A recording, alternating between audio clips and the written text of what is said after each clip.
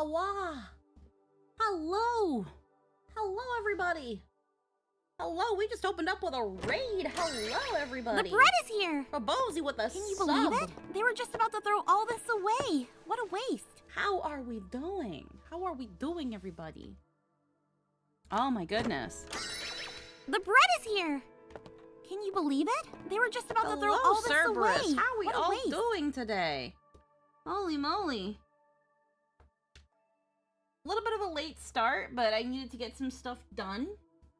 And I decided to give Restream on YouTube a try again. It's been a while. I don't know if anybody, aside from Drill, also hi Drill, is watching on YouTube. And if you are, holy shit, will both chats be displayed? I'm not quite sure how to do that yet. Let me check. I don't know how you combine, if you're able to combine chats on Streamlabs. I do. Streamlabs does work with OBS. So I can see what you're writing, Drill, but I don't know if it's gonna show in the chat box, and that's the only thing that I'm worrying about. Let me see.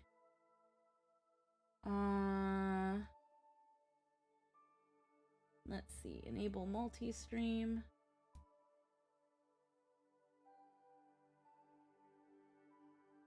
Oh, it wants me to do ultra, so I can't. And I don't know how. Yeah, I wouldn't. It's funny enough, it's connected. But if I want to enable multi-stream, it wants me to do Streamlabs Ultra, which absolutely not. So unfortunately, you won't appear in the chat for now. For now, Drill. I've seen a few streamers who even have a little tag by the side to show if a chat comes from YouTube. Yeah, I don't know how that works right now with the widget. This is my first day back on YouTube on multi-streaming, and that was a little that started scuffed. Like, so this is a whole new ballpark that I'm learning today. So you will definitely you will definitely have to bear with me because this is a new old venture, because we used to do restreaming way back when, and we had stopped restreaming when people were calling people out on it, when Twitch wasn't a fan of it. But yeah, heckin'. Yeah, no, it seemed pretty simple going back in. What made you pick it up again out of curiosity? It's something that I've been considering for quite a while. Going back to multi-streaming. It's mostly just there's not been enough of a kick in the butt to really get back into it. Hi, Edward Calvo. It's a matter of I have so many friends that are doing it that I just kind of like sat and I was like, I have some extra time. How was multi-streaming changed? Let's give it a go. Now my only conundrum, because this is another conundrum that has delayed my multi-streaming comeback, is excuse me, is the fact that I normally my VODs go from Twitch to the VOD channel. And right now, because we don't have like membership or anything, we don't have any monetization on this channel, we don't really because we don't have any monetization on this channel, we don't really have any memberships or anything to offer. And that's that thing where the VODs are gonna be here, but I want them to be on the VOD channel. So I might be testing the waters a little bit. I'll mostly be streaming on my main channel here at Squeaky Chiona. It used to be Squeaky 93, but we were able to change it to Squeaky Chiona. And with the VOD channel, it will stay the VOD channel. Unless unless things here aren't working out super well on my main channel, because it's pretty dead. I'm not gonna lie, this channel's pretty dead. But it's that thing of if people want me to just cut the middleman and just stream directly to the VOD channel, I could do that too. There was a part of me that didn't think I'd ever go back to streaming on YouTube or multi-streaming, so that's where it was kind of like, well, what are we doing? But I decided it wouldn't hurt. I'll probably just be taking the VODs that are that end up being on my main channel, unlisting them or even deleting them. That way there's not a lot of duplication and split. So the VODs will still mostly be on the VOD channel, but I think the streams will be unlisted or removed. We'll see. I'm still kind of figuring all this out, but I wanted to give multi-streaming to YouTube another chance. Hi, Seth Films. Hello. But yeah, for those who have been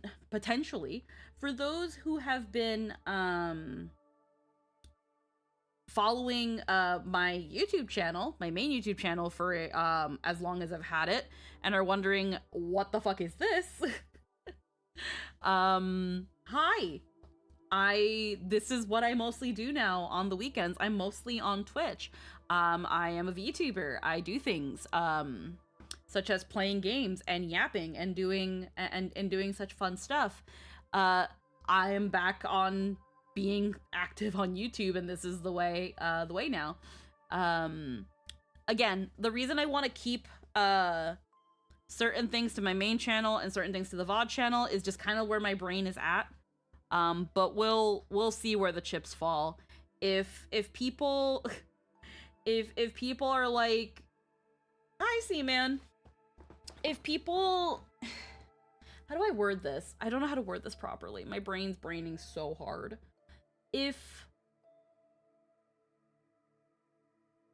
I see more, if I see that my main channel, no one's really interested in it, or it's dead, and like nobody cares, then maybe I'll just move it to the VOD channel and keep all my VTuber related content to the VOD channel.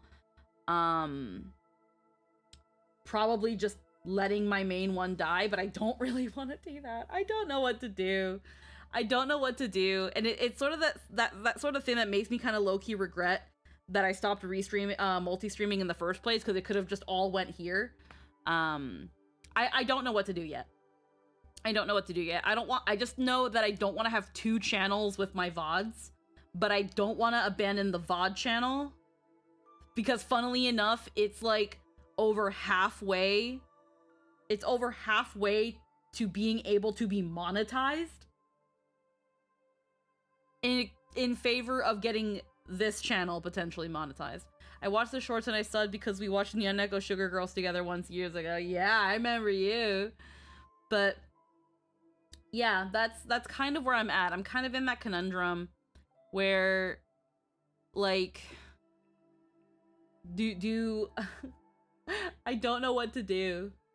Now that I've come back here, and this is the main reason that I had stopped restreaming, because I was like, well, where are my VODs gonna go? Which is gonna be, are we doing a VTuber channel and then like an everything else channel, or are we doing like an all-in-one? And that's where I wish I could tell you what the hell I'm doing. I don't know what I'm doing. But yeah, for now, we're going to have essentially the VODs will be in the VODs channel. So I still recommend following the VOD channel, which is Squeaky Chiona VODs. I wish I could use commands in YouTube chat. Hi Han. See, man, I saw a few months ago that the VOD channel exists. I didn't realize it existed on the Twitch for a while and binged some of the older stream segments. Yeah. Heckin'. The VOD channel will still be having most of the VODs, if not all the VODs.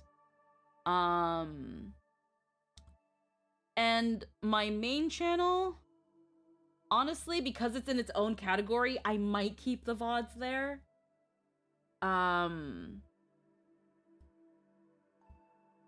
I'll see where things go. I'll see where things go.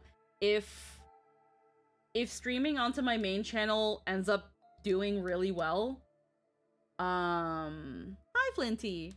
If streaming to my main channel ends up going really well,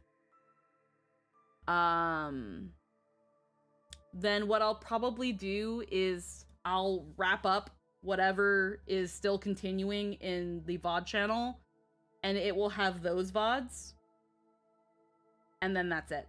I feel like the VOD channel will be the easiest one to just cut loose, because it only has VODs. They'll all still be there, playlists and everything. It will just stop being updated. But I'll only make sure that when it stops getting updated, any ongoing playlist, like for example, let's say YouTube streaming really kicks off, and I decide to cut the VOD channel loose. I won't cut it loose until we finish the Kingdom Hearts series, kind of thing, so that at least everything up to that point was there, or at least I'll do it until the Kingdom Hearts series, Rebirth, and that's it. because Star Rail is so sporadic, 14 is so sporadic that it can live being kind of disconnected. But yeah, I think that's what will be the plan. I think it's fair to have been unsure what to do, by the way. I hope the multi-streaming helps you figure out what you want to do. Yeah, because again, this channel right here on YouTube has been with me for, if you look at my oldest video, for 16 years. And I don't want to lose it. I've had it for so long. It's half of my life. Half of my life is in this channel. Hi Bardu, hi Bardu. But yeah, this channel's half of my life. And it could be sunk cost, it could be putting too much emotional weight to certain things, but I don't want to let it go if I don't have to. I've always made sure to keep it in some semblance of like use. I don't want to let it go. The VOD channel was made just for VODs. It doesn't have to be that, but my main channel, I want it to be so much more. I want it to be where I post my covers. I want it to be where if I ever become privileged enough to make content creation my full-time thing, it's where I want to put my like off-stream content, things like that. Yeah, so I wouldn't want to let go of this channel. And yeah, you've been around for a long time, Raifan. So yeah, it's I'll definitely be figuring it out. But that all being said, now that I have kind of figured out what's going on, again, it might take a while. It might take a while for me to figure out the chat box thing up here. Thankfully, again, because Restream and OBS can link, I can at least still see you guys on the YouTube side of things. I can still see what you guys post in chat. Unfortunately, you guys don't have the cool things like the points and all those like the fun emotes and stuff, but as things move along, we'll see where we can go. I'll see if there's a way for me to keep this current chat widget with YouTube and Twitch, but I'm just not sure. We'll see what happens. You finally finished Atlantic last time, right? Yes, we did, in fact. Let me just quickly, before we get too lost in the sauce, I am just going to hop onto my friendo space so that the friendos can hop on if they so wish. Let me move things here. God, for those who were over on Nat 19 earlier, were you guys over at Nat 19? God, I've like lost so much of my shit today. I still love your covers. I remember hearing you sing Weight of the World during the news stream. Oh, thank you. Heckin'. Oh man, God, guys, I want to get back into like covers so bad. I'm not gonna go into it, but right now, like, I'm in the process of getting a cover done, but it's also hit its first hurdle due to people that I'm working with. And it worries me because it's like we just started getting things moving, and I'm gonna have to find somebody else. And ugh. Heckin' Nox with a raid on the Twitch side of things. Hello, Nox. How we doing? Hello. I got home recently, so still need to watch the VOD. Hell yeah. Incredibly psyched for any covers you're able to make, but all the... Yeah, because it's been such a long time since I've gone to doing covers, like, I used to do them all on my own. I used to look for an instrumental. I used to do something resembling mixing. It wasn't really mixing. I did the covers all on my own. And I know that for the time and the place, maybe they might have been able to stand on their own. But I never thought they did. There's a lot of covers that never got released that are lost. Like, I don't even have the files and stuff because I never liked how they sounded to me. And when I stopped doing covers and I started going more into streaming and then VTubing happened, and now seeing how like crazy people can make their covers and stuff, something I always told myself I wanted to do was eventually release like a professionally mixed covers. And I really hope that if and when I say if, but it's again I have currently someone working on it, but it's kind of hit a hurdle. When the ones I'm working on finish, that I'll be satisfied. Not just with how I sound like, but in general. 1 second, I got a message from Jester. What temp? What we making? But not only my brain. Not only something that you guys will enjoy, but something that I will enjoy. Because even the ones that I did release,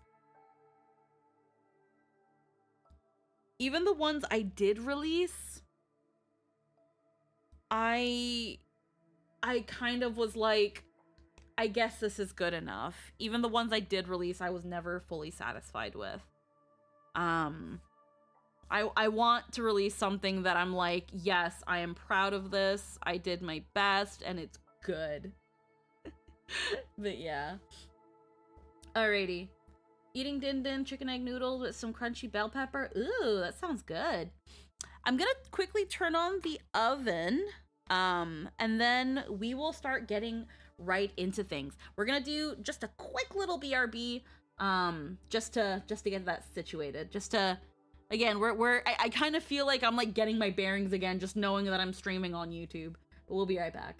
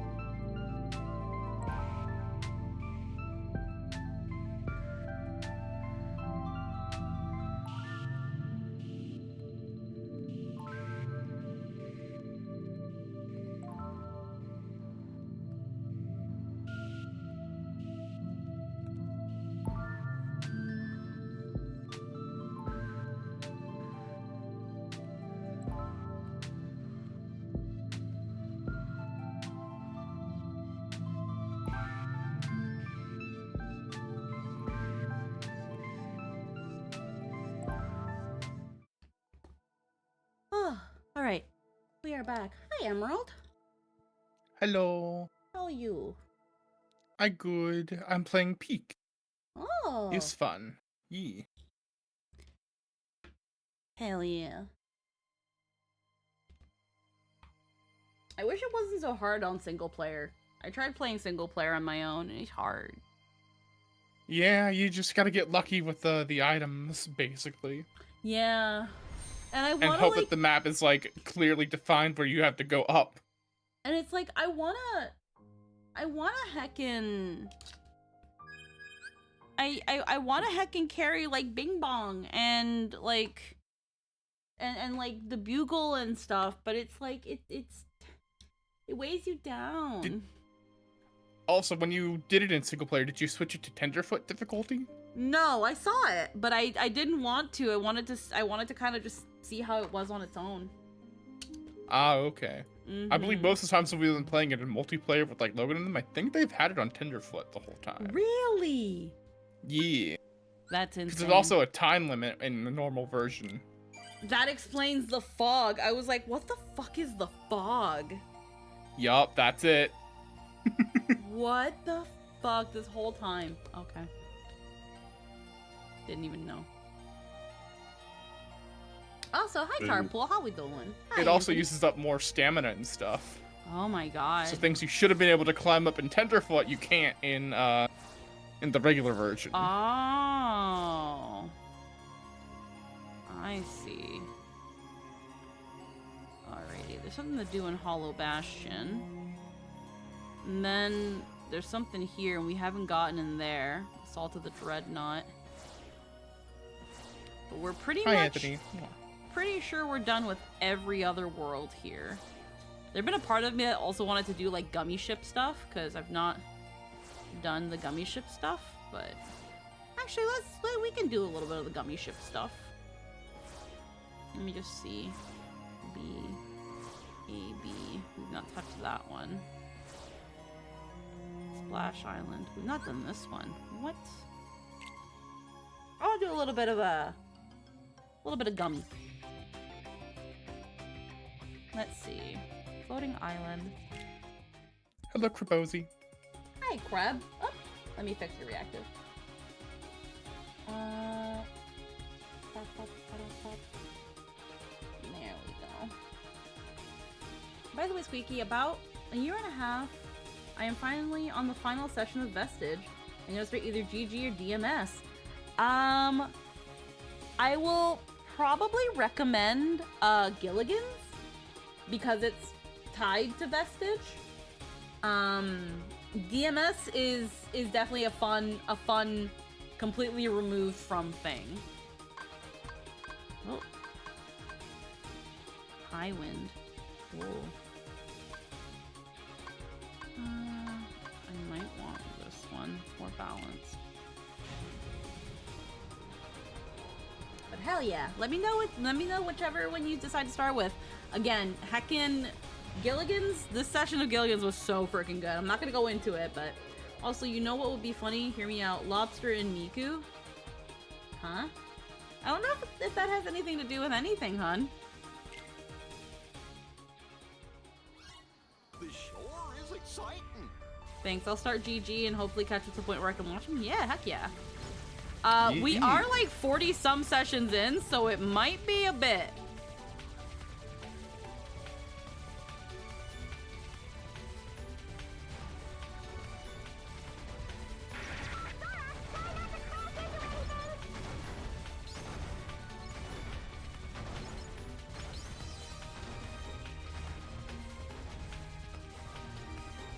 I don't think we can kill that. Oh, we did. Oh, hell yeah.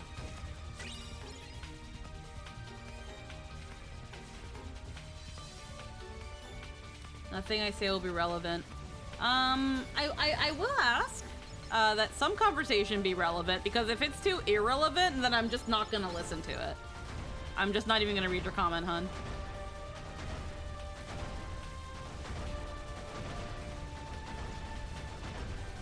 There we go, another big boy. Also, you look wholesome? I mean, I try to be wholesome for the most part, but I am an adult. So sometimes we will talk about more adult-oriented conversations. So we are still generally 18 plus, or at least we are definitely still 18 plus.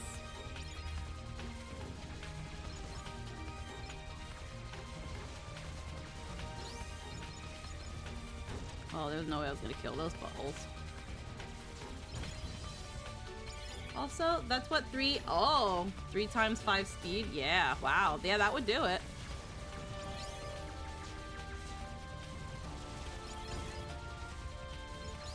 That would absolutely do it. Ooh, a gold sucker.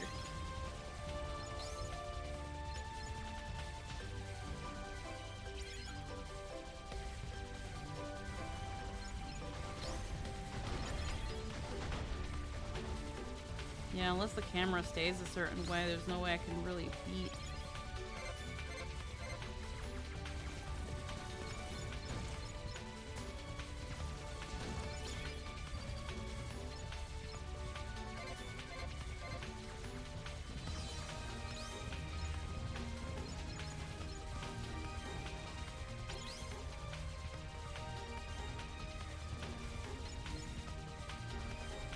Sure you didn't need to tell you your performance. Yay, I'm happy. Thank you so much. I was not expecting to go into like full-blown fucking tears. Oh. It was crazy. Yeah, no, that was, I was not expecting to go into full-blown tears that today's session. I was not expecting that. There's next time. Nice. Let's see. Metal level. Is that even technically good? No, apparently not. I was playing some Helldivers T, and he found a new. They yeah. found a new way of seeing if someone's from New Jersey. Really? Bring it on. Oh yeah. Say orange. Orange? Mm-hmm. Yeah, what about it? Orange?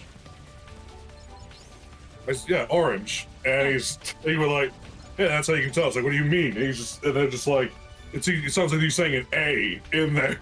That's how you know. There is an A in orange. What do you mean? At the beginning, instead of saying orange, it sounds like they're saying AR, orange. Orange. Orange. Yeah, orange. Orange. Yeah, I have to say, like, I have to actually pronounce the O actively. Orange. What kind of Aaron, earned, and iron earned kind of bullshit? Yeah, that's exactly. I say orange, I think I just hear orange. Aaron, earned, and iron earned. Aaron, and iron, Yo, we need to talk like that. Aaron, earned, and iron earned. Aaron earned an iron earned. Aaron earned an iron earned. Aaron earned an iron earned. Someone get Aaron. Yeah, today's Frozen Frost heckin' birthday.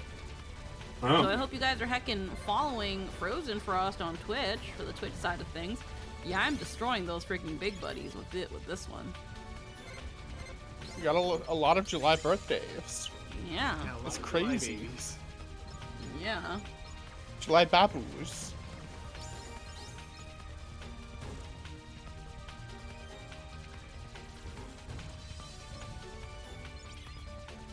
People were just really getting it on in October for some reason.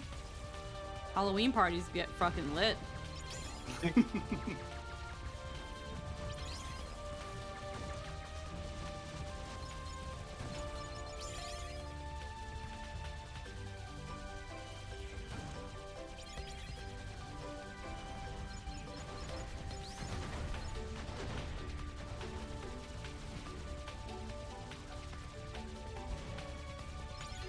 I wouldn't know.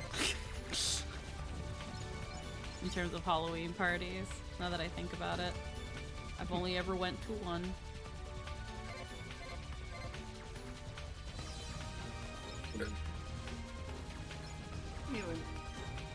Hi, Lynn.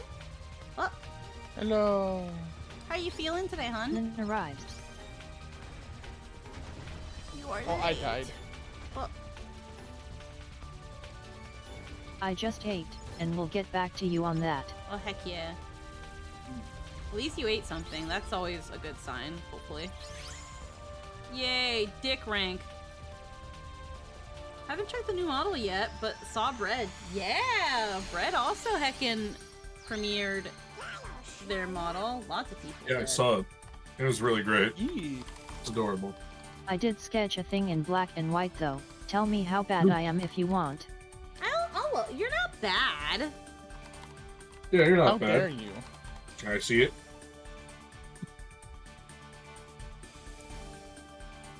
Oh, sorry. I almost wanted to like click on it. Invincible 5 blueprint. Oh, excuse me. I keep watching the Oh. video Emerald posted. It's so funny. Oh, that's adorable. Look at that. That's a really good face. Hell yeah. Yeah, it is. The video where it's the guy with the deer mask. He's playing on the hurdy-gurdy. Ah, yes, the hurdy-gurdy deer mask guy. Alright, we'll go to the... It's so funny. The last thing the home intruder sees before he's trying to steal my war hammer dolls. His soul is now mine. That's D rank of what I've got. How good is the... I just got a blueprint for the Invincible.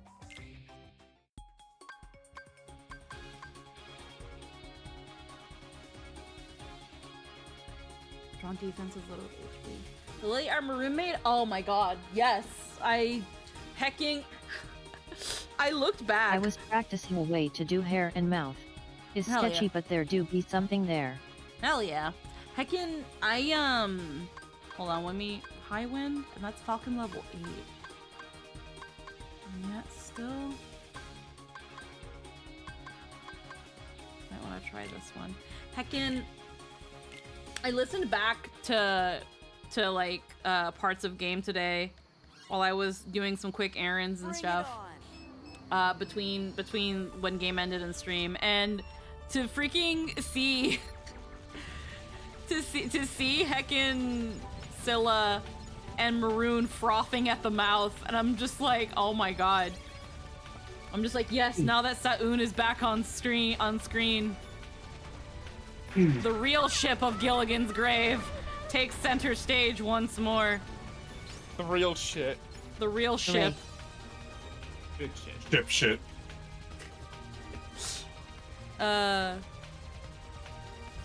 I missed Sa'un. I missed my dumb retriever. He's so dumb. He's And so- hey, I was going to say I caught up on Gilligan's yesterday, but I guess not anymore. Yeah, we had Gillimgums today, so you gotta when you watch it, you gotta tell me what you thought, cause I had a pretty cool scene.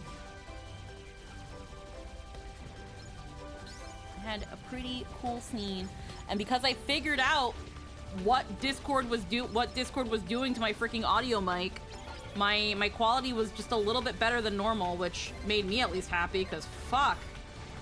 When I've been listening back to the Fate game, I've been like, why does my audio sound like that? And I know that in the end it's just gonna be Discord's gonna Discord.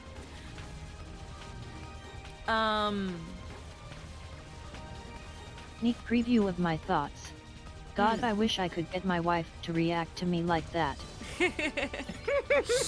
Actually, now you mention it, Squeaky, I want to go see if I'm going to turn off that. I wonder how it happens when that happens. Yee, go fiddle with the settings. With me, That it's sounds mostly fun. because I have a noise gate and a compressor, so it kind of if it's too high, it de-esses and kind of cuts my breaths. So I had to like put it down to where I normally had it beforehand. And then what I did is, again, I guess I don't know what the echo cancellation was fucking doing. But I think it was fucking with the noise gate and stuff, because voice mod, when I would listen to when I would do my mic test, was fine. The Elgato, the Wavelink program, the mic test was fine. It was just always Discord that was always just fucky wucky, and I did not understand. That's fair. So I get that. And it bothered me. It always bothered me. I know that Discord does something weird with audio in general, that it will never be perfect, but it was still something that I was like, if I can at least fix it cutting my breaths and skipping on certain things if I ever spoke low as a character, I'll take that as a win. Heckin', the only little regret I have with today's session is that when Lilia was crying, I was facing, I was facing downwards instead of towards the mic because I was worried about like being too loud into it. So when you consider the context of where her head is while crying, it makes sense, but it still bothered me a teeny bit. But it's honestly not that bad. But it was fun. It was very fun, and knowing that Brayden and Hayden and Maroon were all apparently foaming at the mouth while it was happening makes me very happy, because it's like yes, we love ourselves some Kathos. We love Kathos. We love poking at Pepper and Kathos, but Lilia and Sa'un have a fucking grip on people, and I couldn't tell you why, but it makes me very happy. It makes me very happy. Because if it's one thing I love about role-playing, it's my ships. I love me a good ship. I love me a good moment. Yeah.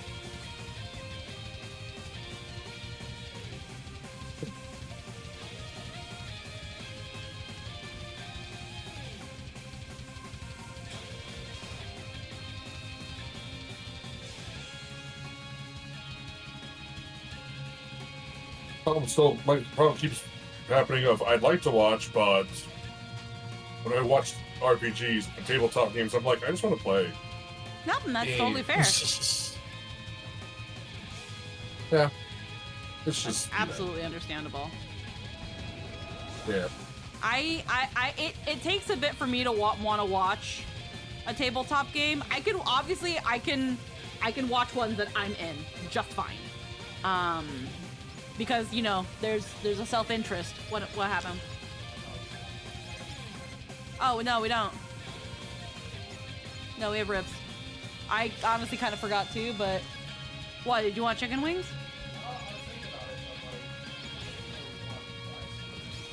Oh, well. I mean, I could pass you my card and you can get some chicken wings. Yeah? Oh. Okay. You alright? Did you have food earlier? Ah. Oh, that is absolutely fair. Alright. Yeah.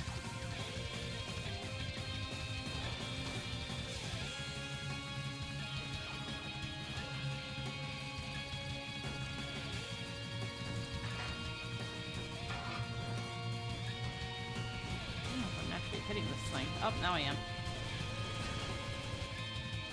Oh my god. I don't think I'm hitting this thing.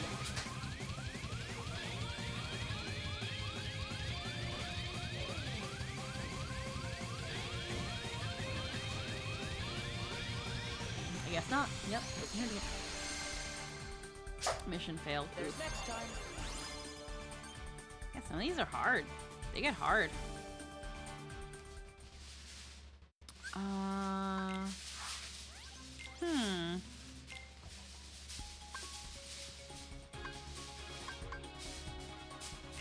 one work.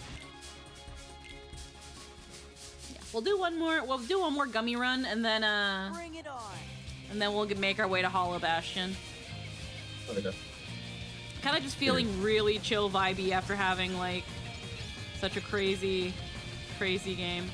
I did think about doing something else today, but because I wanna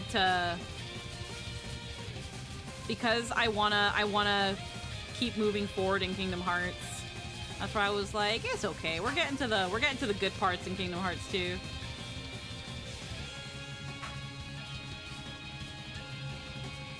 Into the meaty stuff. Yeah, the nudie stuff.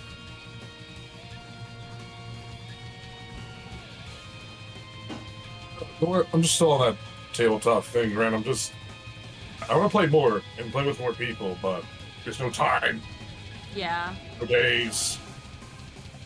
Ah.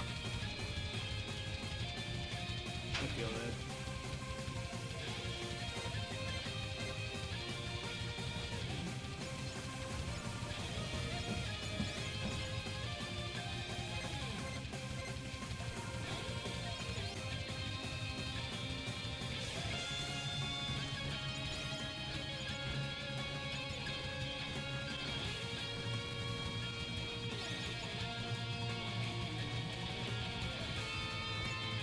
Alright.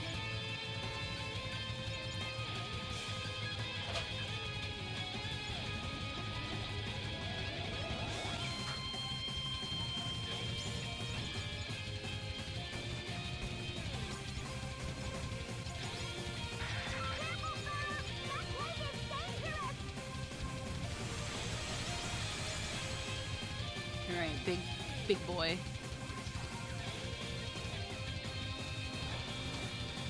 I be toy. You return. Yeah.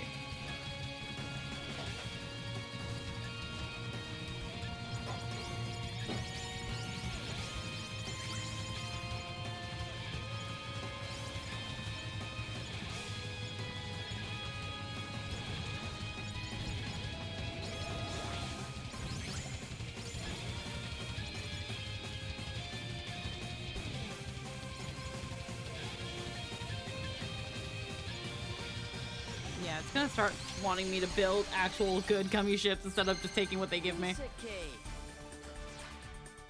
Invincible, level 6. Obtained new blueprint. Auto regen. Ooh. Viraga. Completion status. Variety skins, cyclone, wheel, cannon upgrade. Ooh. Ooh.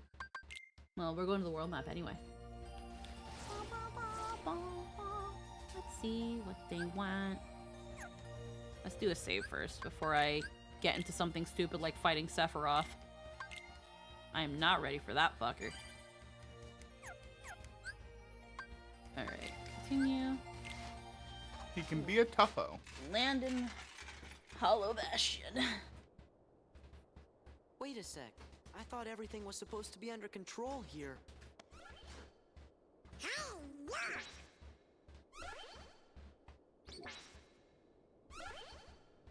Must be Organization 13 again.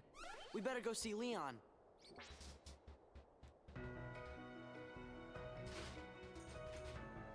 Yeah.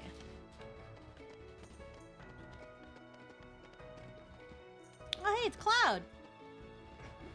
Not interested in what becomes of this world. Besides, you and the others should be enough to handle things. Cloud, what the fuck?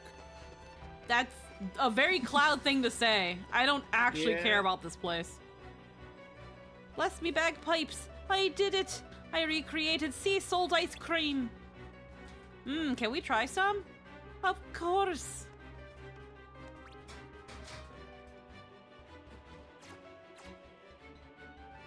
Oh boy, this is good! So salty, but sweet. Hi, it's unique. When I was a lad, all the kids were crazy for it. There's barely the time for Salty. that, guys. Oh man, ice cream. But that sea salt It's- ice cream's good, isn't it? But now's no time to be eating ice cream. Go help Leon and the others. Don't expect a reward, though.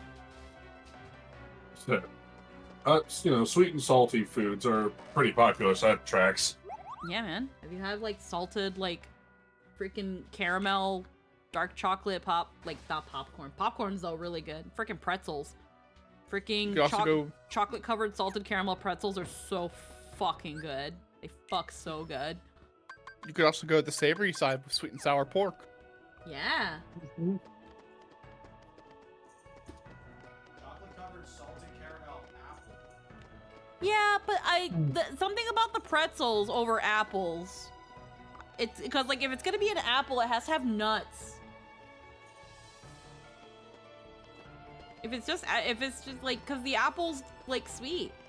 So I decided to ditch a gacha game. Oh, you stopped playing a certain gacha? What happened? Okay, where's... What happened?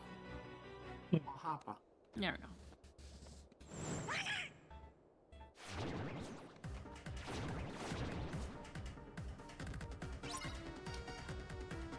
Ooh. No Heartless.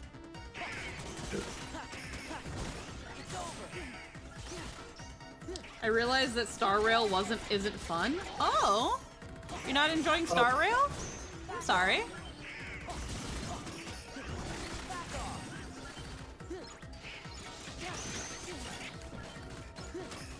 May I ask in particular what you don't find fun about it? Are you just not into turn-based combat, or? Oh.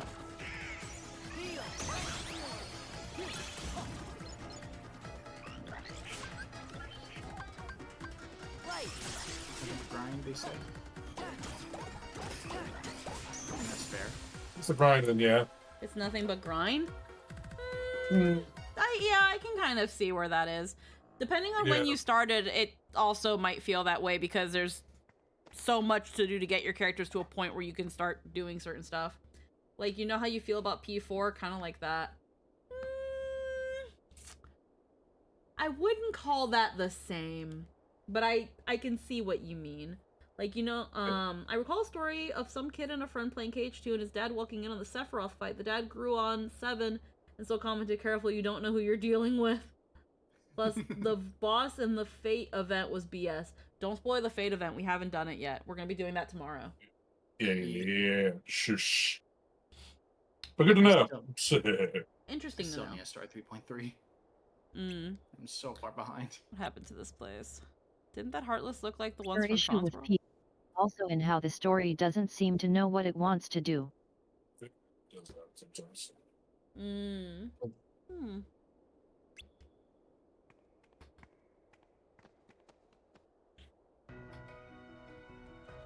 Yeah, no spoilers. Hurry up, Sid. Give me a second. Confound it, hurry. Why, you? What's going on? Talk about your good timing. The MCP is wreaking havoc inside the computer. Not again. According to Leon, anyway. He went on over to Ansem's study to find out what all the ruckus was about. Can't wait to see what Sid looks like in 7 Remake. God. Because I mean, he looks. I mean, we see him here in 7, but that can't possibly be the same model. You know? No, absolutely They're not. gonna change it. They're gonna change it the fuck up in some crazy ways. I can already tell. No, that's just what Sid looks like in Advent Children. Yeah. Actually, no, Sid looks different. No, Sid looks different in Advent Children, but Right, he's not no, wearing this. yeah. But yeah. I wonder why he's wearing what he's wearing. Kind of a weird a stream to pop onto to say Star Rail is a bad game, but hey, you do you. It's a grandpa thing, because he's old. The joke is he's Yeah. old. The MCP is using the data in that computer to crank out Heartless.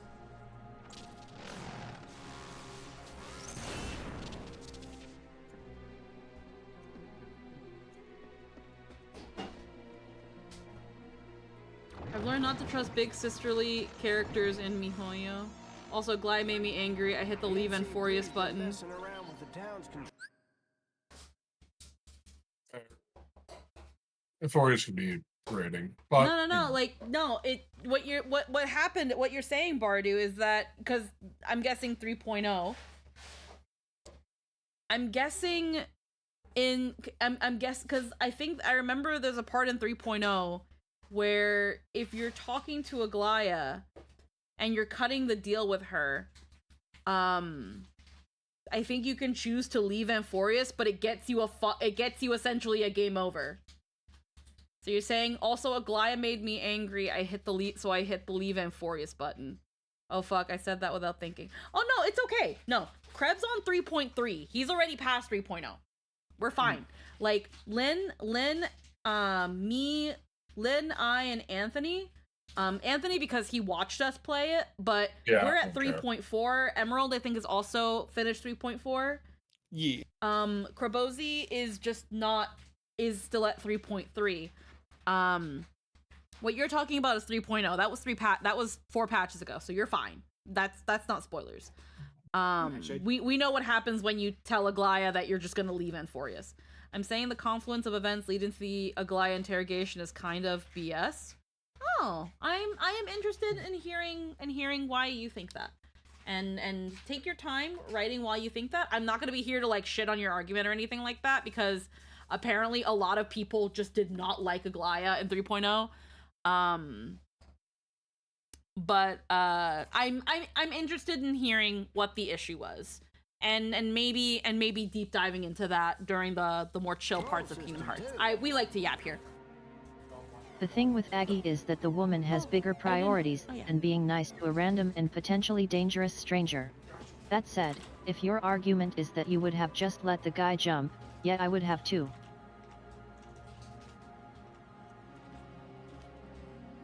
I know, Chip. Hello. That MCP sure doesn't know when to quit, does it?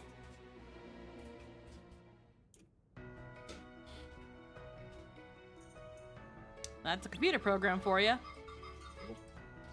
How's Tron doing? We can't reach him. We figure he must have been forced into the game grid. And it don't sound like a particularly fun game either. Aw. We'll go check on Tron. Thanks, kid. We're putting together an MCP eradication program. I got a hunch it's almost finished, too. Well, I hope your hunch is right for once.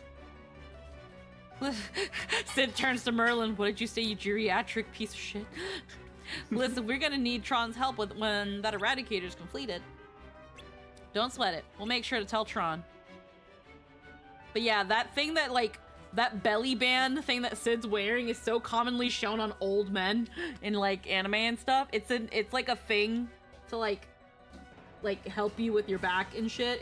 It's really funny that Sid's wearing it. Remember, boys, we're counting on you. Roger.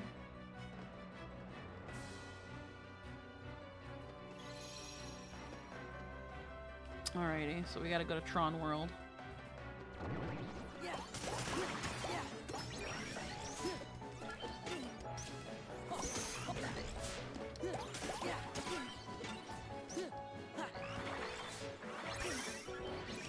Come on.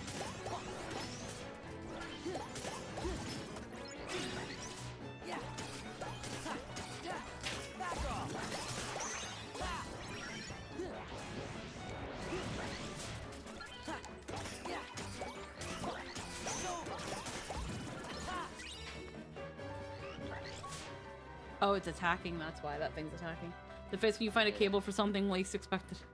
The last, yeah. Oh shit.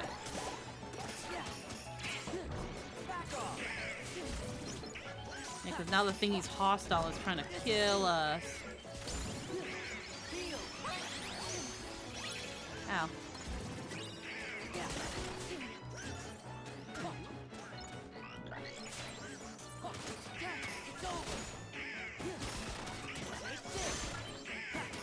Spent like 10 minutes checking around and looked on a whim. I get that. I absolutely get that.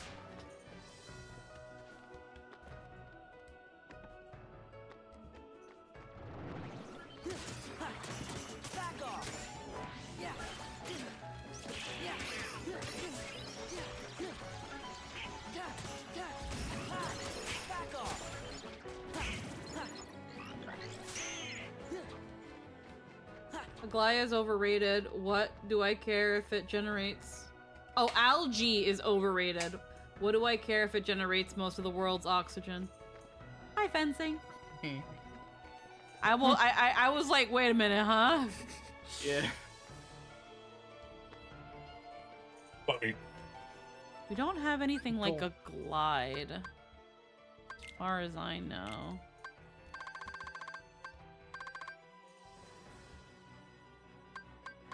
Waka waka.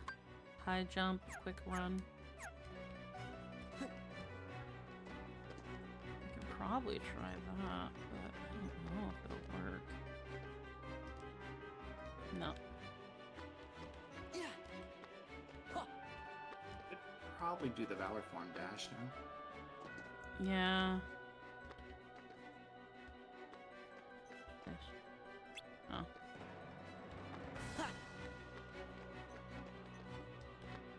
Valor form, huh?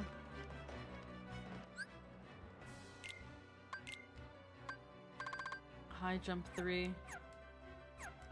Yeah. What does master form have?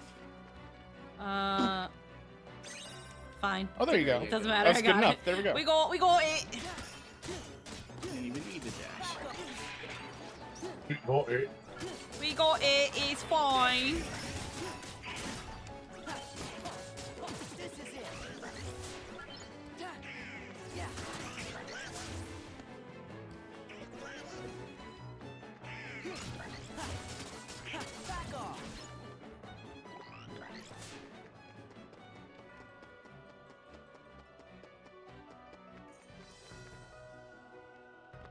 Let's see how high is high. Yeah, it's pretty high.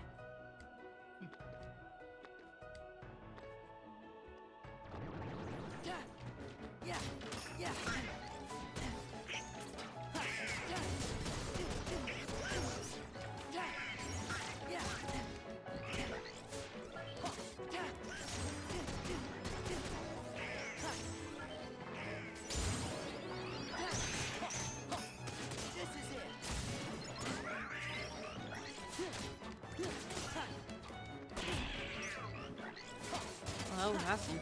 I was asking for a thing.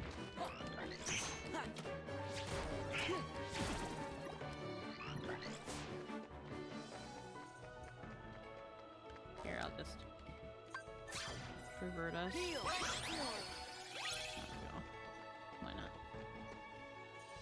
Hi, Aggie. How are we doing today? Finally, maybe get that puzzle piece.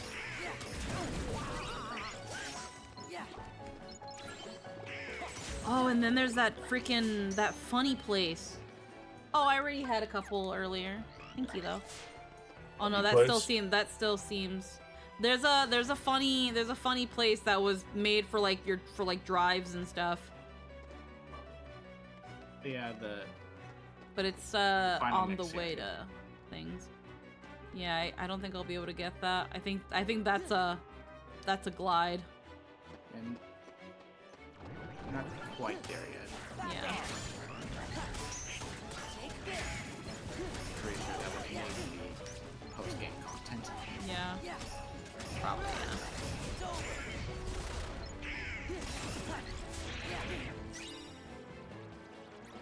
Oh, or that. Oh. Or that. Oh.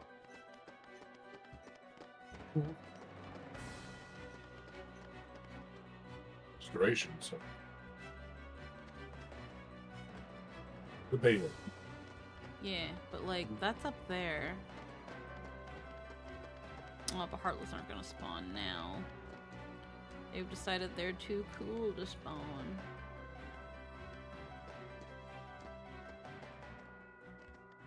And that looks like a glide. Yeah, it's not happening. Castle Gate. So that covers... Okay, hold on. There we go.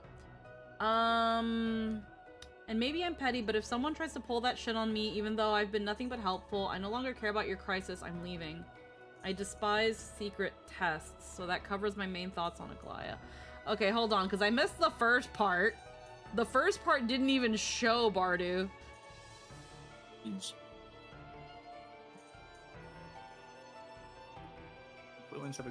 Yeah, whatever you wrote was probably too much for the chat.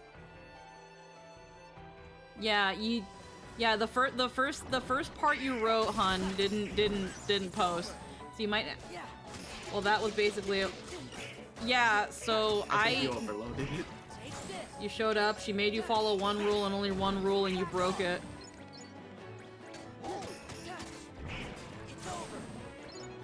Yeah, I'm really sorry, Bardu Wolf.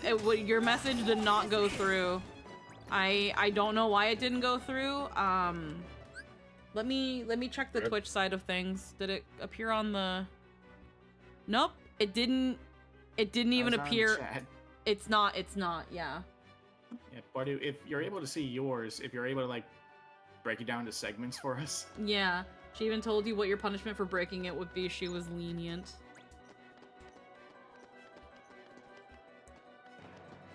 Yeah, cause and I'm not exactly sure what the secret test was. Was the test a secret? Like, she told you, she was like, the golden thread's gonna test how truthful you are. Like, that was that the okay. I'll try to break it up. I preferred that, but more to the point. We were told without reason to keep it a secret. Some asshole glimpses at her camera, almost gets himself killed, so Aglaya tries to sentence us to death. Even after we put in the work to clean up the guy's ramblings on Twitter.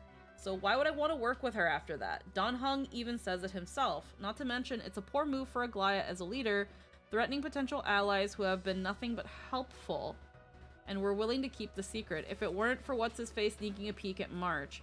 And she tries to spin it off as to Trevi as she was just going to banish us, but Castrus calling of Finan made it a test to cast, which fails because if you lie, you die. She decided to test Castrus. She was balancing the weight of the last of her people on a tightrope for 1,000 years, and some outsider merely breaks in a single afternoon. Okay, so based on my memory here about what happens in 3.0, you come in, outsiders don't really. The way I kind of see this is kind of how when you arrive on Belobog. This world is not used to outsiders. Even if you say that you're going to help, why would they believe you? And even if you do a couple good deeds here and there, why wouldn't you be doing it if you didn't have some sort of ulterior motive? Now we know that something's up with Amphorius. We as the player and the hero know that we're here to help. We want to help. We want to engage with this world. But that doesn't mean that the worlds that we're engaging with want to initially engage with us. Just like Bronya and Zila and Cocolia, all those in Belobog were very unsure of how to figure you out and what you were here for. It's a similar case with Aglaya, but with Aglaya, like Claire mentioned earlier, has been carrying what's left of Amphorius for 1,000 years. It's a very delicate balance, and when you see later on, because to be fair with the rest of us, we have the additional context and that we see in later patches as well, that Aglaya's control of Akuma is kind of being threatened and is kind of shaky. We're not going to go into it because, again, if potential spoilers for Bardu, but what did we give? Because we showed up and caused public panic immediately. Inversely, if we were threatened with death after being nothing but helpful, why would we want to keep helping? Again, I don't super agree with that. Hey, Claire. Oh, hi, Claire. The helpful that we were being was very, very small things. It's not like we were changing their fucking lives here and introduced, like, the bidet. Like... The bidet? Like, we were helping in little... At least, again, from my memory, we were helping in small little menial things. Yeah. And what happened with the camera, while it was not our fault, this was the sort of thing that could have essentially ruined everything. People are not supposed to know that there's an outside world, that there's a world beyond the sky. We're trying. We can't let anything get in the way of the flame chase. I can't let anything get in the way of the council, who get in the way because the council might use it to try to wrangle control from me. I need this. I need the prophecy to happen. I need the flame chase to happen. And yeah, Dan Heng is gonna be like, I'm not really sure if we should keep interfering here, because that's what I'm pretty sure that's what Dan Heng said. Not fuck this place, they're trying to kill us. It's we should probably not interfere any longer in this world. Because that's what Dan Heng would say. Dan Heng wouldn't say fuck this world, they tried to kill us. It's we should probably stop meddling and stop interfering in this world because it's going to get us killed. And we can't get back to the Express. Right, The same fact- logic apply with Kingdom Hearts. The fact that the camera and the whole thing with March and other worlds, like this becoming more mainstream and spreading out could have been very, very catastrophic, because again, this is a world that is on the brink, that is in the middle of an apocalypse. If you start telling them now that there are other worlds out there, they're going to want to just leave. They're going to give up on Emphorius. They're going to want to find a way to leave. And with how things were going, Aquila was going to kill anybody who tries to leave. Because that's another thing. The reason people can't go beyond the sky is because Aquila will kill them. So now Otherwise they she would've has to tried. stop. So now she has to stop rumors of other worlds happening, so that people don't start making weird flying things or freaking catapulting themselves out into the sky, and then her people die. She wants to save the world that they currently have. She doesn't want to just give up and go to another world. And you, in letting that slip up happening, in breaking your promise, even though it was not your fault, and she even acknowledges that, yes, what happened there was not your fault. You should have been more careful.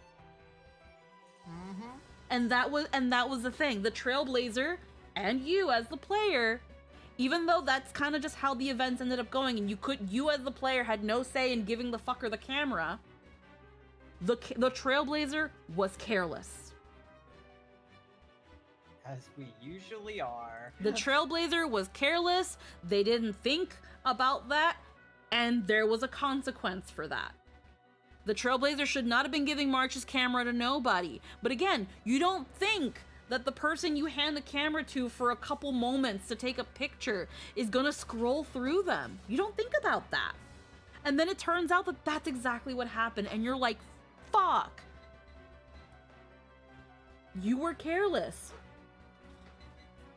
You were careless. You looked away from the pot for a couple seconds. You didn't mean for it to boil over, but you took that moment of carelessness. Now there's a mess in the kitchen, and mom's mad.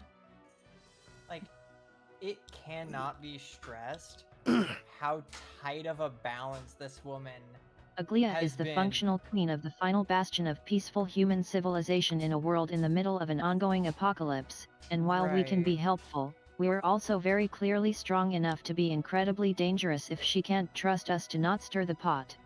She's a leader in a desperate situation, and sure, she wants to be nice, but this isn't our fight, and regardless of our stated intentions, we're too volatile of a variable for her to naively trust even if she wants to. Yeah. Because again, The public is also already losing faith in Aglia and the Flame Yeah. Chase journey. That's on a thread. Public trust is on a thread. People. Yeah. There's everything is everything about is to fall apart. falling apart. And then on top of that, it's like, yeah, you just came out of nowhere. And while we know to an extent that we're not going to be able to just leave this place, Aglia doesn't know that. You could have just fallen down, caused a bunch of trouble, and then you can be like, "Aight, peace." And now she's got even more of a mess to deal with. She can't risk you fucking shit up, and that's what that's what the Trailblazer risked doing.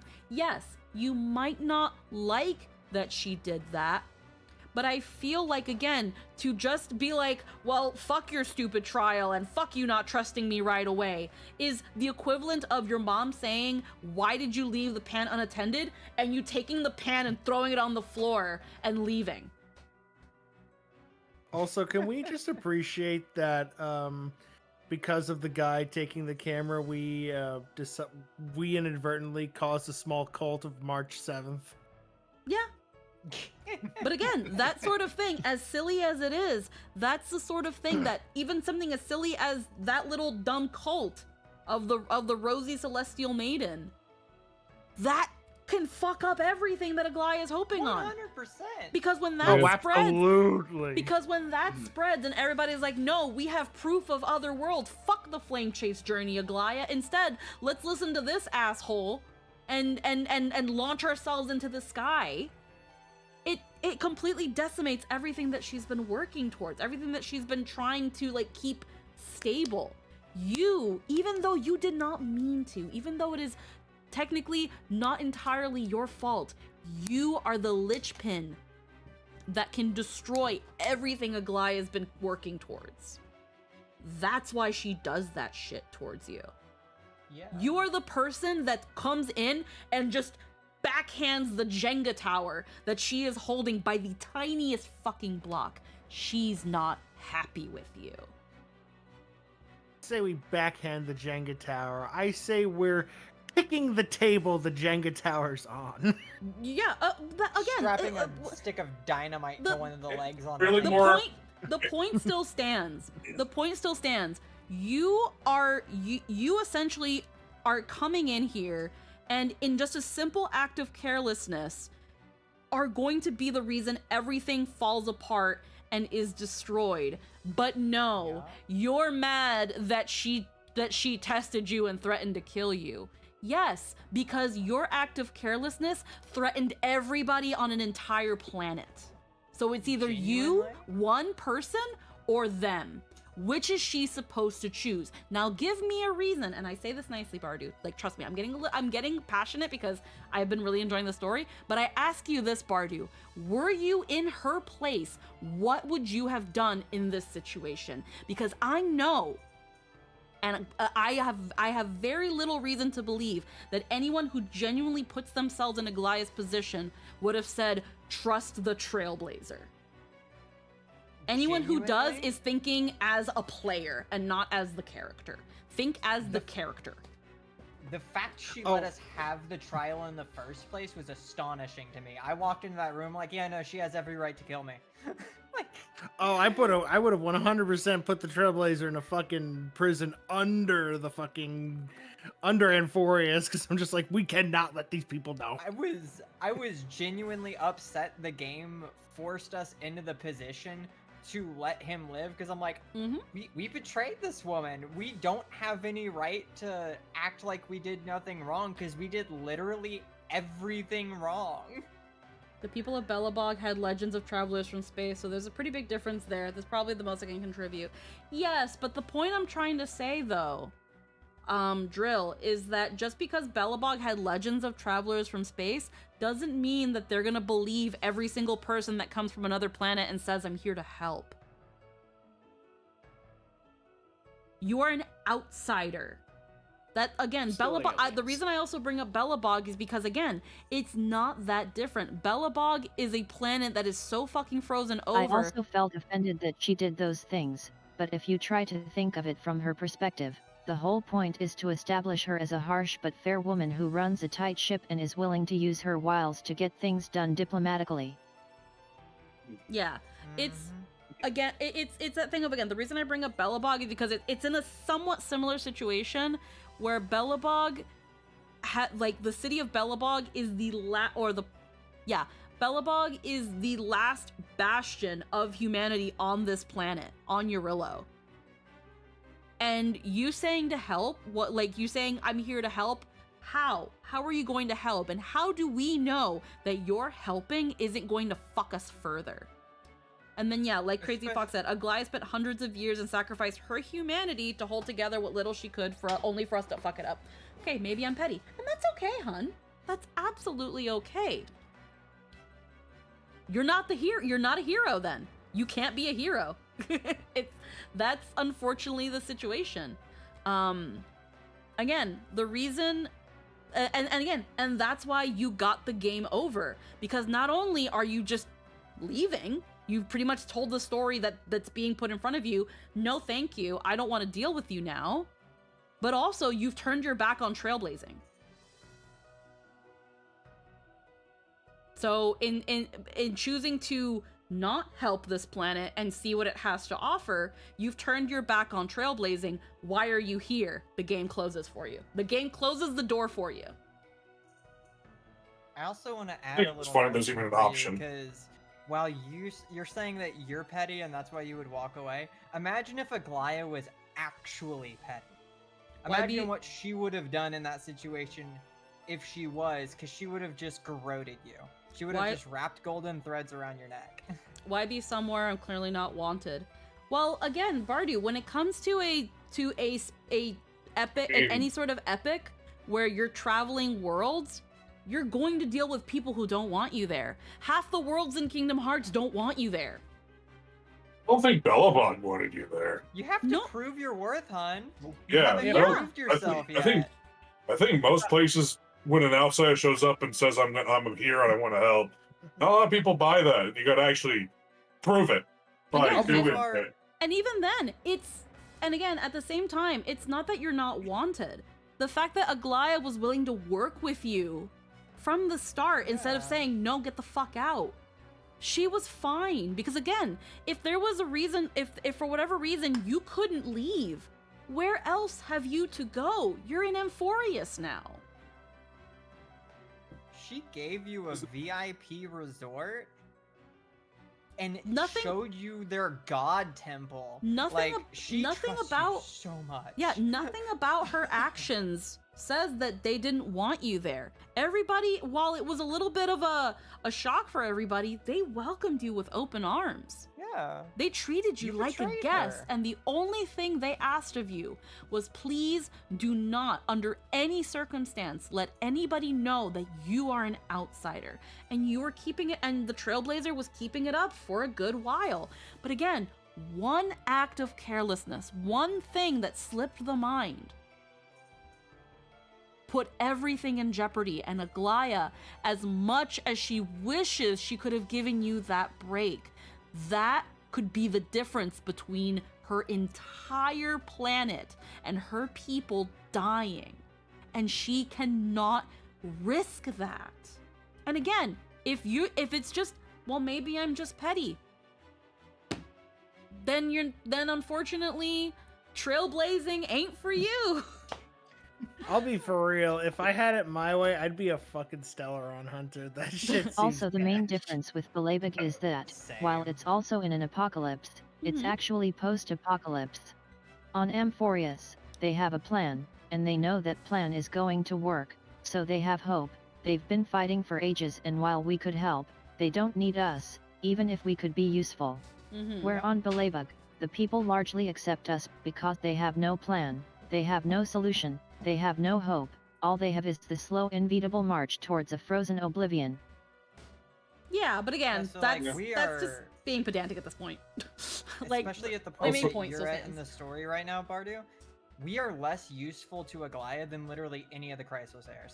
Yeah, right now at that point in the story, you're just kind of watching things happen, and being a part of it. Is more useful Yeah, than us. yeah. It's that thing of right now where you are just that. You are a guest. You are someone to witness the flame chase journey, and they don't know how pivotal you are going to be.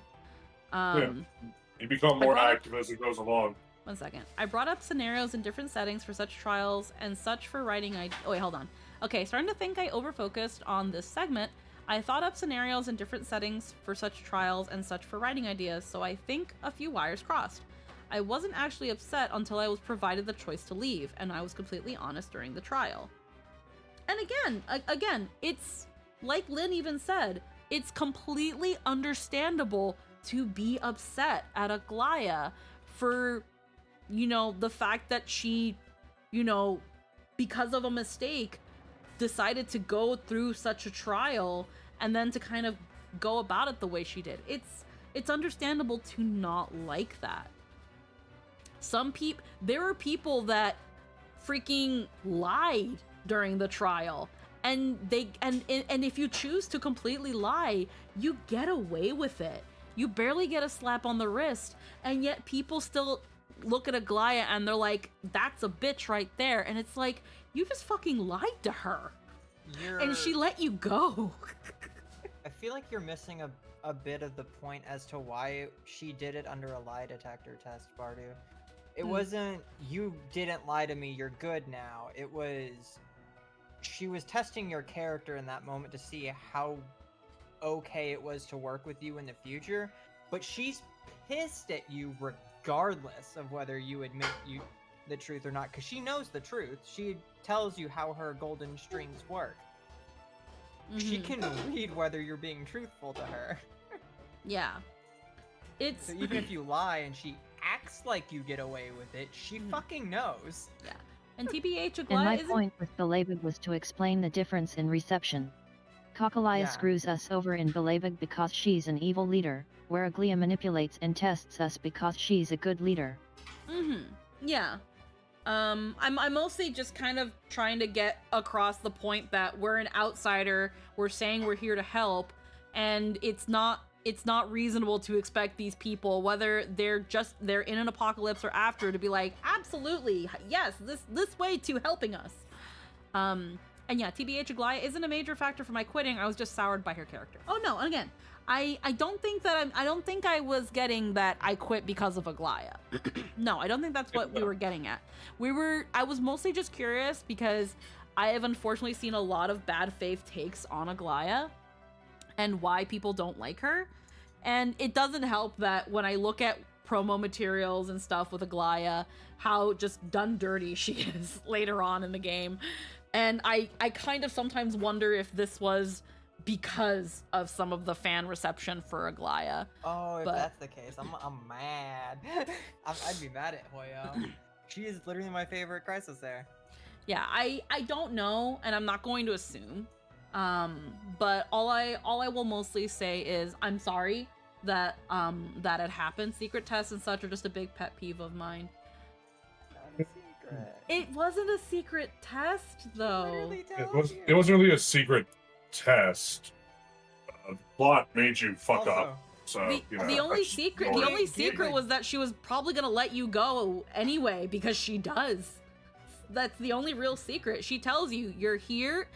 When she pulls you aside and brings in Castorus and Finan, she's like, she was like, here's the deal. I'm gonna test you, and when the string tells me that you're lying, Castorus is gonna step closer, and you've got this many lies before you die. That's, wait, why did I even type that? We weren't even discussing secret tests. Maybe you looked at the wrong window. I don't know. You brought up a couple times in chat that you didn't like that Aglaya you didn't like secret tests. And I'm assuming is that you're thinking Aglaya pulled a secret test? I don't know. The only secret part of the test was that it was also a test of character, and you can't tell someone that you're doing a test of character because then it's no longer a test of character. Yeah, that person's gonna give the best answer to look good at that point. It's like, oh, she's testing my character. I have to tell. Oh, the truth exactly. now. My pedantry there was just that Belabig people had a mindset of sure do whatever, it won't matter anyway, where Amphorius is I either need you to lock in for our cause or get the fuck out, and I understand this is unreasonable, but I cannot afford to be fair to you in my position. Those are the terms. Yeah. Yeah. Like, you can fight the Black Tide on your own. You can go camp out in the dark depths of death. Or you can have this nice bath and follow our fucking rules. Yeah, they did catch a little bit of interest because they're like, oh, that's weird. You can use like Oryx's prayer, and that's a little funny. That's cool when that happens sometimes. But they didn't know that you were going to get that you were going to end up being as involved as you end up being. Yeah, they didn't realize you were going to be the main character. Hold on. For some reason, I got my wires crossed with this. Bard, how many chats are you in? 1. IDK, where I'm going with this, and you can hear it. Okay, so again, I don't know. You were the one that first mentioned secret tests. That's also why I'm a little bit confused. That's why I'm trying to remember my memory here, and I don't remember a secret test that Aglaya threw at us. And again, I can understand having a secret test be a pet peeve, but also in the case of a character test, it's like, yeah, you're not supposed to know that you're tested. You're secret test for Casto Rice. Oh, the one on that's on Castorus. That has nothing to do with you. Apparently she was testing Castorus. Well, apparently she was testing Castorus during our trial, the double purpose. I don't see why her testing Castorus is something you should be mad at her about, but okay. Castorus is literally her student. She tests her. That's her job. That's her role as a teacher. Double purpose.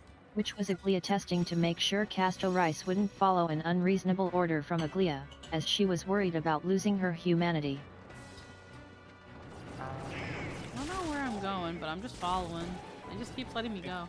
Honestly, I think I'm just thrown out of whack by realizing how wrong I was here.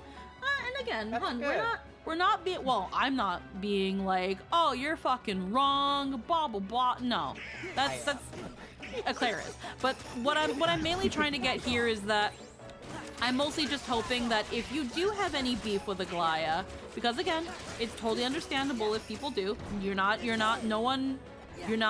know, you shouldn't be forced to like characters that you don't like or whatever, you know, that's not the point.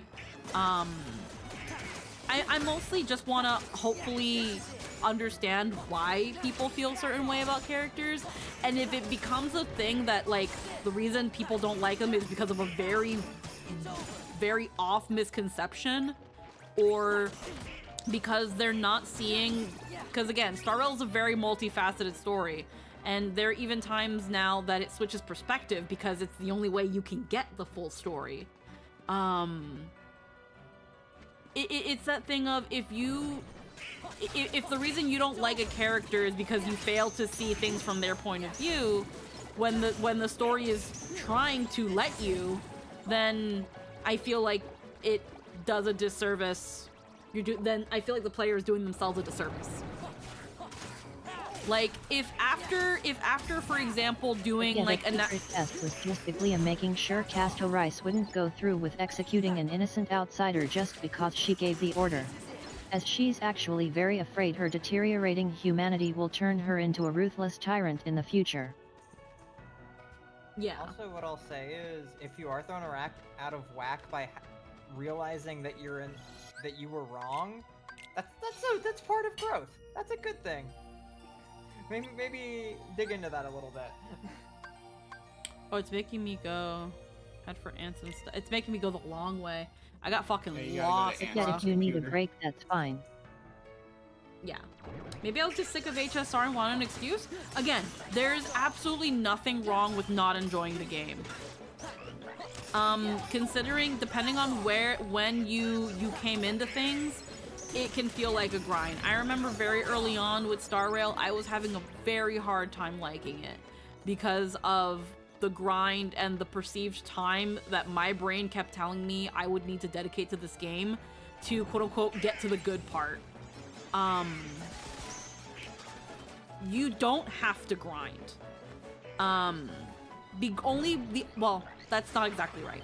The only grinding you have to do in Star Rail is, especially if you're at the low Trailblazer level, is just enough so that you can fight certain enemies.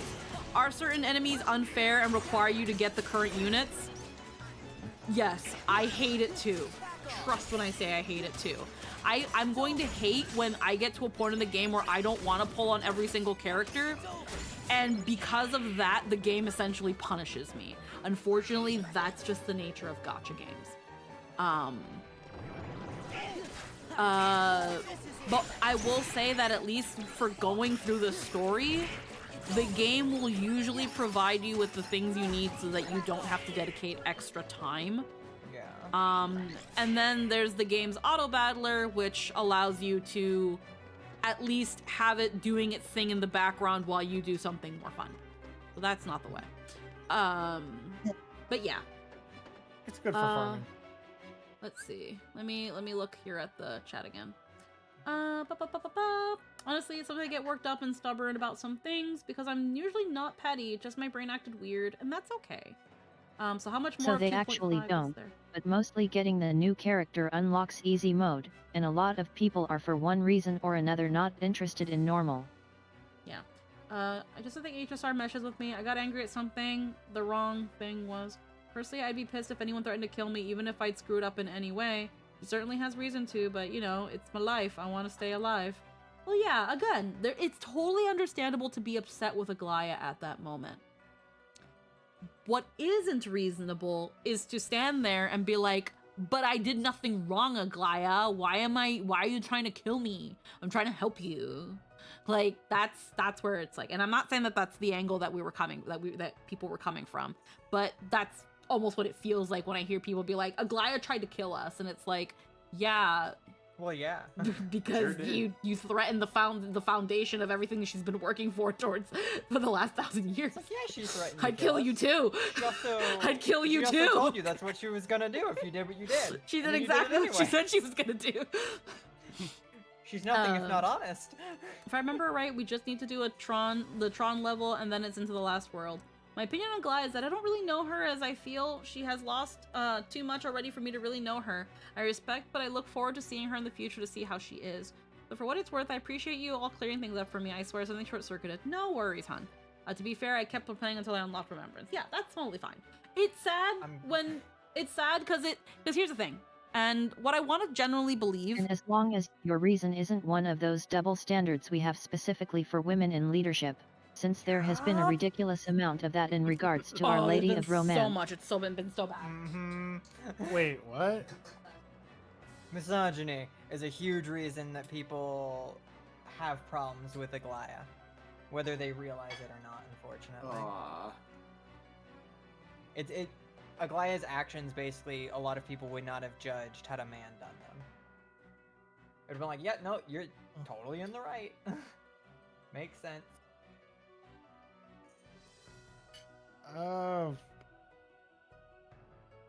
I don't pay attention. I haven't paid attention much to outside stuff, so this is new to me. Well, no, so this is news to me. For the best. So it's not something that's like blatantly obvious just from looking. It's not like men are outright saying it's like, well, yeah, she's a woman. It's just something that you notice patternistically with like in the game or who are people complaining in charge real life. Yeah, Like in people- general, like so across all of fiction, whenever people complain about women in power, fiction, non-fiction, either way, you see different standards and lines drawn in the sand for both men and women. And No, when I there's would- dogpiling. Yet a ton of people were pissed at her for being a woman who is actually really good at diplomacy and leadership. Yeah. Where Okay, if a so man I'm was assuming- doing exactly the same thing, they'd be absolutely right or die for them forever.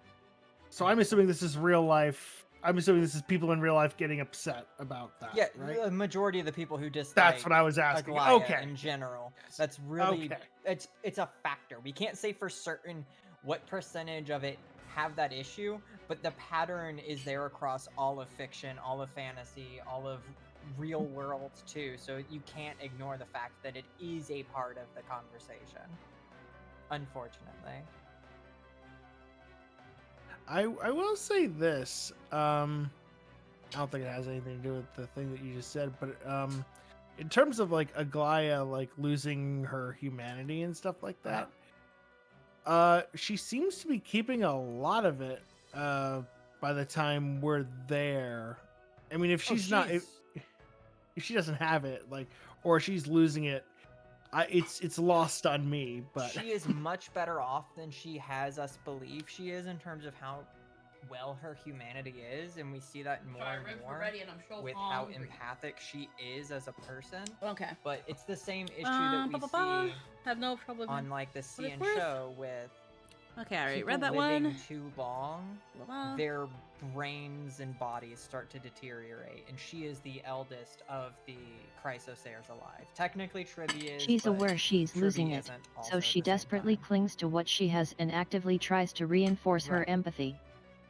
Oh yeah, no, that's the thing too. It's like we have to consider that the Aglaya that we have is not exactly the same Aglaya as before she became But a when you demigod. finally get lines from her in the past, it's night and day. Oh yeah. oh Holy yeah, it's shit. true. Yeah, because when she would talk to Cypher. Yes. Yeah, we don't want to get too into 3.3 spoilers because Kreb isn't there yet. No, that's fine. I just wanted to say that. And then if you knew, you knew. Yeah. We do get a little glimpse of early demigod Aglaya, and it is very, very different.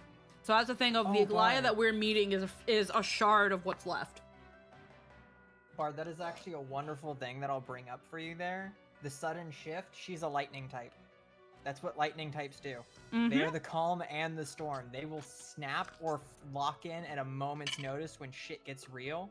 Mm-hmm. It's no different than when Jing Yuan Yep. went from calm, reserved, composed, and tired dad in the office to summoning the lightning lord and just Show no mercy. blowing the everlasting shit out of everything that's in front of him. The lightning elemental class can be deduced by the simple phrase of, "I'll be sure to bring her home before 10, Mr. Sir," to, "Your daughter calls me daddy too." By the way, can I just say thanks to that new fucking light cone from the battle pass, my fucking Jing Yuan is even The more of a lightning unit class now. secret is that they're actually always locked in.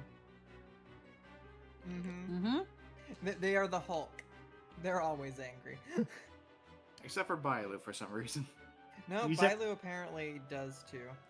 Oh, He's does she? past Lynn 90 explained it crit to me rate. a while ago, but He's for past reason. 90% crit rate, and he's 143 damage, and follow-ups do disgusting amounts now. Mm-hmm. Wind versus lightning? No, because wind and lightning are pretty different inherently. Frickin' apparently Archer is better than fucking Saber.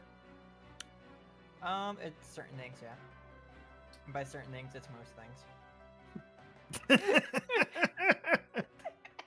Thank you for saying the thing. Thanks for not taking the entire bit of copium with Claire. I feel like he probably needs more support than Saber does. Team build wise, but yeah. Mm. He's really fucking good. I'm just trying gonna go my with the damnedest idea to build him, but I just can't. I'm just gonna go with the idea that I was burnt out, overreacted. No, I don't think you did anything you're wrong in good. particular, Bardu. If you weren't jiving with the game, that's completely fine. I will say, I usually assume that if you've played as much as it is, as much content as there is to get all the way to Amphorius, that there had to have been something you enjoyed. But I think the feeling of FOMO, definitely overtook the need or the want to catch up so that you can be a part of the conversation and the hubbub. It does lead to burnout, and That did get me. I probably would have been in that same position if I had been just now starting Star Rail. I figure the big issue with Saber is that she's wind destruction, and our other wind destruction just got an insane buff. Mm-hmm. Yeah. It also It's doesn't help that our really wind easy. erudition is the best wind destruction in the game too.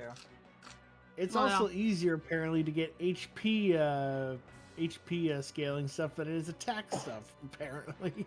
Mm-hmm. Because Story my skip luck has- goes into HP. Not Wait, to you can mention is story like skip? right now with highest.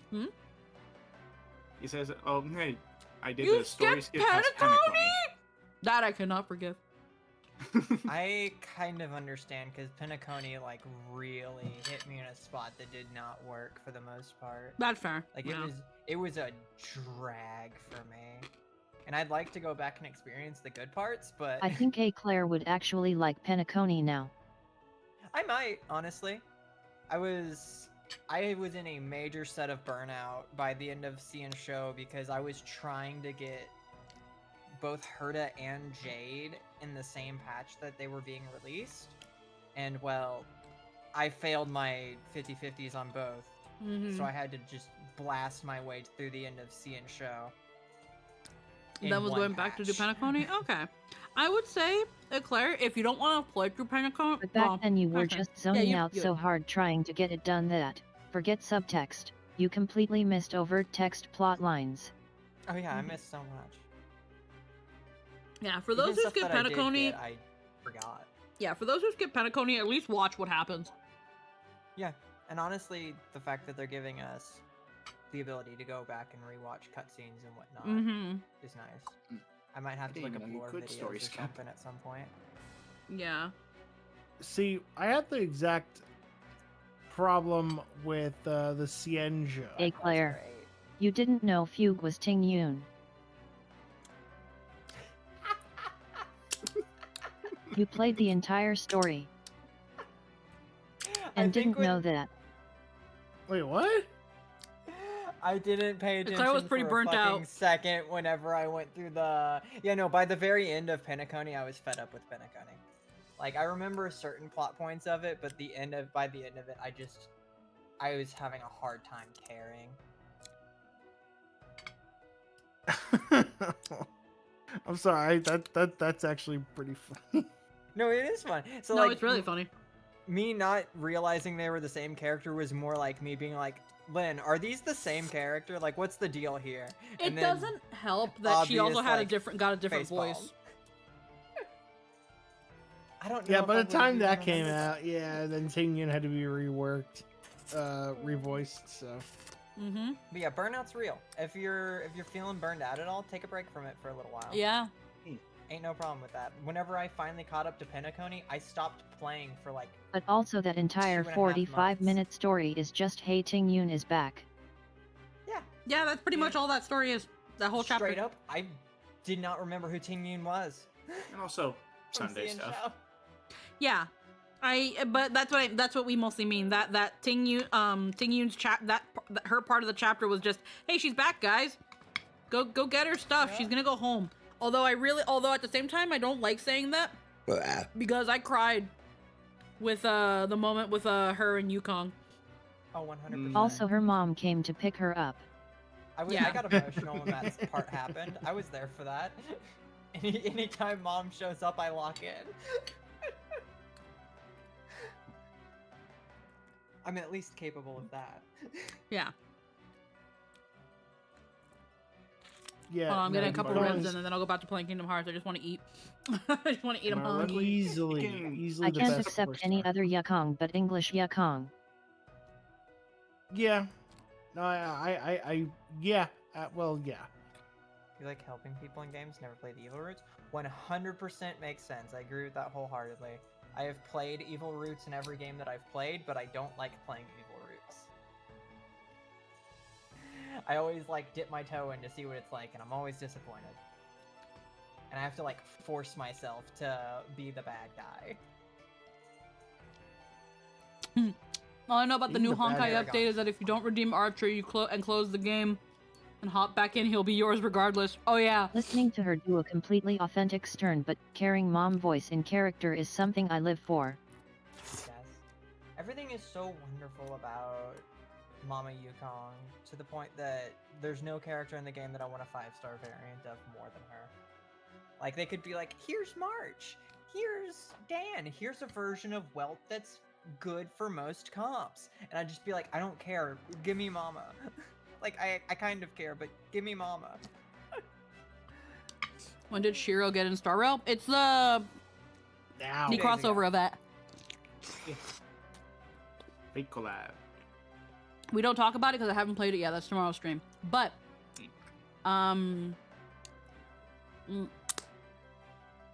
sorry, just ribs. But yeah, no, I thought it was really fucking funny when I heard that apparently, when you open Star Rail, it's like, Archer is here! But if you close the game and go back into it because you don't want to claim Archer, the game's like, we said Archer is here, and puts him in your freaking cast regardless. And it's just like, Curious what'll happen if people don't redeem him for the length of the entire event. Like if so someone funny. just decided not to log in for like 3 months or something. Like, this is the first time they've just put in your face. A lot of times it's just in the mail. Okay, I have to say something on this same note. Sorry for continuing the Star Rail digression. No, it's fine. I'm eating ribs. Keep on. She's got ribs. Rib break. Please, keep going. I'm so Also, hungry. Star Rail is fun. Star Rail is a valid talking point because it's fun.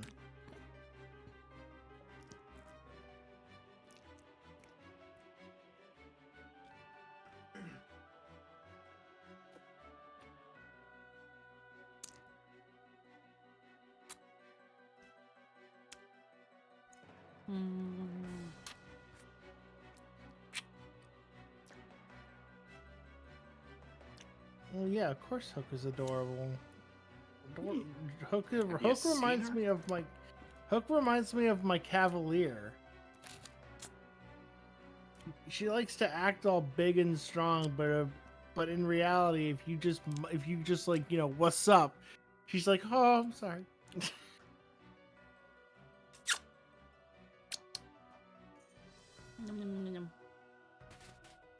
Again, we don't mind I don't mind tangenting on my streams. That's my stream. The Chinese audience is so creepily unhinged in many of its circles that they were actively organizing a mass boycott of the Fanon banner specifically because they wanted Hoyo to stop releasing male characters and put all their efforts into waifu production.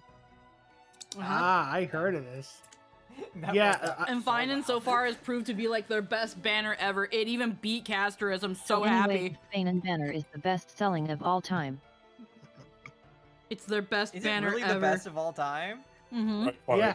It outsold Acheron. Just in HSR or across all of Hoya? Firefly being pretty up there. I'd understand him outselling the. He Star outsold. He outsold Castris.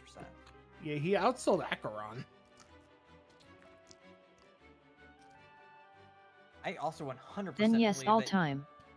All time shit. Yep.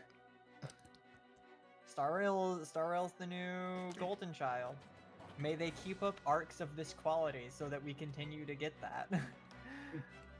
Yeah, Star Rail was like, yeah, you fucking degenerates kept us from having nice things in Honkai Impact 3rd. Not so kindly get fucked. I just think it's so crazy because again, one of the reasons they made Star Rail is because they wanted playable Welt and they wanted playable Kevin. The only one who probably sold better within the community was Elysia in Honkai Impact 3rd, but it doesn't have anywhere near the audience. Yeah.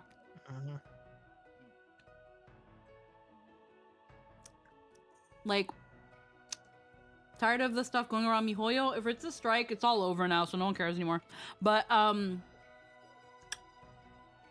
it comes to the banners and stuff, again, if what Lynn says is true, he outsold Firefly, he outsold Castris.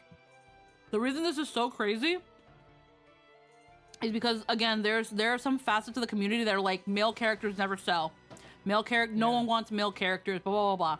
The reason Star Rail was made because they wanted to prove that people do want male characters. They want to make male characters. They want male characters to be central points in their stories. And Finan proves that these people are a very vocal minority. Yeah. And that they don't have to cater to, and that they do not have to cater to them anymore. They also want to make very unique looking male characters. Boot Hill is a prime example. Is he? Yes, he is a robot man. He doesn't look like a robot man though. It's reasonable. Nope. The only thing that's not robot is his head. Everything else is a robot. Yeah, he is technically shirtless, so I've always mistaken his torso but, like, for if armor. you look at Boot Hill art like right now, you could just say he's a space cowboy. Design wise, like that, you could just be like, oh, he's wearing a breastplate of some kind. Like, even yes, his it's balls. technically robot What parts, balls? but- The general fandom consensus from what I have seen is that Boot Hill does not have balls. He does not? He does not. He doesn't have anything. That He would could be an he could have cyborg. he could have It's like a penis. It could just be retractable like because those pants are doesn't too even have tight. legs. He wouldn't even need to have balls external to his body. His internal temperature So just could so be you're proper. aware, Fanon made approximately 12.5 million day one, and that's just Japan. Mm-hmm. Is that like cash or stellar jades? Because Cash. cash, that's fucking Cash. insane. Cash. Oh. Holy shit. The Fujos and the fangirls love themselves some men. The moment I was hearing that Love and Deep Space had beat out all of Hoyo's 3 main games, I already knew it was only a matter of time for when characters like Mighty or Finan, I was like, one of these fuckers is going to fucking break bank. Yeah. Because You just it gotta is make dudes who are interesting enough. Yeah. Like that's the problem is so many You just gotta have the interesting ones. That's it. Also, you know, I just want some cool guy characters to have on my team, you know? Yeah. I already have like cool girl characters on my team. I want some cool guy There's characters some that, too. like, I'm upset at myself for missing. Like, I didn't pull Boyo for an got accent. blue-balled on playable Kevin for 6 years, and then they had to edge playable Kevin for almost another 3 years in Star Rail. Mm-hmm. Like, And how about you? Do any of upset you with have a myself game where that I you didn't agree pull is good, like for elements of it, you can't mesh with it? him. Mm. Let's see, wait, what? Oh, sorry, I interrupted you, Claire. You keep going first. No, you're good. I was mostly just reading what Bardu said. Any of you have a game where you agree is good, like elements, but you just can't mesh with it at all? Usually when I don't like games, I don't like games, so it's hard to say. Souls games, when I was a kid, it was Metroid Most Prime, the shooters. Metroid Prime trilogy. There's tons of games with great stories where the gameplay just doesn't click with me. Like right now, I probably wouldn't enjoy Kingdom Hearts, but I'm having fun here hanging out with my friends. Mm-hmm. Yeah. Anything involving like, what do you call it? Overwatch or Marvel Rivals or whatever the flavor I'm of sure the a month lot of the is. Call of Duty games are actually solid. I do not care. Yeah, I can't say I'm a big shooter person. I'm not big on shooters. I'm not at all anymore. I used to love Some them. shooter. If they came out with another Halo Yeah. now, I would not give a rat's ass. All right. All right. Gameplay mechanics. The fighting system they made is actually fun once you understand it. Lester, But they you said need a to good play game. 15 hours of it to play the game, and the story's kind of mid. No, again, the question was, do you any of you have a game where you agree is good, like elements of it, but you can't mesh with it at all? And then Lynn was like, Jester, they said a good game. Oh, I love how like, Claire's just like, I saw it, it 13 was a is not good a game. good game. You're just gay. That's not what it is! It is. It's not! Or what if it is? At some point, I'm adore gonna the have to fuck play out of that 13 game. and make a true judgment for myself. Is that the one where I don't you're, recommend it. Is that the one where you play as like the Korean boy band pushing a car? that's 15. No, Oh, that's that's 15. 13 is with Oh, lightning. okay. Oh, 13's okay. yeah. I wouldn't recommend Oh. 13 right now, Squeaky, a whole lot, just because it probably doesn't hold up very well at all. Didn't age well, age like milk. Story-wise, I feel like it ages fine. Gameplay-wise, it does not age well. It's a lot like 12 in the. Yeah, it's like 12. It's more just kind of It's auto. a pseudo turn-based style of gameplay, but it makes TPP style. things feel slow all the time when you're playing it nowadays. Like when I was 15 or whatever playing the game, it wasn't a problem to me. But nowadays, a pseudo turn-based system just doesn't feel good. Unless you I see. really Yeah, Papa- Horizon because like Zero Dawn, I liked the MC, liked the they voice acting, liked how the story early on worked, how characters seemed to realize things that don't make sense. Gameplay was okay, but I just couldn't get into it, and I don't know why. Yeah, sometimes things just don't jive with us. And that's okay. Horizon was a very wildly okay game.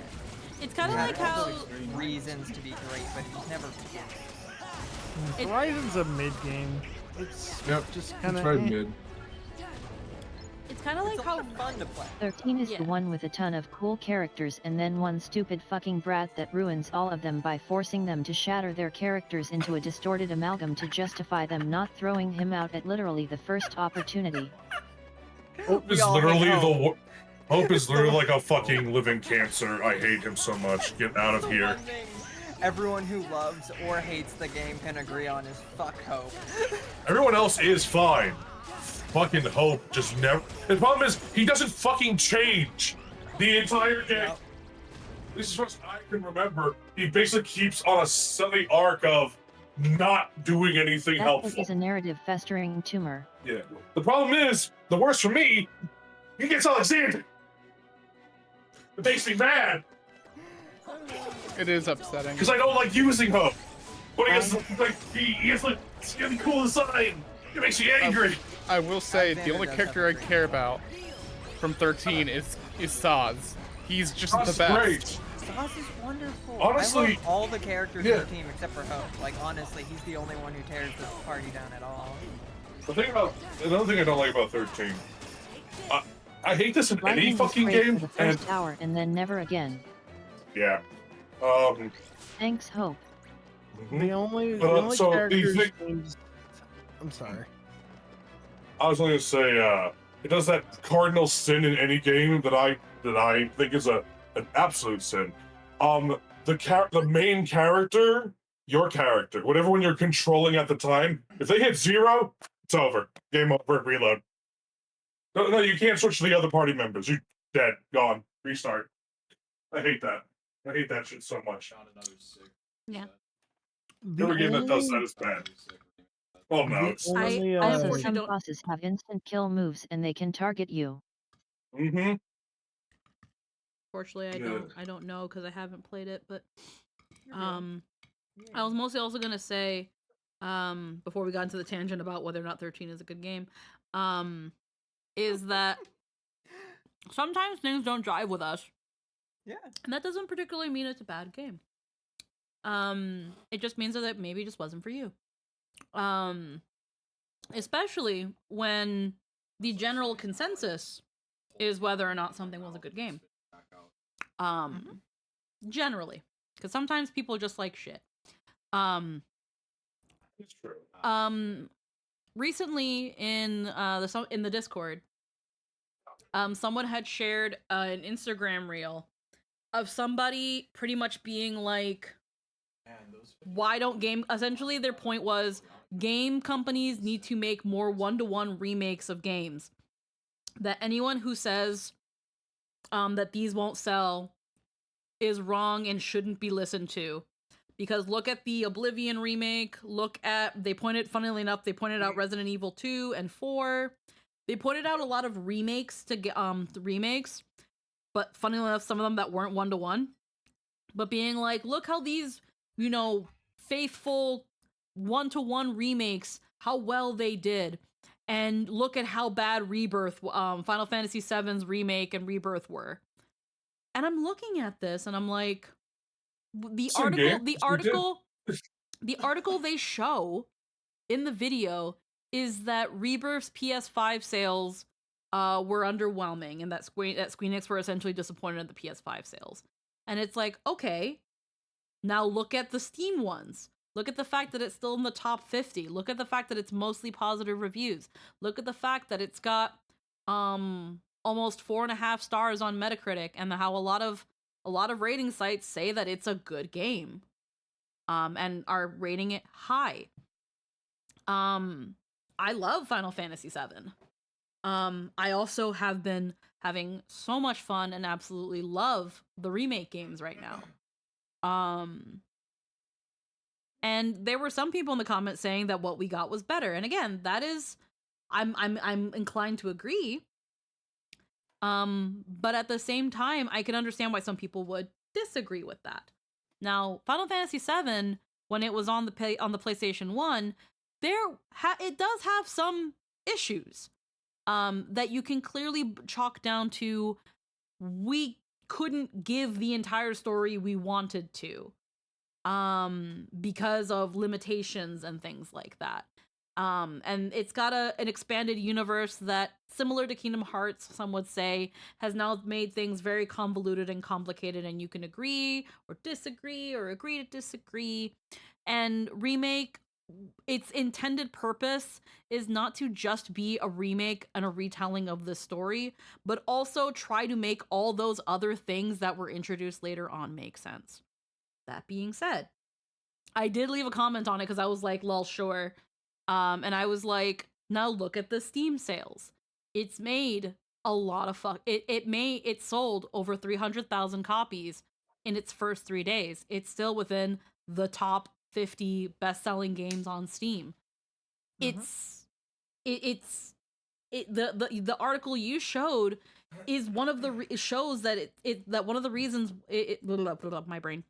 The article you show only says that it didn't do well because of the PS5 sales, which, look back, it's the same reason 15 didn't do well. And it's because nobody was going to drop money for a system for 2 games. Some people did, not everybody did.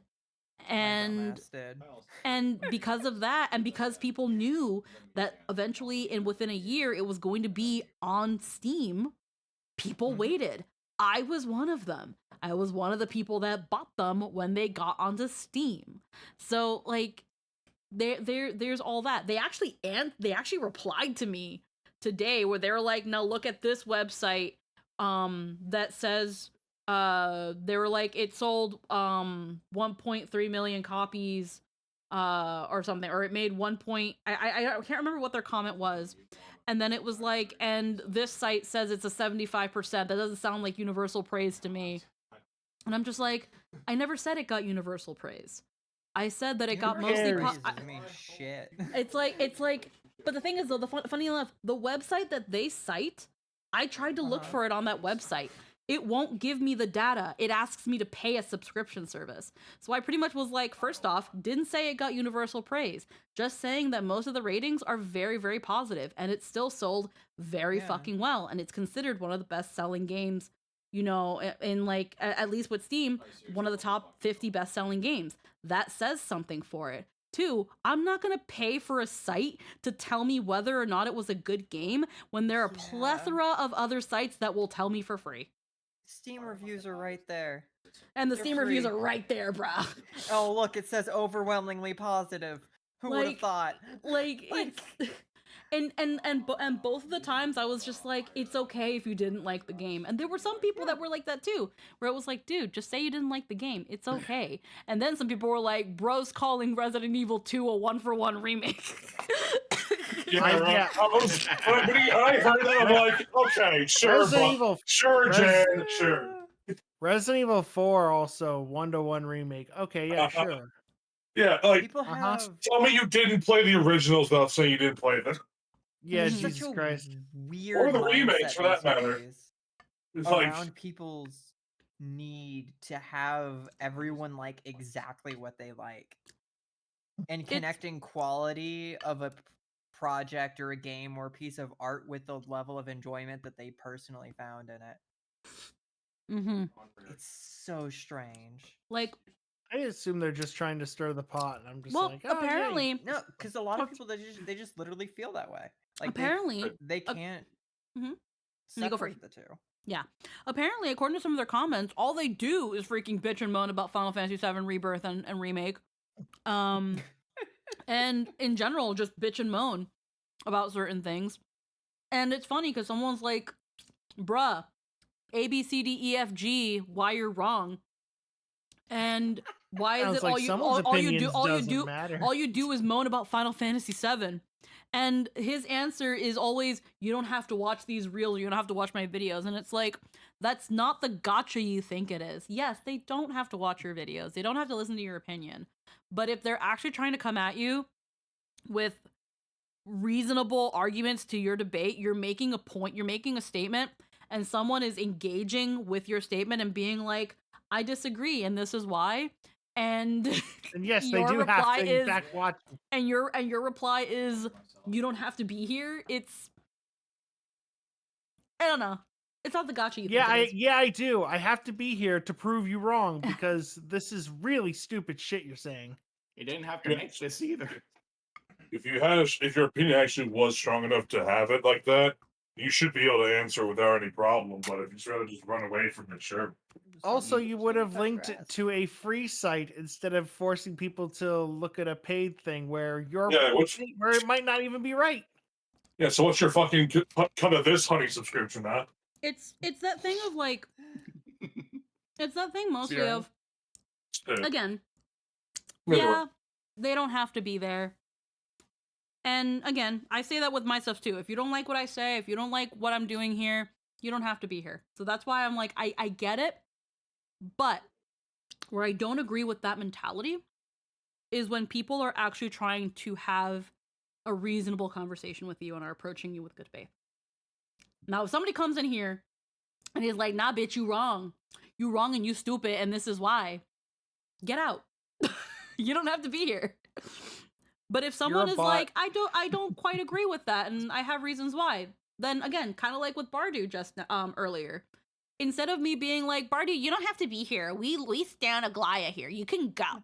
Like, instead of being that, I was like, actually, Bardu, I want to hear your case. Why did you not enjoy this? And we had a really good conversation. That's why I do that. I need to save your soul real quick. That's Teach why. you the truth. The main reason is that's why I do that. I don't want to usually approach something or approach opposition with, if you don't like it, get the fuck out, because you might be denying yourself a very insightful conversation. You might be, it could be the difference between someone maybe giving it another try later on or just not touching it again. Now, not to assume where Bardu's going to take their lives from here on, but later on, Bardu might decide to go back to Star Rail and might enjoy Amphorius and might like Aglaya. And it could be because this conversation happened today. Instead of me being like, oh, get out of here, we stand Aglaya, you're fucking stupid. Like, no.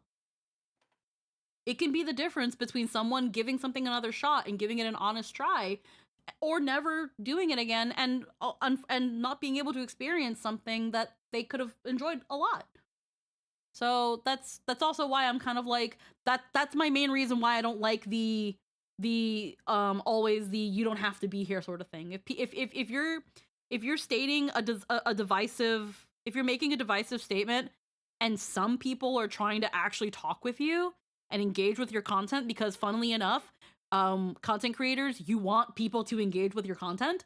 So it's not a matter of, if you don't like it, leave. You want people to comment on your video. You want them to pass it around and have conversations. That's how you get more eyes.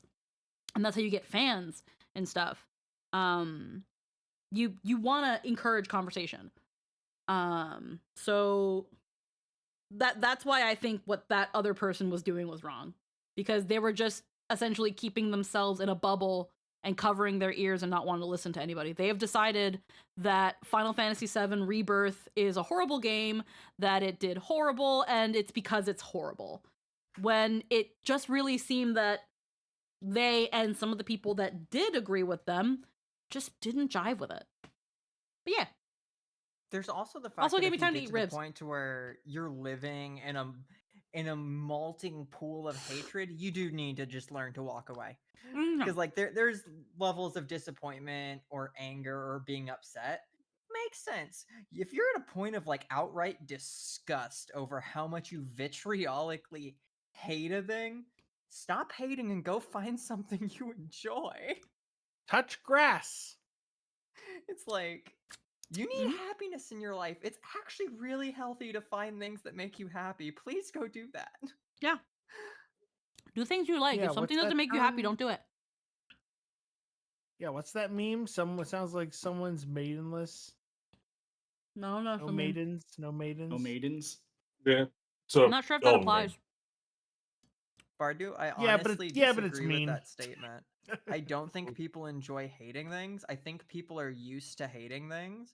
Because like the enjoyment that you get out, most people get out of hating things lasts like 3 seconds, which is why they can never stop doing it. They're stuck because the only way to continue to get like that brain tingle from it is to never stop. If you stop, you start to realize how sad your life is, and then you become very sad very fast. Misery addiction is a thing. Yup. Yeah, bore I've witness been to such depressed things before. It's not firsthand. great. Yep. It's Oh, I know this. Yeah, I've seen this happen too. misery addiction is absolutely a thing. Mm-hmm. And it's that thing of, again, and some people have just nothing better to do than to hate on something because it gets them attention. Or some people want to, they think that because they don't like, we've all seen the thing where it's like, and I've fallen into this too in some ways. Some people just don't want to like things because if they like it, they, for some reason, think that it makes them a sheep. I refuse to enjoy popular thing because it is popular. And again, we've all fallen into that in some way, shape, or form. I've definitely fallen into that. I'm not gonna act like I haven't. I had that it happens. hipster phase when I was like a Well- teenager. Yeah, it makes sense. What's this Some new people, shit? some people that is just their Vaccines? personality. Yeah. I don't need to get a vaccine. I'll just keep my whooping cough like a real man. Thank you very much. Hey, how dare? I don't care if I'm gonna die in 2 years.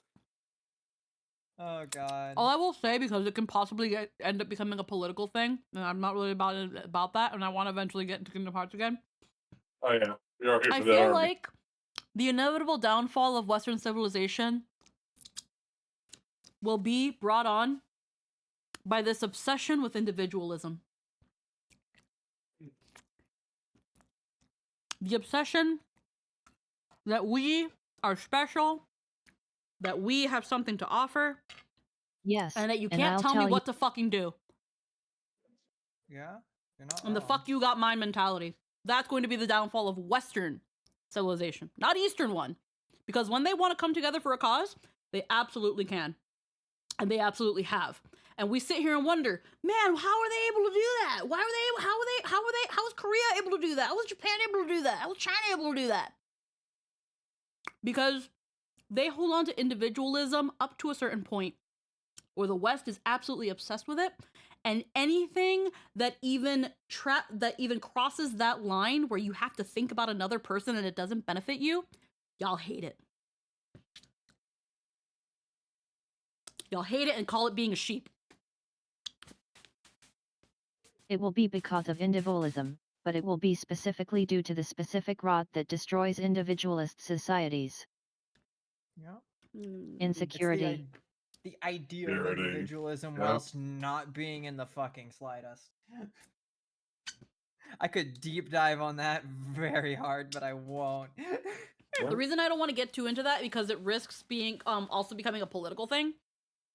But it's 100% is.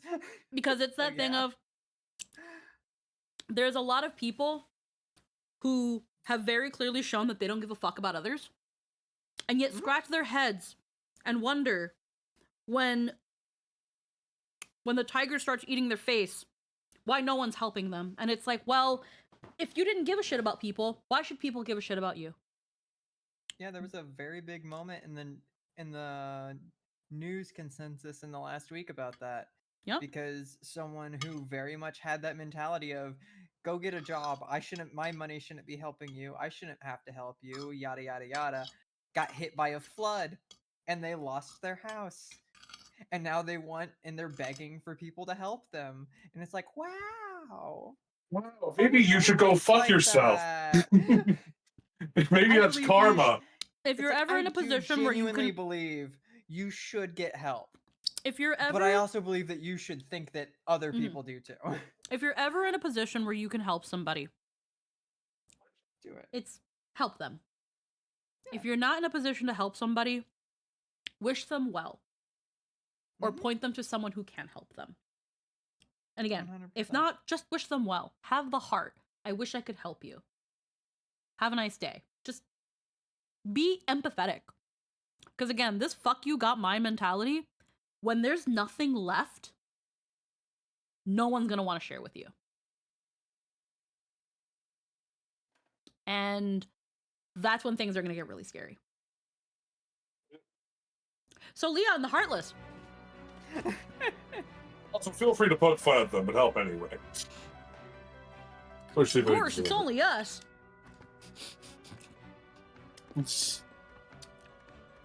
By the way, Sora combats individualism by killing a fuck ton of Heartless. You can't go to Tron if this room gets empathy taken back over. down people's throats. Did you check with Sid? Will care about these people. Uh-huh. Be like Sora. Be like Sora. Even, I bet you... Go buy some clown shoes. Sora would have kept helping Amphorius after Aglaya's test. Oh my fucking god. Sora would have found a way to stop the man from jumping without giving the camera. Sora would have dropped on his knees. God. He would have been confused. The man would have jumped. Then he would have flown off the cliff after him because he can somehow fly and caught him. It's amazing that Sora doesn't go through very similar interrogations in every world. Man. I'm just like, man. I mean, they are Disney worlds, to be fair. I can imagine Sora being angry, being like, I just don't understand. Why won't Glad understand we're trying to help? And then Goofy's like, "Gosh, Sora. Well, if we had been more careful with March's camera, Then maybe they wouldn't have found out about the. Yo, where's my Kingdom Hearts Star Rail crossover? Give me that right now. Listen, I need that right Squeaky. now. Squeaky, I need you to know, I only saw it briefly on TikTok because TikTok likes refreshing on me. But somebody is making an animation of Sora and Sailor Moon. Oh my god. That is a crossover somebody's animating, and that's gonna be Listen. interesting. Look, if Nintendo can get fucking Sora into Smash Brothers, we can get him in the fucking Honkai. I need a Kingdom Hearts crossover with Honkai Star Rail. It would Wait a be minute. perfect. Wait, So dumb. where's the It near always comes collab? Down to an incompetent despot Ah, with head to toe and insecurity, who will sacrifice any and all national interest in favor of protecting their fragile ego. And if you think I'm talking about any modern-day political leaders, I'm not. I'm only referencing myriad fallen individualist societies in history, and any resemblance to modern leaders is just pattern recognition. Okay, hear me out. Anyway. I respect the idea of Sora being in Star Rail.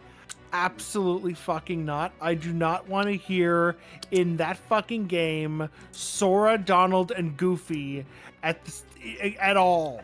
It would At be. all. It I would, wouldn't here's be the able thing. to. Here's the thing. It would be kind of like Treeby, where Donald and Goofy are a part of his kit, and they're a part of the character. Sora would absolutely be a physical character. I just don't know what type yet. Sora. I just don't know what I pattern. would be so pissed off with Sora. Wouldn't it? Because she'd be like, Erudition. fuck, the kid's like a perfect No. little child. What?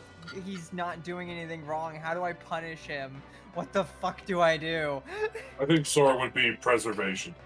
Remembrance. I can see that. Remembrance, and summons are Donald and Goofy. No. Mhm. Forget- He could never be a remembrance. He doesn't fit the path No. writing of remembrance No. whatsoever. Remembrance is about keeping of memories and keeping of past. Yeah, you're but he also basically summons archivists. Donald and Goofy. That's literally it. We had a whole game about nothing memories, lore. though. That's literally nothing Oh, about lore.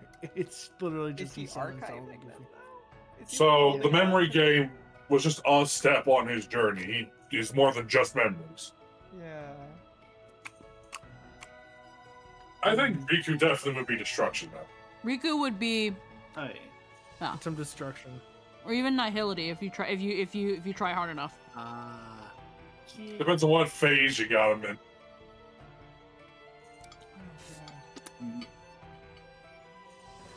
You know, Man. Sora could be a Nihility in the same way Acheron is. Mm. The reverse Front Nihility mindset. Or like a front loader I can- DPS. I can see No, Sora not being. combat wise, but like Oh. mentality wise, like where he is about life. The anti-nihility of sorts. I can see Sora being a preservation that works like an erudition. And that the more damage he does, the better shield he casts on the rest of his party members because he wants to protect everybody. So like Trailblazer? Kind of, yeah. But better. Mm. But better. so Trailblazer, yeah. The main character. Fits. I do think we would get a near collab. I think that I would I not would be mind. surprised If we're we- gonna collab it with any game, sure, why not? I'd be Give me surprised if we more didn't. Yoko Taro. It doesn't Sora on the Questions path on of Horizon. elation? Nah, I don't think so. There is nothing logical about this child before us. Gameplay wise, sure. But actual path wise? Until we know how the elation path actually works, once it becomes an actual It's path. elation, not erudition. It took too long to click. Yeah. I would probably say preservation for Sora. But his playstyle would be very much like an erudition. If he was to have a different version of himself,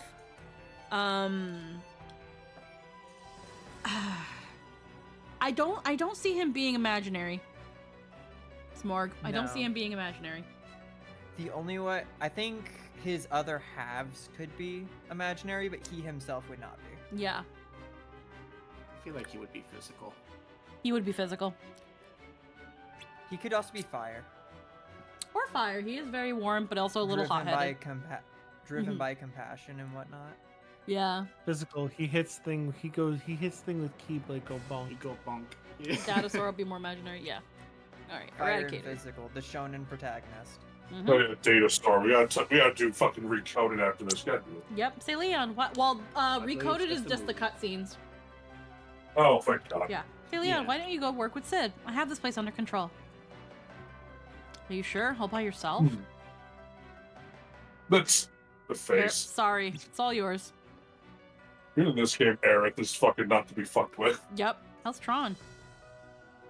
We still can't get in touch with him. Maybe you guys should give it a shot.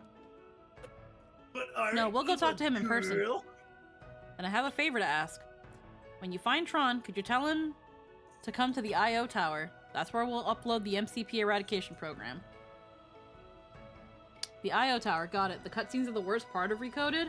Well, that's what they gave us, because they didn't give us the actual game, so would you rather me play the game or the cutscenes, man? Choose your death wisely. So, I played Recoded all the way through. Mhm.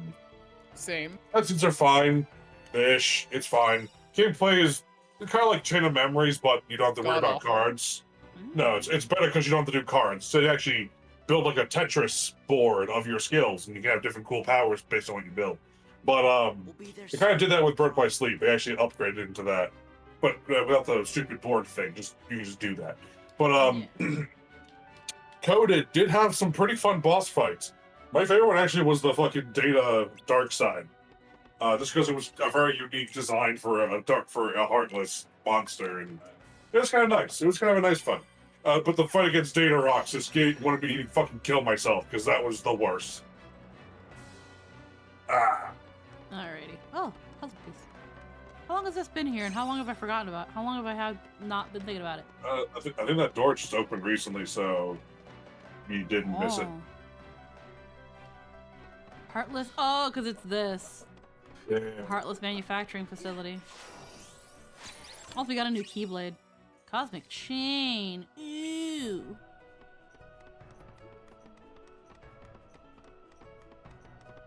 Hearts and jars here.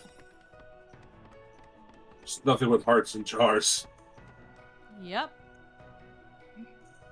Those are just people's souls in jars. Yep. Why So let them out? Anthony, those hearts and jars are probably what Deco's been describing in Kingdom Hearts. Yeah, I know it is. Oh yeah. You should probably let them out. Maybe. No. Artificial Heartless are weird. Whoa. Yeah, they are. They are freaky little bastards. Freaky deaky. Alright. It's funny because the artificials are what you would deal with the most, and they're pretty fucking bad. Pure Blood Heartless are historically in these games infinitely worse than anything an artificial one can do, Let's see. which I think is very funny and really cool. Yeah, I'll take that one and get overall resistances. Cosmic Chain. What's the down? I thought I said it had a downside or something. No. No, No, it's all just good. Greatly increases defense.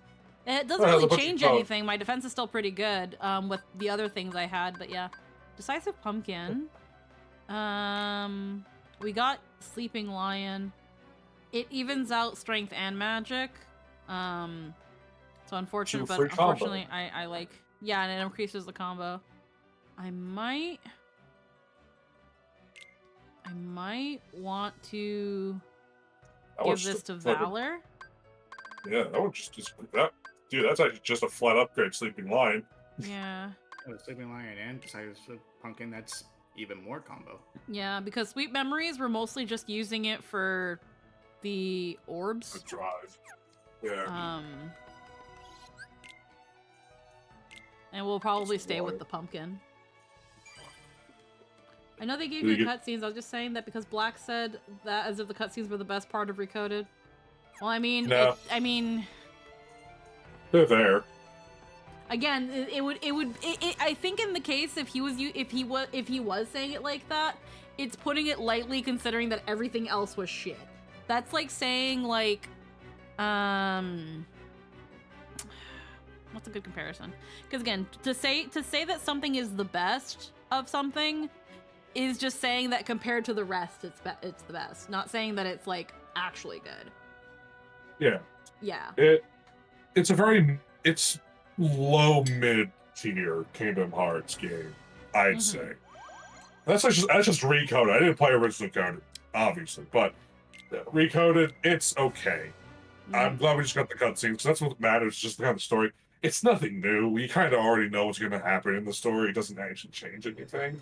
But, you know, the gameplay was alright. It had some nice ideas for how your combo skills work, and fusing abilities together to make new ones. And again, they just made that better in Birth by Sleep, where they got rid of the game board shit and just let you use your skills. When you can just do it. It's great. Anyway. I gave my character something called, like, Mega Flares. It was really funny. Hell yeah. It was not a good idea. It was a terrible idea. It was just really funny. It did not work well at all. It did not. You just became Megumi. Yeah, it did. I did not win against the final boss. I had to reshuffle my deck. I had to redo it. Max out the explosion spell, and that's it. When you were not your fucking 5th Mega Flare, you're kind of out of luck. God, I can't wait to see Birth by Sleep in this. It's gonna be I great. think it's so you have to go into the game board, so... Actually, let's give my Moogle stuff.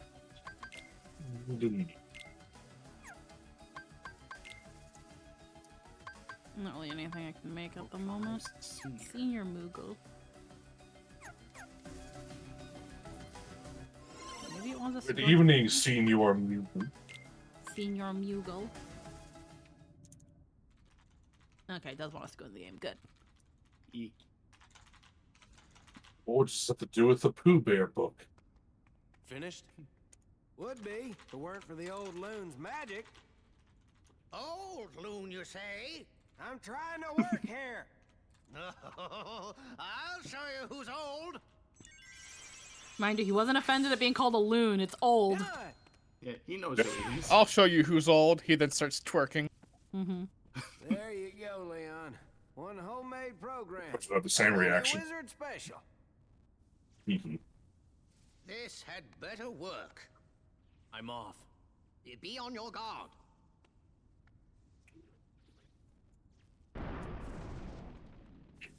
Oh God. Well. Yeah. Merlin crashes out Mer- over nothing. Merlin is unironically one of those powerful creatures in any of these worlds, and he's just like, whatever. Yep. He's like Yin Sid. It's like, I could, but fuck it. Listen, when it comes to power scaling, I'm pretty sure he's stronger than Yen Sid. He is. I love the neon colors they put on all your weapons. It's so cool. Oh yeah, they texture everything for it. I wish they did this with other worlds. Oh, it's so good. If I could keep the neon on the Keyblade and everyone else's weapons, I would never take it off in this game. Ever. Ah, We'll get fuck, beat the Yankee. nest. Cyber Ant. It's fine, it forms fun. Virus form. Oh yeah, they did give him a unique form for it. Hell yeah. It's just the it's just his costume. I think there's an anti form for every little outfit change he has. Oh yeah, Kinda, when you yeah, there is. count, he has the Shadow Mask. Which is why I'm also really sad that the Lion King didn't get any anti-form. Yeah. Yeah. That would be you crazy. I don't believe you can use drive in that world game. You can't at all. There are no drive forms. Yeah. So what gets me is Normally turns you into a beast. That's weird. You gotta hold 'Cause the it Keyblade in fits your mouth. most there. Yeah. What are you trying to say, Anthony? it gets me that like he gets different forms in certain worlds, right? Like different outfits. But not every world. I'm like, but why not? Yeah, nope, it is really weird because the at least with the first game, it was like, well, we have to blend in other worlds, so we don't obviously seem like outsiders. Yet that's not entirely true in every world in Kingdom Hearts 1. Now Kingdom Hearts 2, the lore reason is that Sora's new clothes are enchanted so that when he's in certain worlds, he will camouflage. And the same thing with Donald and Goofy. But I get that. Like, why doesn't he have like an outfit for like Agrabah, or an outfit for Hollow Bastion, or an outfit for even if we go back to Kingdom Hearts 1, I know why engines and stuff, but like Wonderland, he just looks like he's out of place, but not like Wonderland out of place, or Tarzan World or whatever. Like there's nothing really. It's inconsistent, especially with Pirates of the Caribbean, especially Pirates. They're so inconsistent. Oh yeah. They're all sorts of I think unfortunately, I feel like the main reason is just that, though. It's, they would have had to make a model for Sora, Donald, and Goofy for every world. It's not as easy as just slapping textures on him. They did. No, I know. Like, I think with I could be wrong, but I think in the Pirates of the Caribbean, they're given a more muted texture mapping. They're given a bit more of a grittier color palette, but it's not as easy as just switching the palettes. You have to model all of this, and that takes up data. And that would it have prolonged it by a lot? Probably not. I don't think so. But I think it would have been too much data when you can just kind of let some things slide. But I do agree that it is sad that they didn't really kind of consider for every world, like why doesn't Sora have a more Chinese looking outfit when he's in Mulan's world? Why doesn't he have again something more suited for Agrabah when he's in Agrabah? He already has the parachute pants.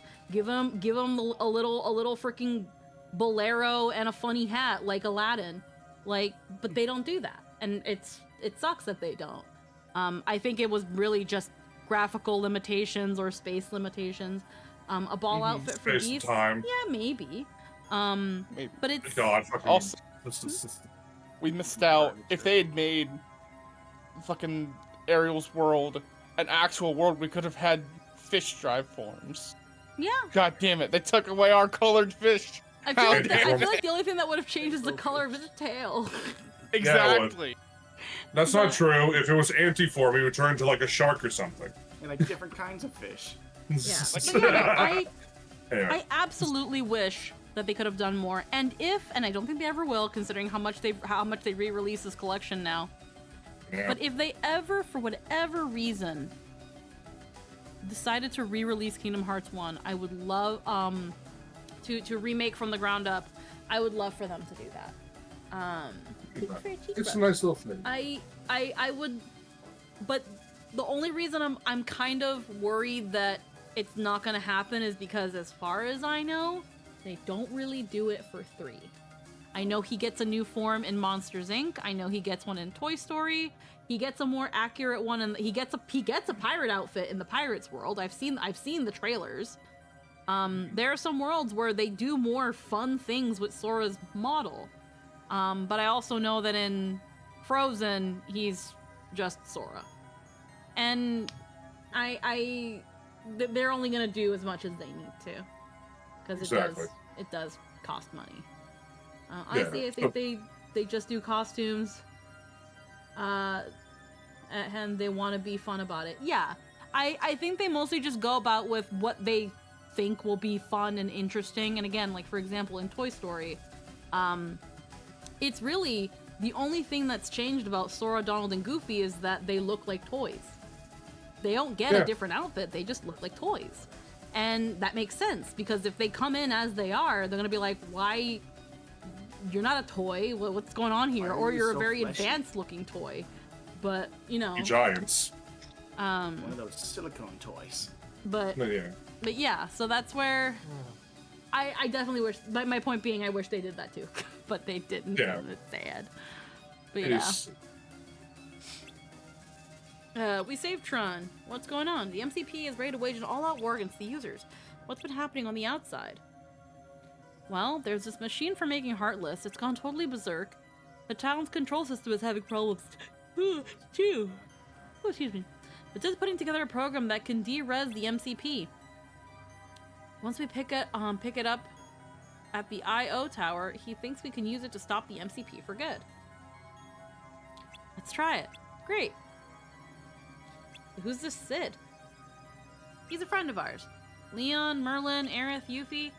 They're all on the outside worrying about you, Tron. You must have a lot of user friends.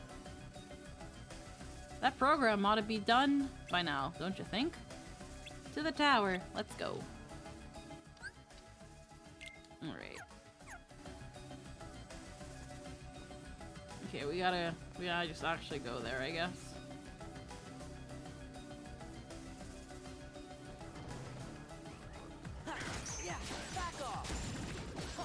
I'm freaking sad I anti-formed instead of heckin'. It's rough. Yeah, because I'm trying to get orbs for Master Form. So you can get Final Form and just absolutely body the entire rest of the game. Also, just because I don't mind leveling up the forms now that I know more or less how to do it properly. Yeah.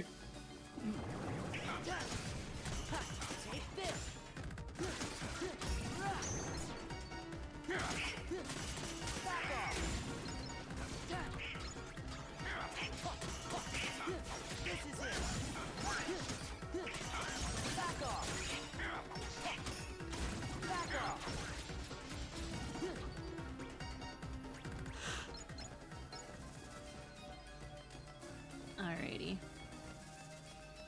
So here's a thought. If Tron and the other residents of the mainframe know of the outside world, why does our trio need to disguise in universe? Because they need to be data people to be in the data scape. Yeah, because I'm guessing we're just kind of converted into data people. I don't know. That's a good question, though. Because Or if is- you didn't look like data on the inside, they would treat you like a virus. Yeah. Even Flynn, whenever he went into the Tron world in the first movie, Yeah. assimilated and looked like them. Yeah. That firewall would rip you to shreds. It doesn't discriminate. Or Ninja. Well, it kind of does. Or Very Ninja much does. Detective. We're just on the wrong side of the discrimination. Exactly. Out of the way!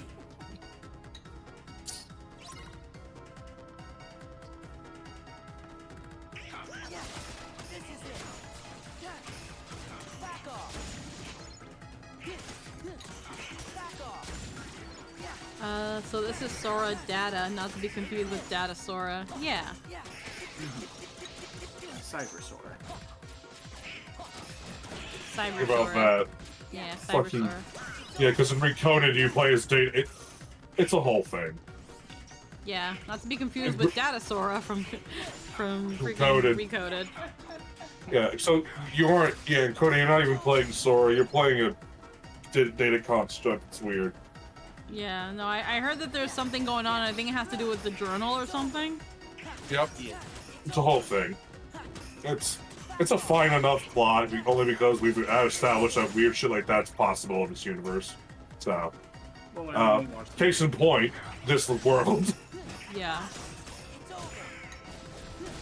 Real is subjective. Tell fucking their heartless viruses.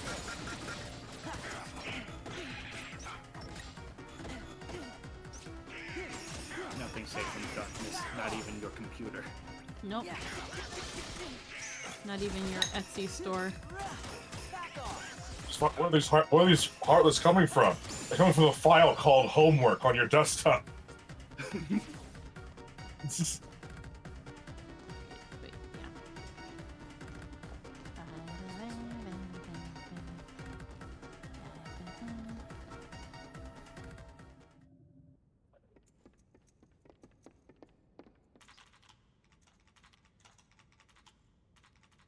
Warning. User control is terminated indefinitely. No good. Leon, let me try.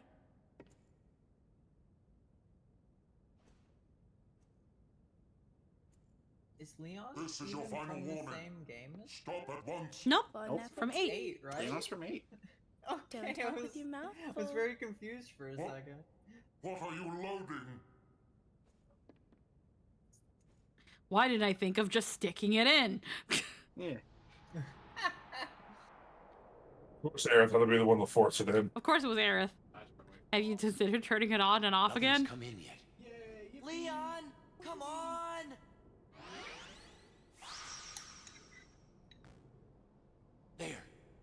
all right.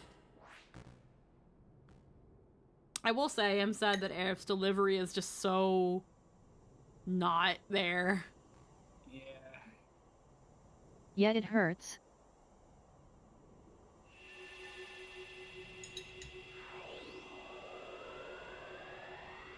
Like, it fits in the context of Advent Children because she's kind of mostly there just kind of reassuring Cloud that it's not his fault, but you don't really get any of the nuances of what made Aerith so lovable in Advent Children.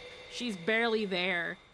So the fact that they didn't, like, this is the only time that actress got to perform Aerith and not learn that, hey, she's quirky, she's sassy, she's, like, peppy and bubbly.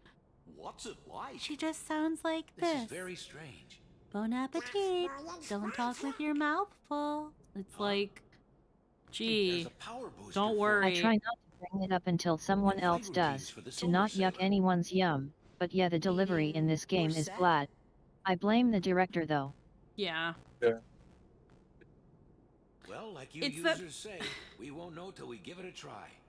That's that sort of thing where I We'll need a know sailor to that. reach the MCP, so let's get to the simulation. I'll wait It's till too the cutscene consistent finishes. to be the actors. Yeah.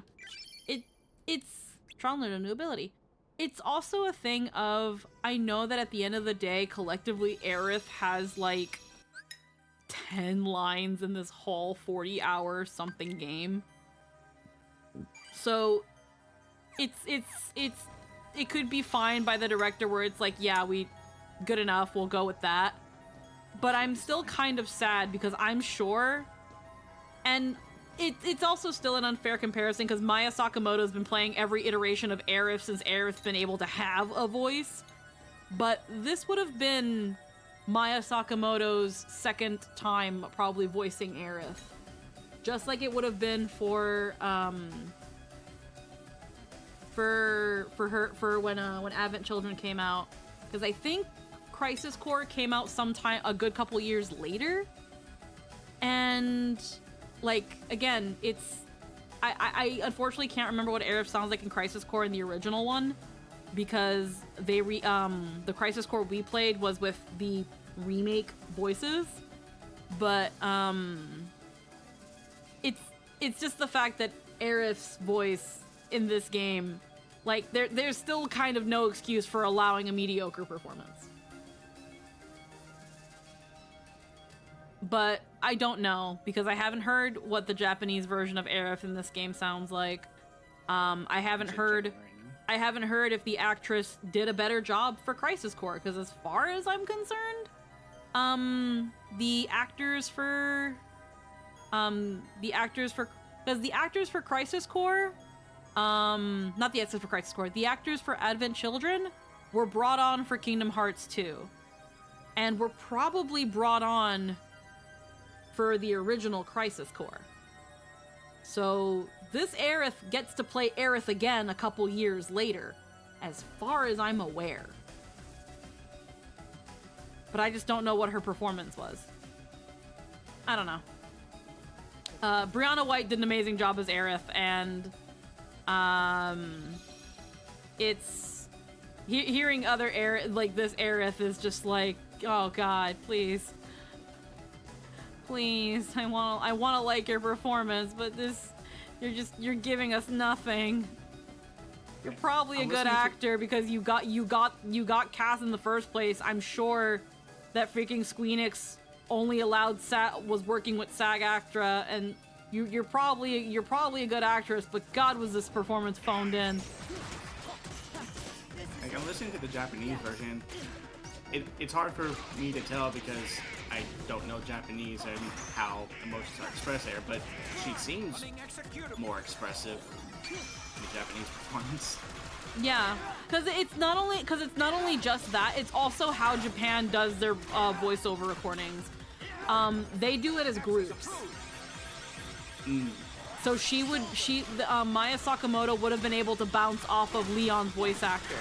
They would have been able to hear the context and been able to record with that exact context in mind, and have the other performances also happening to, like, immediately bounce off of. Whereas Western voiceover recordings don't do that. They don't record things in groups. This is it. Yeah, Which is why, again, sometimes with like Japanese voiceover, you can kind of feel the dynamics a little bit more because they're literally recording next to each other. But yeah, I'm not surprised. Because again, it's not just about like, you know, them saying it or what volume they say it. It's the mannerisms, the intonation. Again, she's saying bon appetit, don't talk with your mouth full. Like, all you have to do is add just some curls and some inflections.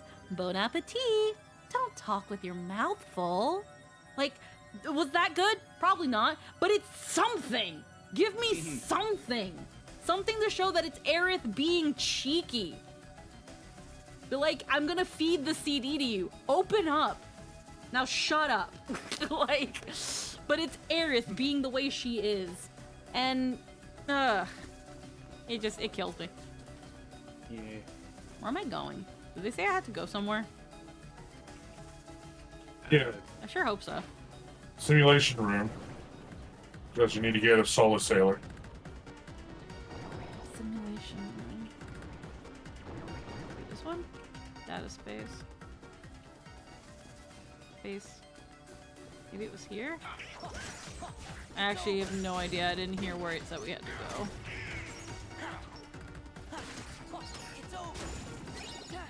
So we actually know why SC did the recast for remake.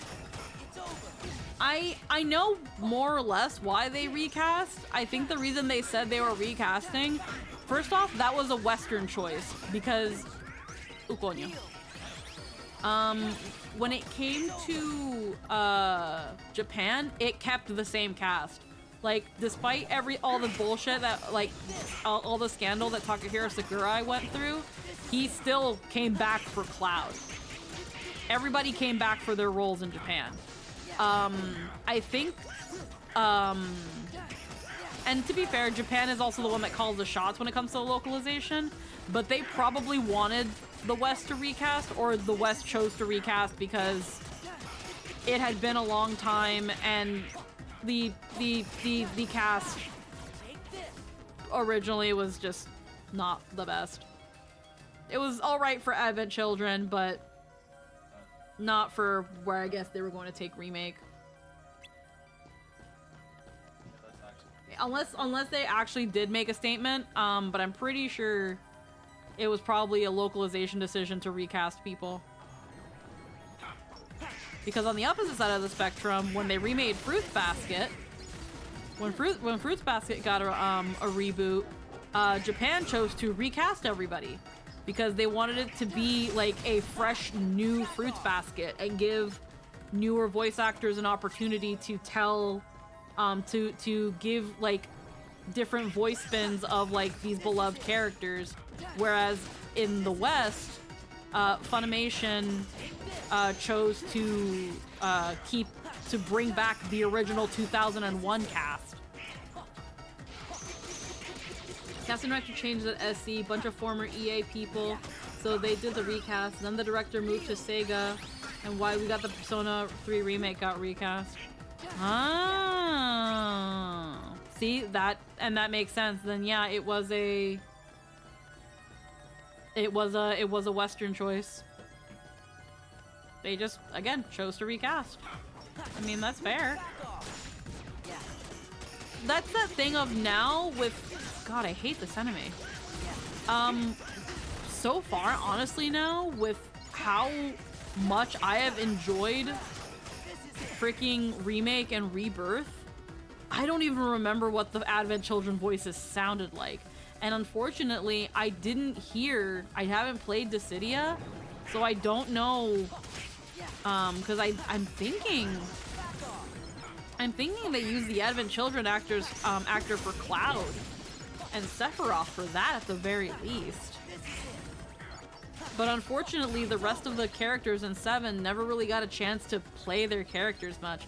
In Advent Children, Sid, Vincent, Yuffie, like, they're not really around much for their input to really matter. so their performance and they themselves in the movie are kind of forgettable. The city was originally supposed to be a Kingdom Hearts game. Oh yeah?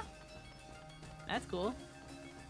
Where am I going? Pit Cell. Am I just... So yeah, it's still steep burden in the Dissidia games. Okay, then... Both the yeah. PSP and the PS4. Yeah. I can't imagine...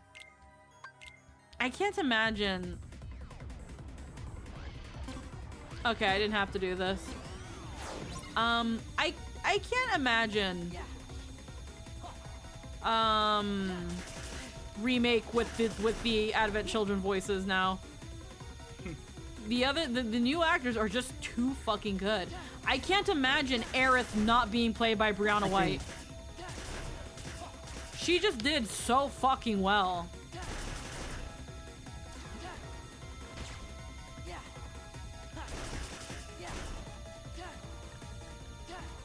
I don't have to do this. Steve Burton was Cloud and Sephiroth was George Newbern. Yeah. Okay, do I have to just leave? Let me just leave. Barrett is also just too perfect. Leon was worried about you guys. He didn't say anything, but I could tell. Huh, I never understood why men feel they have to hide their feelings. Kinda funny, we now have 2 Sephiroth VAs who have played Superman, huh? Yep. Okay, I'm guessing we had to do something here, and I'm just fucking brain-farted into oblivion and can't remember. Are we supposed to do something here? No, we're supposed to go somewhere. Let me talk to these guys. We can get to the simulation hangar by leaving here and heading straight. Okay, thank you. Thanks, Goofy. Thank you, Goofy. You always know how to lead me down the right direction, like a true father.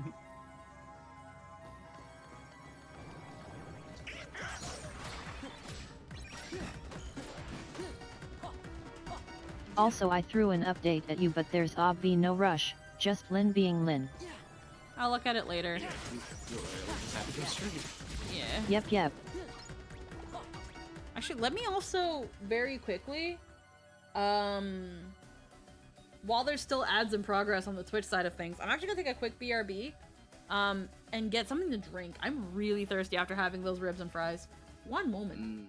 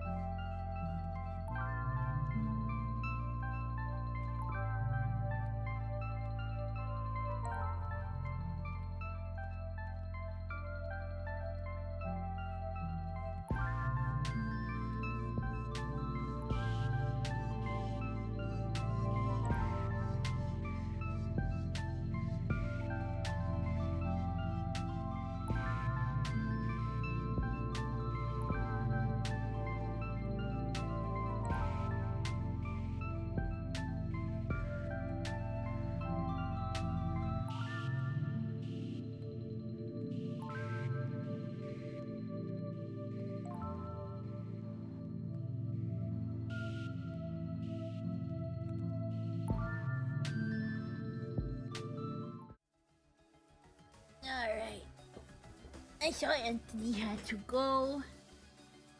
I return. Alright, I got me a can. Lordy, I need to get like a good stretch too. How are the ribs? They were very yummy. They were very yummy. Obviously there are better ribs out there. It's definitely like supermarket ribs. It's a brand called Lou's Kitchen. They're actually really good though. For the price, well, we mostly get them when they're on rollback. Which was like $9 for a rack. And a rack of ribs, like, I get 2 racks, one for me, one for Jester. Feeds us very, I'm full as fuck. Really good. And it's really funny when I think about it because when I used to work at the cafe, this really old man that would come by, his name was Harry, and he'd just come in like the moment the cafe opens. He would always give me $5 and he would just talk about like his family or like the good old days or something like that. And one day he was like, the other day my wife bought these ribs from the grocery store. And I was like, yeah, what about, were they good, Harry? He was like, oh, they were amazing. They were the best ribs I've ever had in my life. I've had ribs from the fanciest places, paid so much money for ribs, never, not as good as those ribs. Those ribs were so good. And I was like, wow, Harry, what ribs were they? And he was like, Lou's Kitchen. And I was like, I get those all the time. This old man whose kids are all like super well off and have made and like, I love that Larry is old man Jerson. like I love that this old man who has worked almost his entire life and freaking all his kids are well off and have their own kids, and some even like great-grandkids. He even has great-grandkids. Has been places and has eaten all kinds of food, has freaking friends that are like that also like tons of money. He was like, some of my kids are millionaires and blah blah blah blah. And the best rack of ribs he ever had is some fucking Walmart Lou's Kitchen.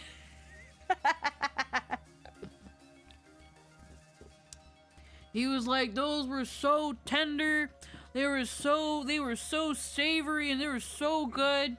That's the best rack of ribs I've ever had, and they're from the store. It was so funny. So every time we get a rack of Lou's Kitchen ribs, I always think of old man Harry. Sometimes you just want something cheap and decent, but they're good. We get the barbecue and the whiskey barbecue. It is so good.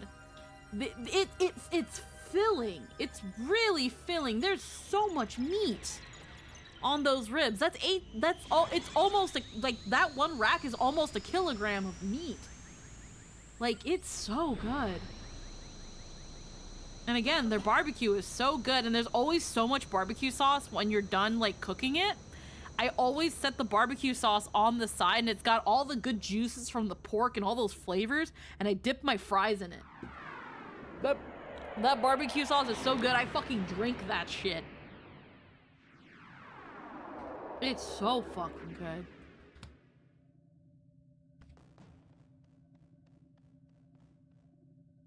You've got to keep a lookout. The MCP isn't going to just let us waltz in. Watch us waltz in.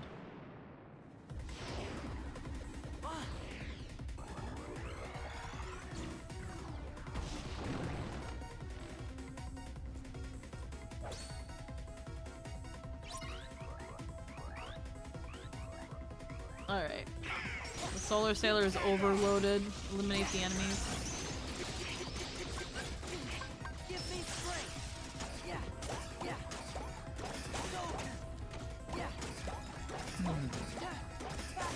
My knuckles sting. Why do they Probably sting? from soap. What kind of soap are you using? Are you using acid? No. Okay. It's just that I washed my hands a lot while cooking earlier. Oh. Oh, what were you cooking? And I was using the panini press. Whoa. Making grilled cheese on it. Oh, hell yeah. And because of how it is, it's like, oh, I need to touch the meat, but also cheese that I shouldn't touch when I've already touched meat, kind of Yeah. thing. Oh, really? Yeah. Because I put butter on the other sides of the bread. It's like, oh, I can't. It's just gonna be a fucking pain to move that. Yeah. Just getting it already set up and all that. And I just went to go use the bathroom real quick and wash my hands, and now my knuckles are like, let's just lightly sting a little bit. Nah. I also have to do the dishes in a little while. Y'all don't got a dishwasher? We do. You know, wants to load it? Nobody else wants to load or empty it, so. Aw, They that's do. the worst. Its name is Emerald.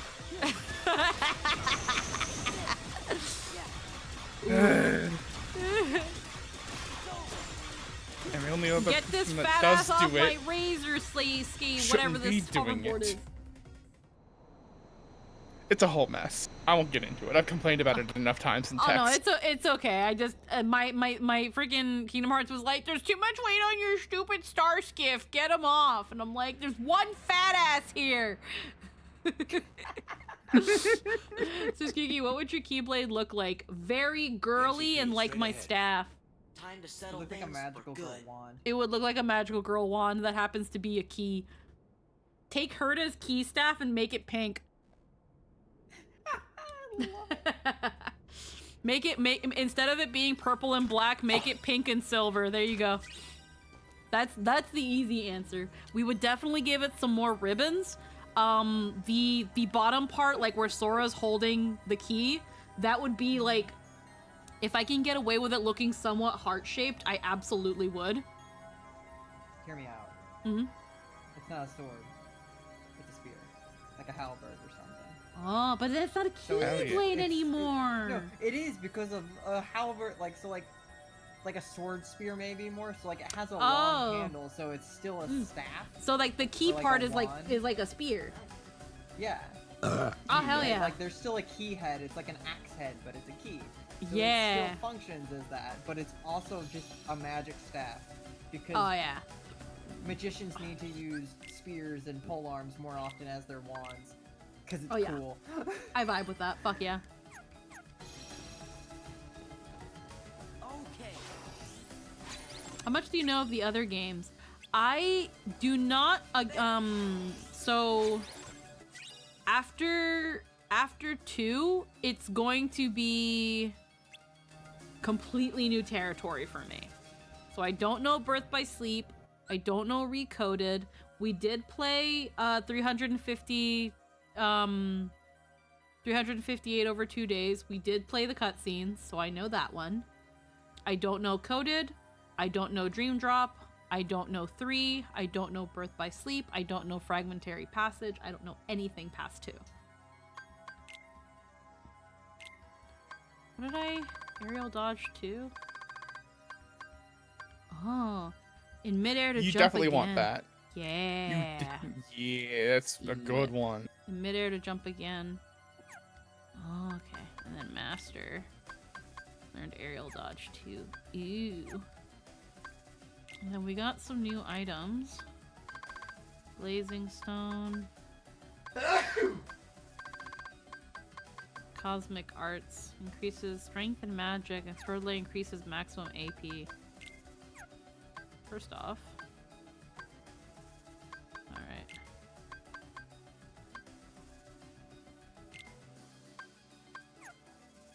Oh, is it a... Oh, it's an accessory. Okay. So... Oh. Mage earring. Probably... Yeah, we want cosmic arts instead, because it'll preserve that. Platinum ring. Mage earring. Do I have anything that would... No, unfortunately. What about Donald? Platinum ring. Decreases your thing. Oh, Donald. Oh, Dolan. Donald. Oh, here, I can change this for the soldier earring. Skill ring. Here we go. You don't really need strength, but... And then, yeah, that platinum ring is good on you. God, Goofy can't have nothing. Just not allowed. Yeah, he's just... The expert ring is just, you know, that's good. That's for you. For now. Alrighty, what about Donald? What did you learn? MP Hastera increases by 50% after MP is fully consumed. May as well get rid of Blizzard Boost at that point. Oh yeah, I didn't even know this thing was equipped. What the fuck? Yeah, no, get your MP back faster.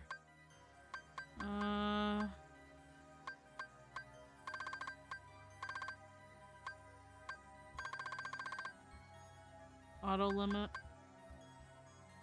No. I'm not gonna really fuck with any of that. Let me save again, just in case I, like, get my ass handed to me and I forget my shit. Let's see. Just want to make sure I don't say any spoilers? No worries, hun. I'll wait till the particular game happens. Yeah, no worries. Hell yeah.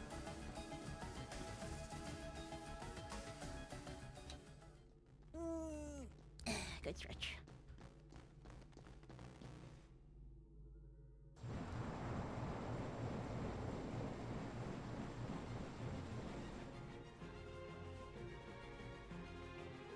I've only ever had Thunder Boost on Sora beyond certain fights. Yeah. Who was that? Sark, the MCP's number 2. Tenacious little bugs. Your time is up. Prepare for de-resolution.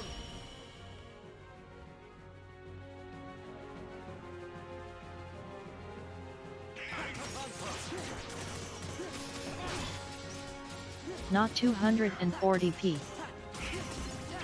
Oh.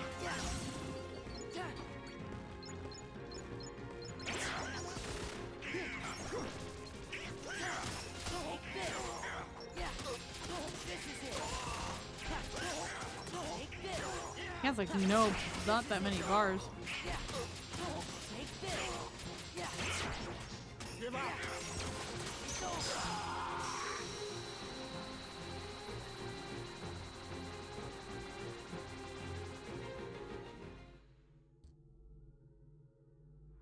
You're very persistent, Tron. I'm also better than you. We would have made a great team.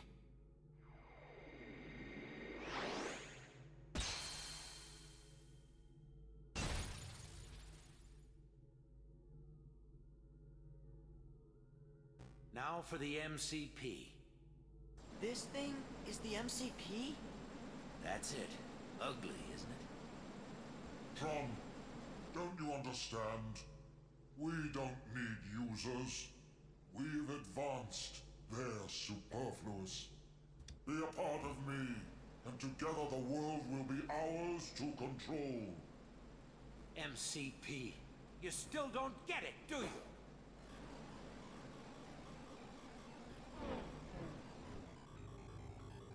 Sark. Sark, all my functions are now yours.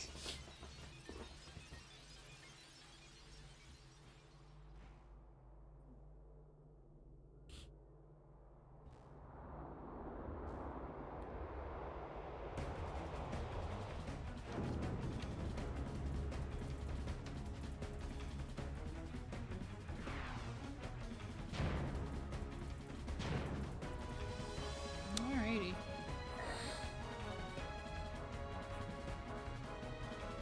Base. Yeah, back off.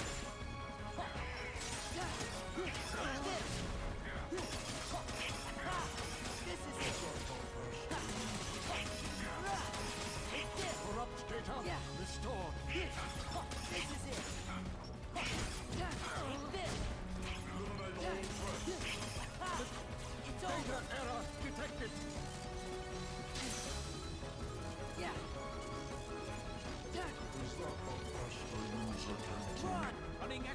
That's not what I wanted. That's just the limit.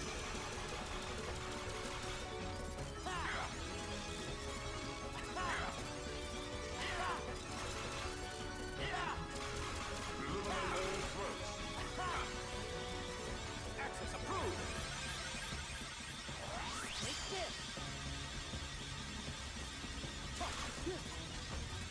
What am I supposed to be doing here? Just hitting this, I guess. There it is, yeah.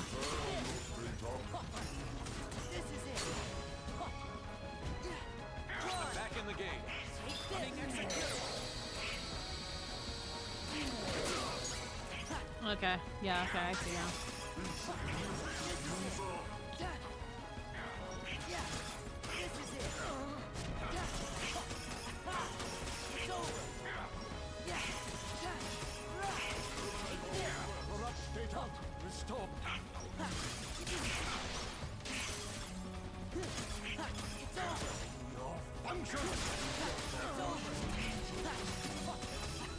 So easy to get him down.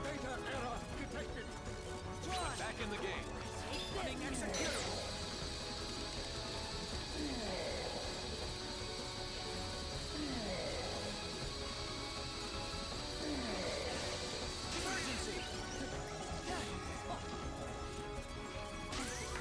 Oopsie.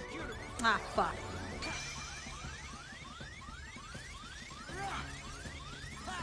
This is just a waste of time now. Access approved.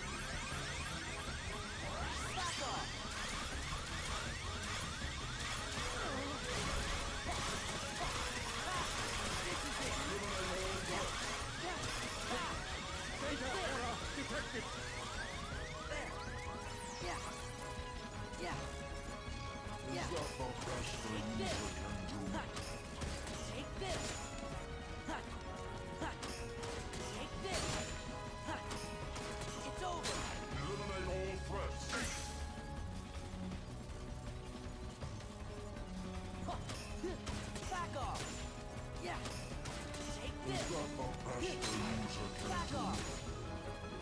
Back in the game. Running execute.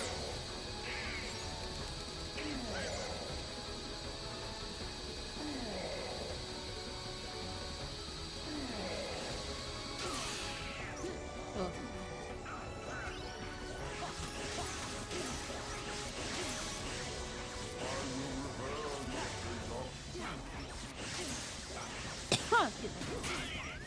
Ah.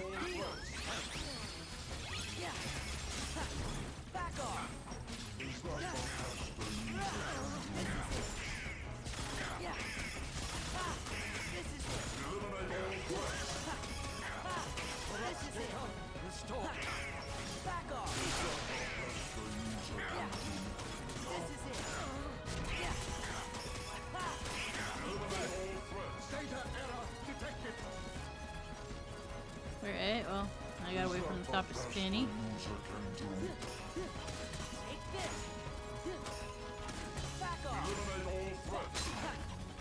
Back in the game.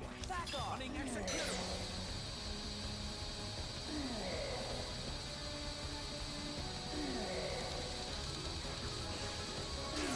Ah.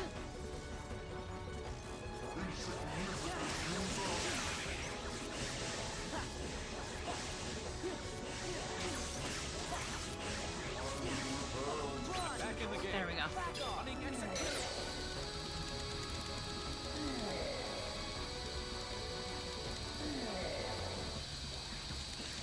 Emergency.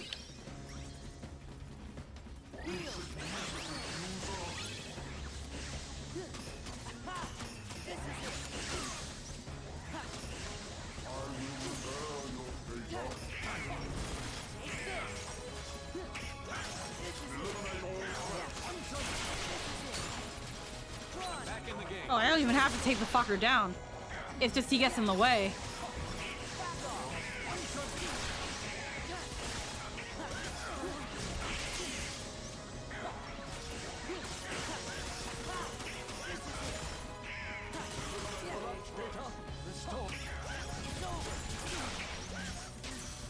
Ow.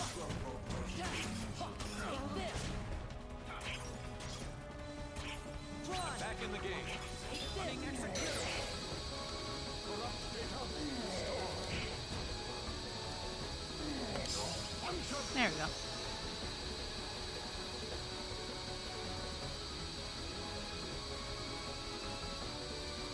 For the guy thought he just said fuck.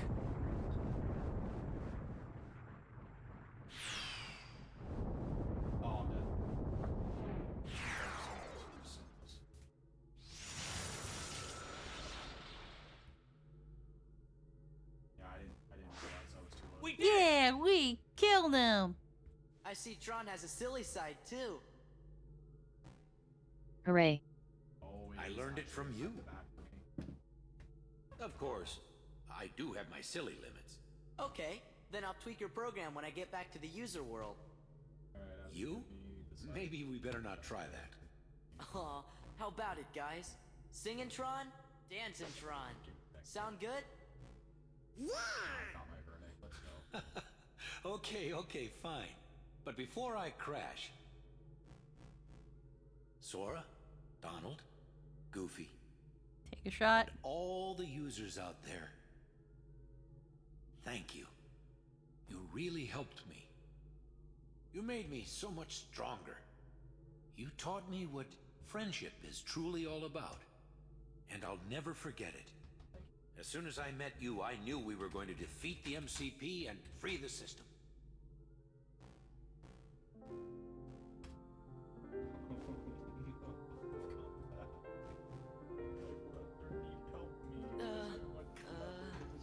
Isn't this what users do when they're sorry to say goodbye?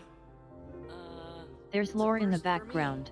Gorsh, Tron, it's like a promise that we'll see each other again real soon. Okay, well then. I would absolutely hug Goofy. He seems like he gives good hugs. He does. He does seem like that. I promise.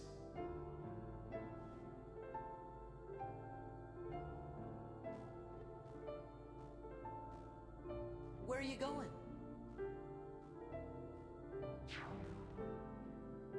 Oh. Tron.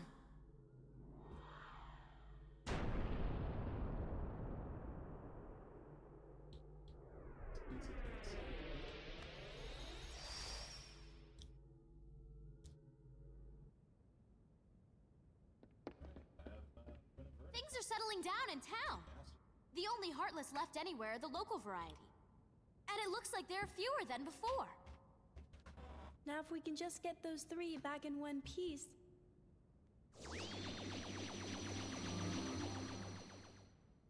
You're here! Welcome back!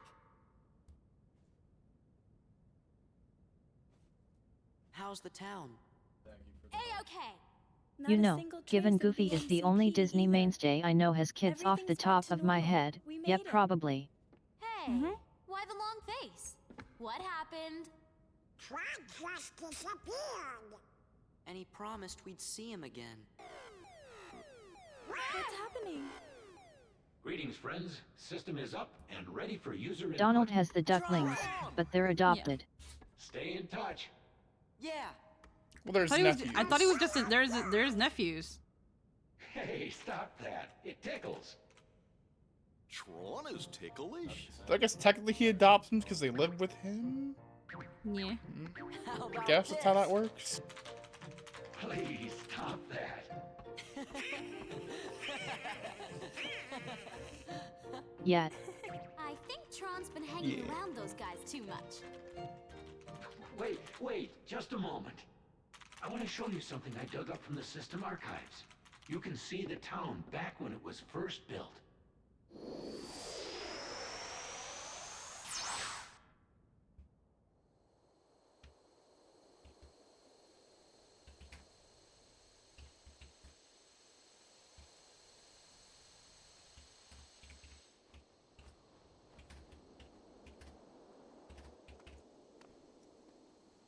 That's right. I remember now.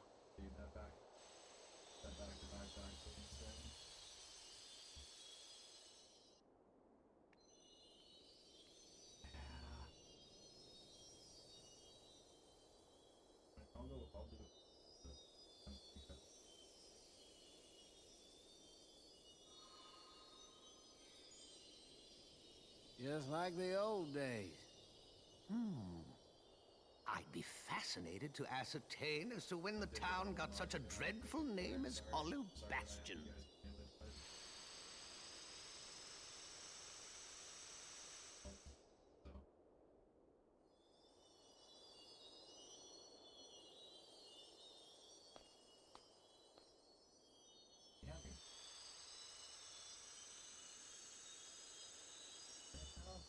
You know, this town had another name once.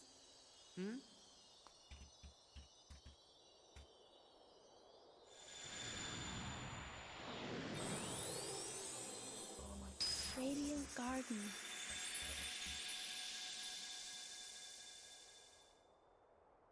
Yeah.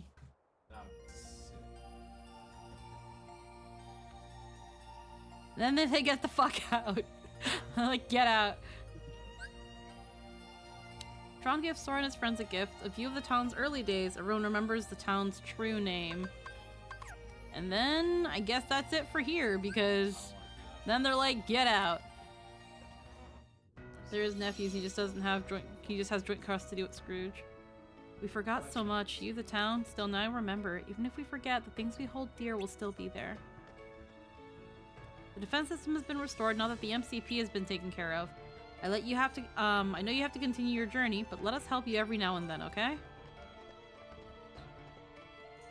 This is gonna be like, welcome to the Radiant Garden Reconstruction Committee. Oh, I can't wait. Look out, town. Here comes Grand Ninja Yuffie. Alrighty. I'm pretty sure that wraps it up for this place. So now, we can go back to Traverse Town and see what the fuck. Oh, wait, did I just leave? Oh, title screen. I just fucking completely left. Uh-oh. Uh-oh. Ruh-roh. Uh-oh. I gotta redo the boss. I thought I was gonna save. That's okay. We can do it again. Now we know what to do. I'm stupid. It's There also he is. fairly late. So it makes sense. Mistakes happen. Well, I mean, it's only 10 o'clock. Time is soup for me. Oh, wait, that's Tron. He's over here. Where is he? Ow. 1 a.m.? Yeah, for some of y'all it's late. Yeah.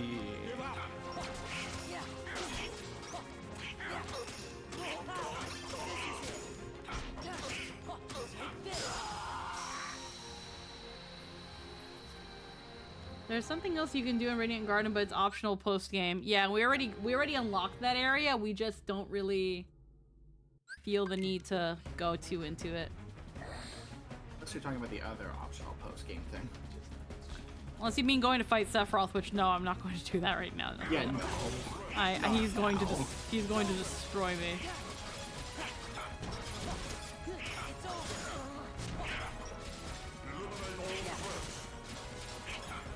Stop doing that.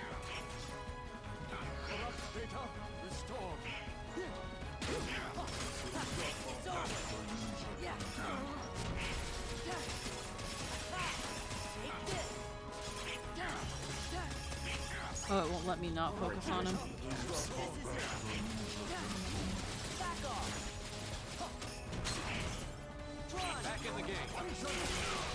Yeah, no, they won't let me do anything until I...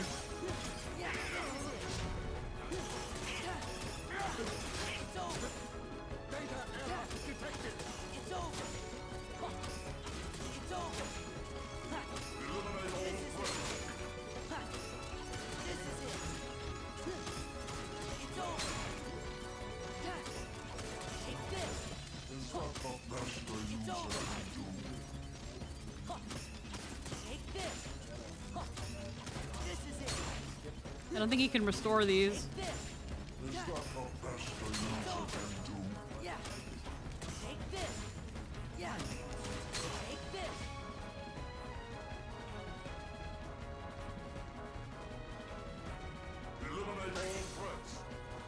Yeah, you can't restore that.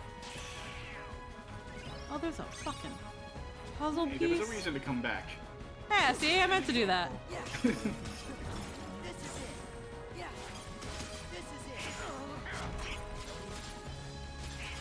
Back in the game. Running execute.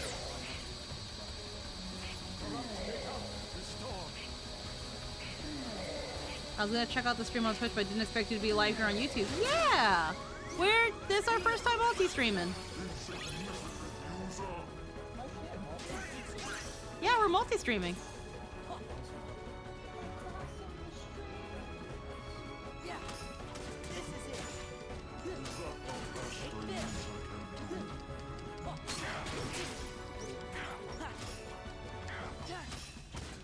Oh no, anything but Tron. No one knows that movie. Hi, anyway.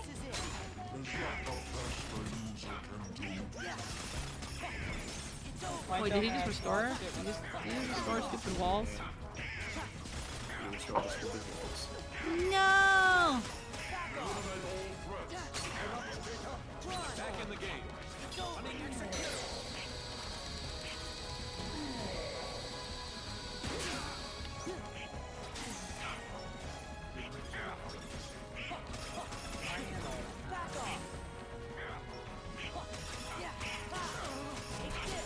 What are you doing to Moses? Hello, I was called to the ER and had a grand old time. He's being sarcastic. Oh no! I'm sorry you were called into the ER, runaway. Oh, you hate that. Ow.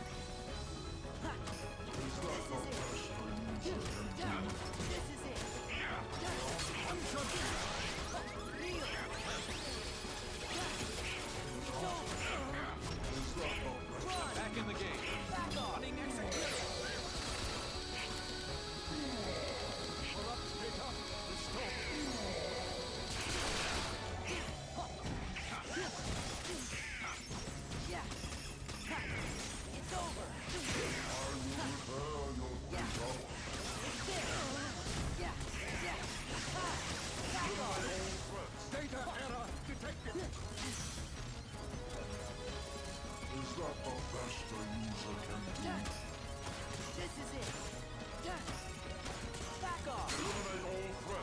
Back in the game.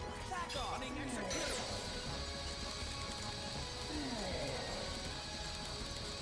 Got the button mashing.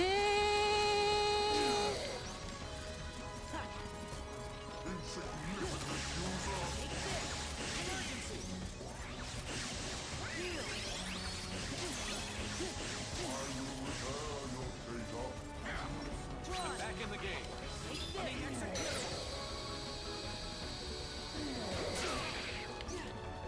Donald's supposed to keep him busy, Donald.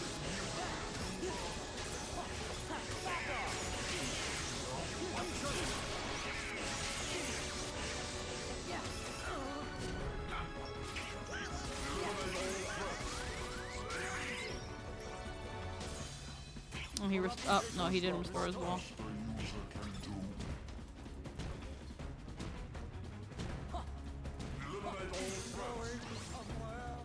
Oh, damn it.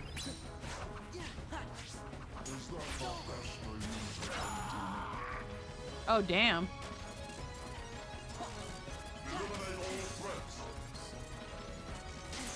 Ah.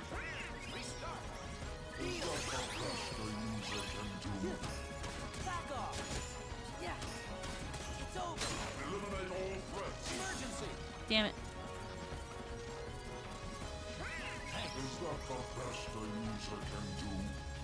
Come on.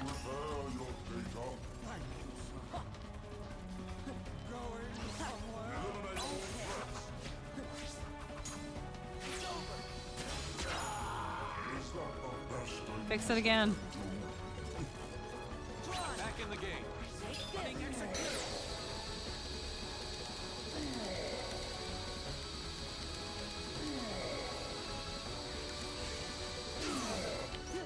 Only one more. Only one more.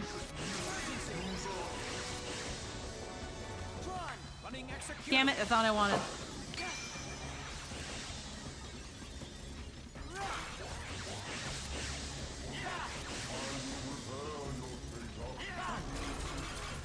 That's the face my computer makes when I agree to install an update. Yeah?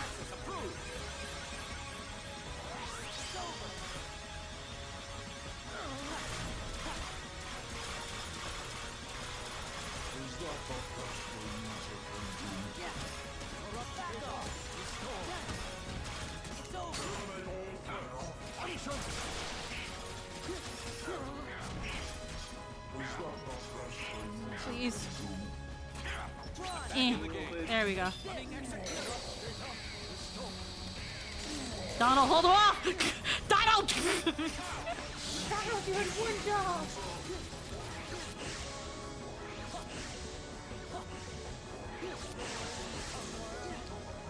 No! Dumbass! Dumbass! 5 head! Good job, 1 head! Look at that! Look how good you were! You missed!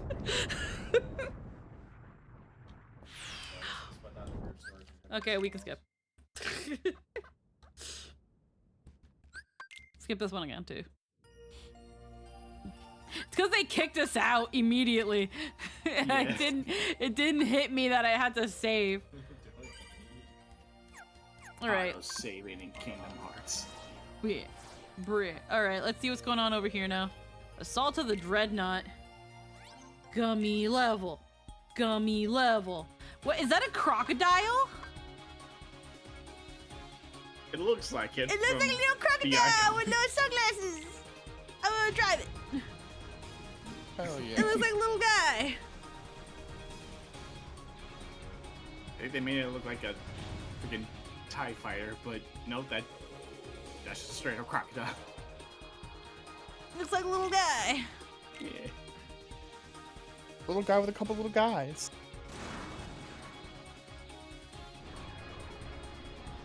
It really does, though.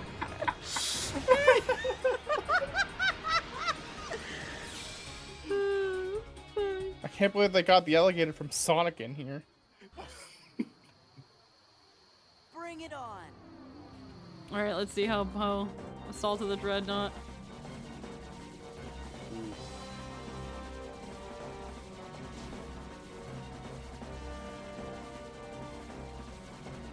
Oh.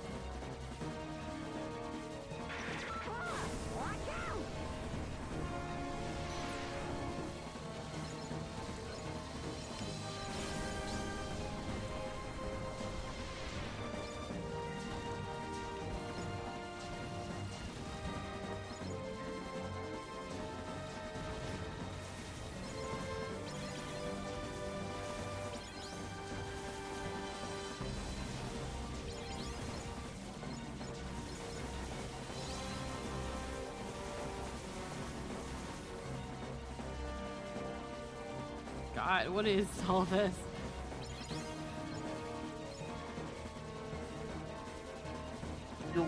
Obviously you're assaulting the Dreadnought. Yeah, I guess. You can attack these big ones too. Those big things you can freaking destroy, which is crazy because they're so big.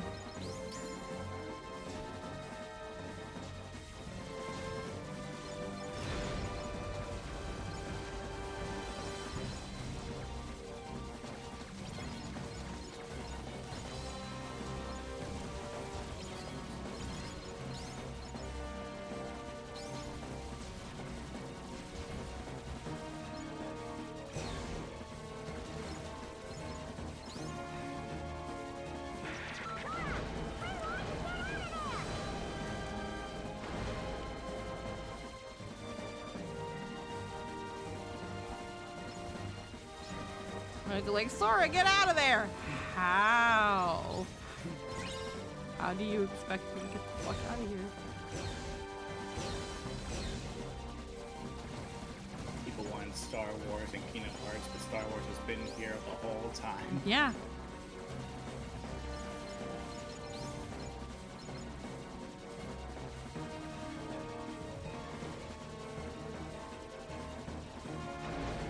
Do a barrel roll.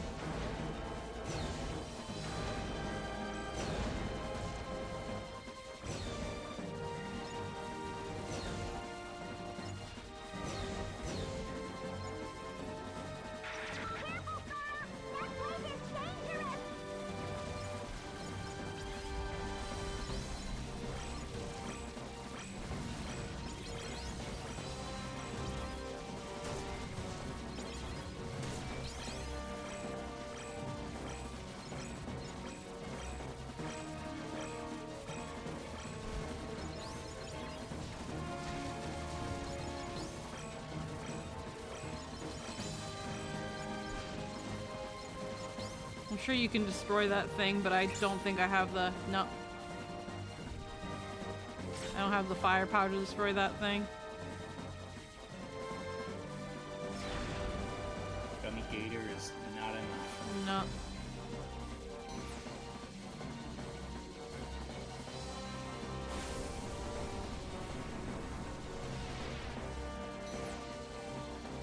There's something Eldritch about it.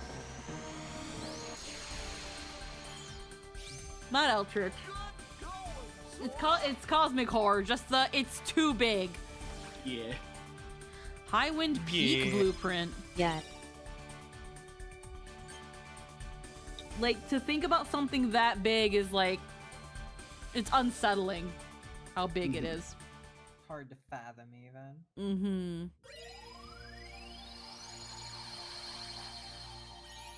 It's like if a mountain started to stand up. Yeah. Huh? Alright, let's give it another shot. We got a blueprint. Yep, we got Peak. Highwind Peak. Balanced defensively and defensively.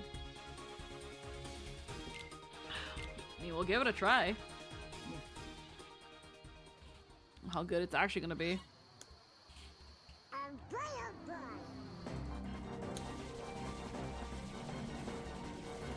I think you maneuver well enough to where you don't have to worry about defense.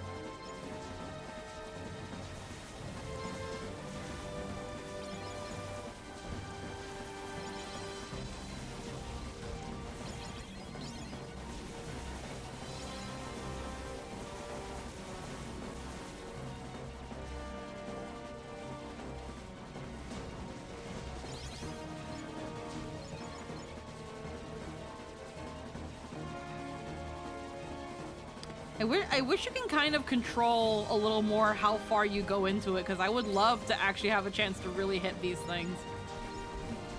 Like the really big ones.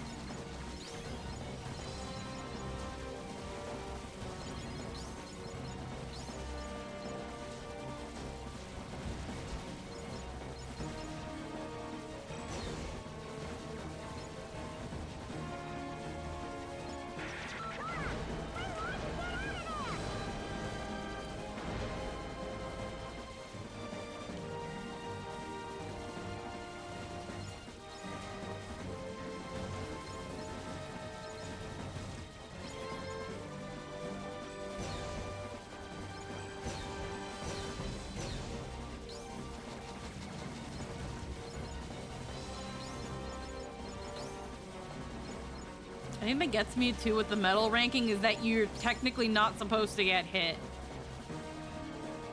And that's kind of impossible, me feels.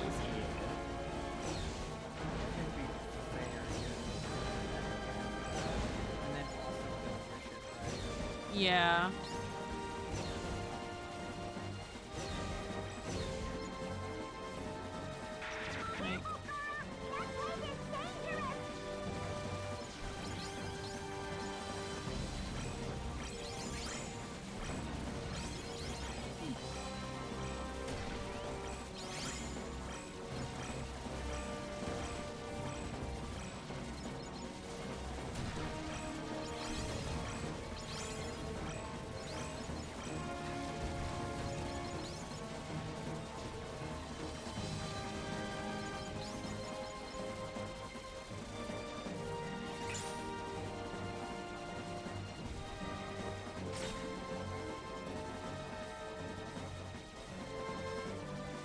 That seals. And we do not get hit by the laser. Nothing flies at us, though. Oh, that's it.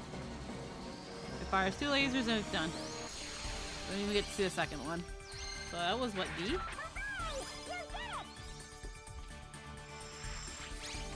Yeah. Wow.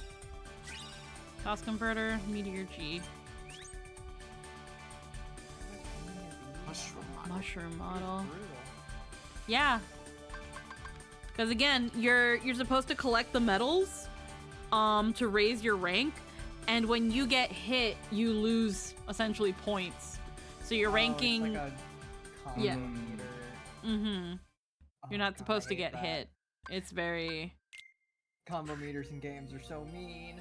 Yeah, it's pretty ruthless. Land in Twilight Town. Got about half an hour. Yeah. Hey, I think we're almost there. Huh? Gorge, aren't we here because of the picture? Look, I'll show you.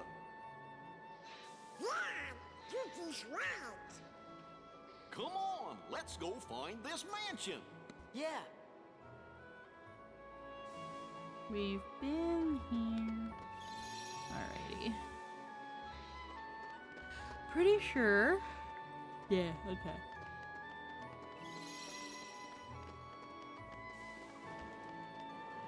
Before I actually. No, it's just a. Just a big empty room. Yep. But I guess Sora can do that.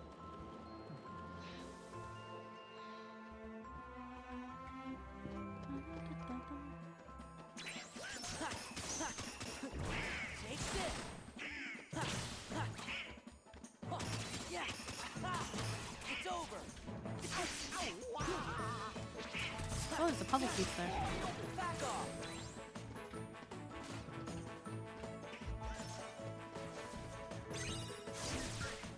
Yeah. Frontier. This is it. Yeah. It's over. That reminds me. Let me. Is that pieces? I really don't have all the. Oh. I have all the pieces in the Pride Lands. Well, what do I do with them? How do I put them together? Space Paranoids. That's probably. Yeah, that's Tron, probably. Port You need to get Royal, all I'm the missing specific 3. kinds. Timeless River, I'm missing 1. Disney Castle, I'm missing ones. I got all 3 in Atlantica. Frontier, Awakening, Daylight, Sunset, Character Links. For full pic. No, that's not what I wanted.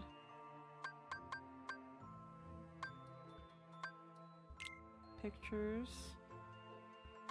Awakening. Kyrie arrives.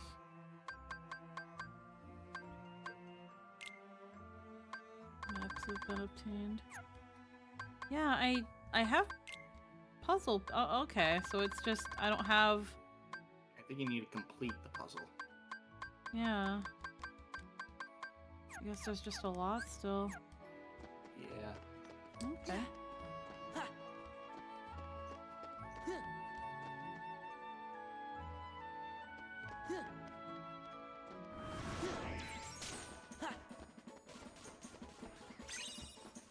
Sunset.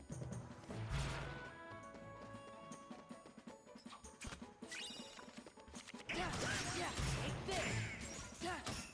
Back off. This is it. It's over. Yeah. Take this. Twilight Shard.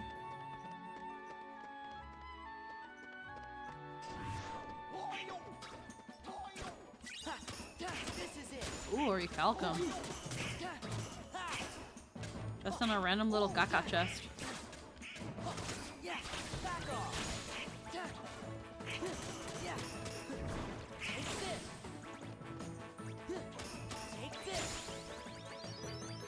once more. Huh. What, I feel like I've heard people mention that ability. Oh. It's this. That's why. Let's see. Ah, yeah, that one. The VTuber that has squeak in the first half of the username that I watch, who is Arrow Ace.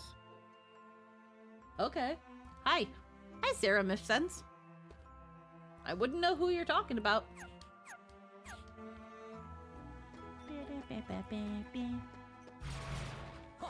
Whoa. It's over. Ha. Take this. Ha. Take this. Alrighty.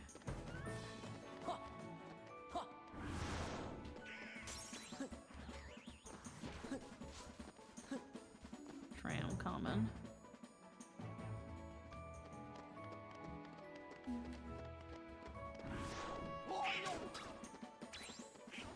There's no one in town.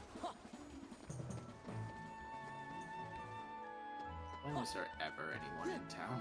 There's usually a couple people. At least there were. Take this.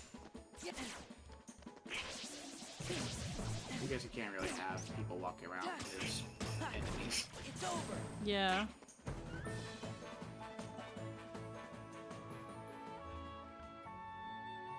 Ever play the KOTOR? I unfortunately don't know what you mean by that, Bardu. Are you talking about Knights of the Old Republic? Because no. Yeah, because no. They were all removed by Disney. Thinking of replaying them. I mean, if you want to replay them, by all means. I'm not super into Star Wars. So I don't see myself being very interested. It's weird that it happened twice. This week, part of username. Yeah, again, cool. I wouldn't know who they are, but I can probably tell you I came first. Because I've been on the internet way too long, because I'm old. I'm old as fuck. It's like, yeah, no, I'm first, not because I'm better, it's because I'm old.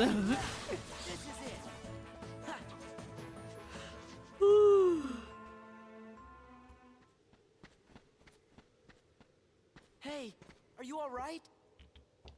What happened?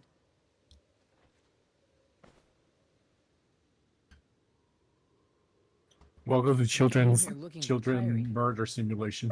White things attacked us. This isn't FNAF. Yeah. What do you guys didn't have mean? to go and do that. No, it's absolutely FNAF. It's in the title. was our Look, friend too, you know. FNAF Hearts 2. My God.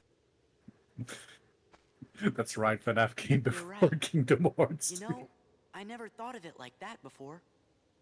Word is, If you took out this mansion gets a lot of every really single word strange in visitors. Kingdom and put in We the thought this place might be exact the four gateway to letters, some he's kind right. of alternate If you Twilight. rearrange Kingdom, it spells FNAF. Alternate Twilight Town. Hey, Goofy. It's a See that palindrome. crystal of yours? Don't you remember that part where Goofy said, "Are you ready for I made Freddy?" that pouch Gorsh. myself, and I still have it. Oh, So yeah. there shouldn't be two of them here. And My this is the favorite part in trouble FNAF Cypher Hearts 2 is when Goofy left it becomes Freddy behind, Fazbear and rises him up. It's the only one of its kind. Same for the crystals. Red, blue, yellow, green. The Heartless were Only the one of true each color. monsters. You've Yeah, got your but own. Freddy's Fazbear. So, Pizza. Where'd you get Oh. it?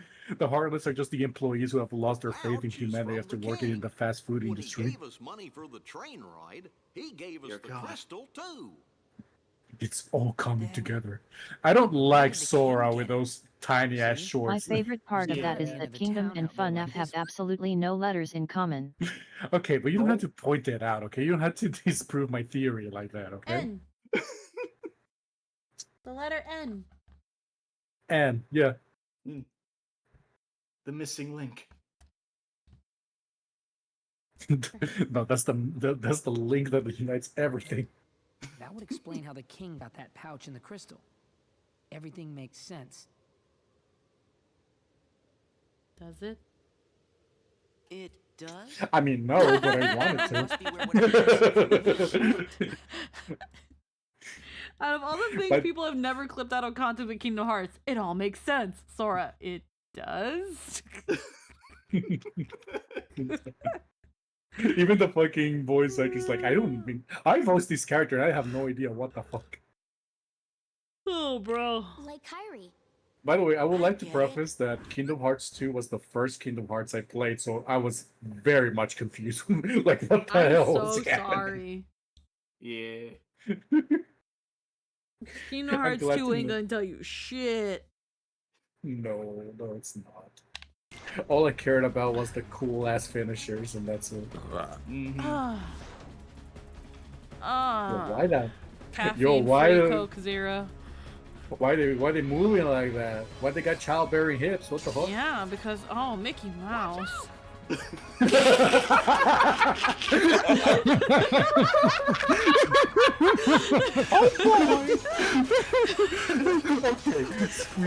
squeakers. What? Squeakers. I would like you to know that you said that with the same energy as Hatsune Miku. Hatsune Miku, Mickey Mouse.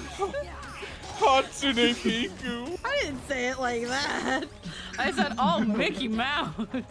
You have the same energy. It's completely fucking unexpected. What, Mickey? What are you doing? Look at him go. Look at him skipping and flipping and dipping. Flipping and skipping and dipping and flipping. Ma'am, I Look can't at him believe using Mickey his Mouse was... Skibbity D Rizzler. Monkey can't D believe Rizzler. Yeah. I can't believe Mickey Mouse was playing Final Fantasy 15 before he even came out. Yo. I love how he's not actually hitting anything, he's just there being extra. Bro's off for me. Hey, I finally did that. Oh my god. I've never been able to do their fucking duels because I was always like, what the fuck? And you're supposed to find the... You get a whole fucking timing? samurai movement No, because, hold on, let me see if I can do it again. Oh, wait. Oh, wait. Oh, wait.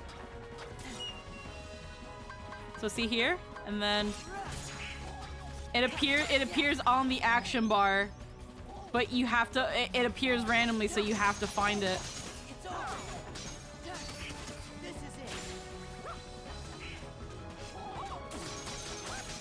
But it does the whole samurai movie thing, which I always thought was really cool, but I could never get it. I got something to tell you. I found out where Ansem is. Ansem the Wise, the real Ansem. He snuck into Organization 13. Ansem the genuine, the real Ansem. We've figured out where It's Kyrie him, all right. is. I'm pretty sure we're right. But why'd you all come here? I have to commit tax Someone fraud. gave us a clue. Who?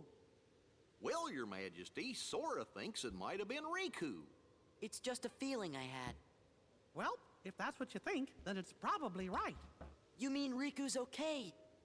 I wonder what they were thinking when they made this series. Like, waited long what enough, Your fucking, like, Majesty. stone Tell me what you hash, know. like, street It's meth not were for they me to cooking say. when they fucking But Your made this? Majesty, why? I don't want to break my promise. Like, genuinely, like, why? Promise to Riku? So he's okay. I can see him again. Huh?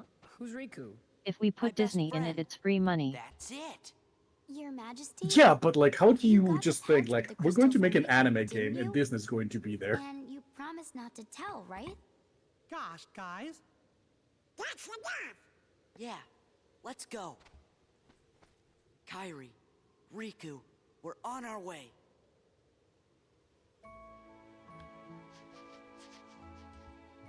I bet you get to the other Twilight Town through this mansion. Let's head in. This place must be hiding some kind of secret. Got the clip. Can't.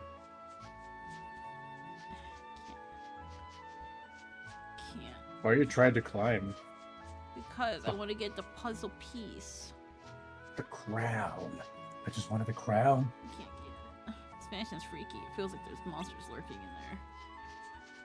Minky Mouse. Riku's going to be so mad at me. Still, we have to hurry and search for the mansion. Well, I found Why it. is he? Why is I was going to say, why is Miku going to be upset at me? It's Riku Hatsune? There's gotta be a computer somewhere. A computer? Do you think it's connected to that other Twilight Town? Why does Mickey know It where a might be. computer is? And there should be a way into the realm of darkness. Did something. Riku told you that, didn't he? Stop thinking everything came from Riku, Sora. Please, Sora, I made a promise. Aha, I knew it.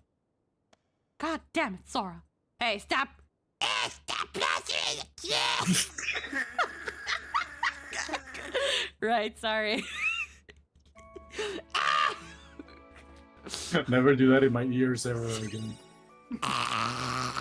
Well, I will strangle you. Hatsune Riku, and sure enough, there's plenty of fan art of Hatsune Riku. I already got strangled. I already got strangled and I liked it. Yeah, but you have never been strangled with the intention of killing. It's a whole other beast. The dining room.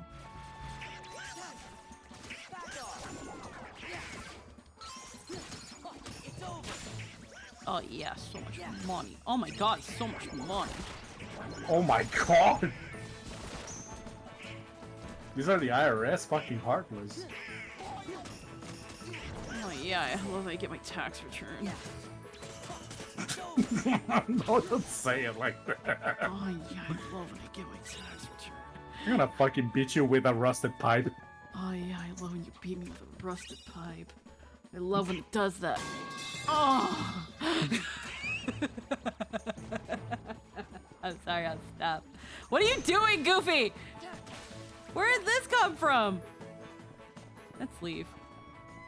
Only a massive blast could have broken this. Anyhow. If you strangle her, she'll keep making that noise, though. The castle object is crumbling. Symbolism. There should be a computer leading to another world in this mansion. I'm sure we'll find it if we search hard enough. This place is falling apart. There's supposed to be a computer in this raggedy mansion?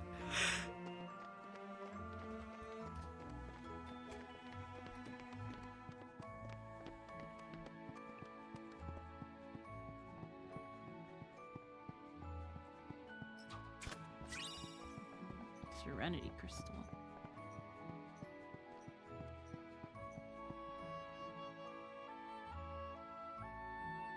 The White Room. I wonder why they call it the White Room. I don't know. Cause that's not white, that's gray.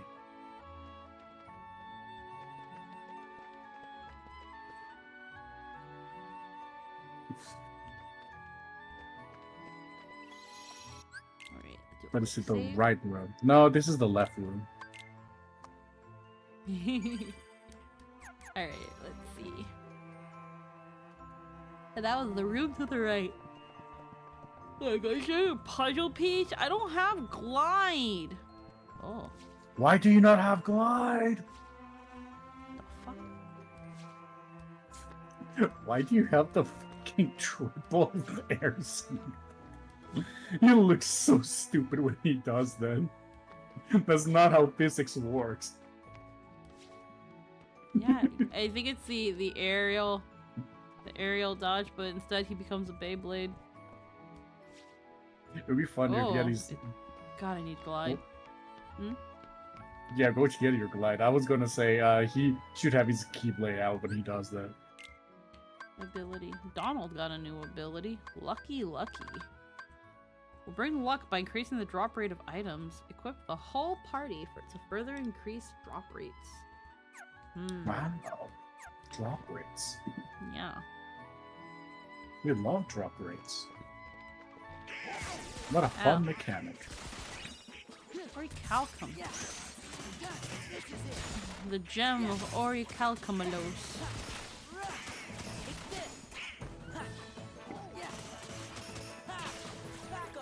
Top 3 Disney princesses. Of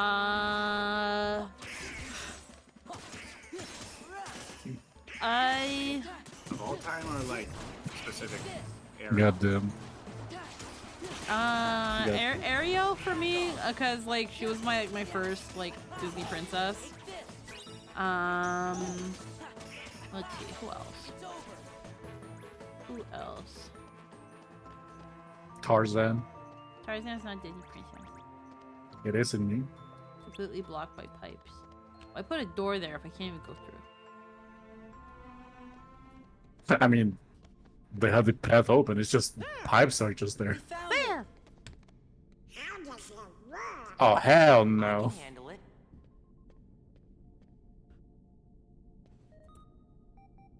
Okay. Here we go. Oh, What's wrong?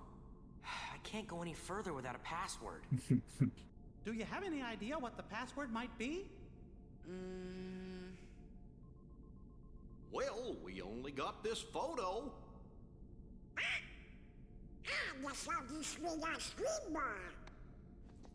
Yeah, the one Donald ate up. It was in the box right next to the photo. Hey, that's it. Ansem the Wise loved ice cream. Okay, what's the name of the flavor? Such a random fucking fact to bring up. Password's the name of that ice cream. Make sure you get it right. It won't take an incorrect password. Sky sugar ice cream, sea salt ice cream, liver pepper ice cream. That is absolutely disgusting. How dare you? How would you? Why would you? Liver pepper. That's it. The ice cream name is Sea Sa. No, you should do this, Sora. Hurry and tell Pence the flavor. Bro is actually trying Ice to cream backseat you. Could it be that ice cream you used to eat all the time? Sweet yet salty and delicious. That has to be it. Everybody fucking knows the name of this ice cream. Why Yeah, do everybody you does. need I to think say it's- it? Can't believe such an amazing computer was inside this mansion. Look at all these machines. I don't understand any of it. If you get it wrong, it just ignores you. Like, no, not like actually answer it. You know it already, you idiot. Sea salt. It worked! Yeah. They didn't expect anyone to pick the wrong answer. How the fuck so they does that just made computer up work? Are dialogue. those just Let's extra go. keyboards? Yeah. We'll be here to hold down the fort. Yeah, they're just there for decoration. Have you not seen those like build guides? It's like what is that like content called? Like rig review? Which one? There's like some streamers who just do like, oh, show me your PC specs or your room review and all that stuff, and they send like pictures of that to the streamer. Oh. No idea. And then there's like people who have like 10 fucking keyboards or some shit like that.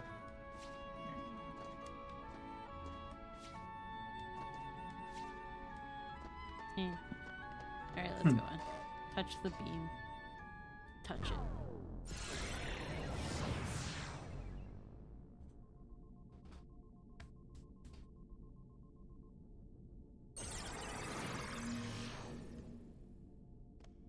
Are we back in the same place? My real question is, how old are Donald, Goofy, and Mickey in this series? This is the other Twilight Town. Like, legitimately, how Roxas old is are they? Twilight Town. Timeless. That's not the right answer. I called you. There's gotta be an entrance into the Dark Realm somewhere. Let's split up. Let's split up. Let's split up. Gang. Ansem Scooby.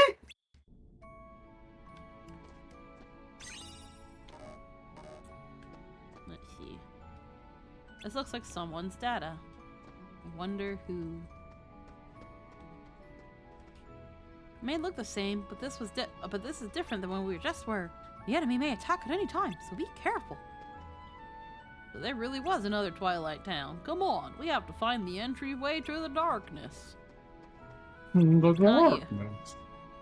That thing looks different, but I have a bad feeling. I can't do Donald, bro. What the fuck? No one can do Donald.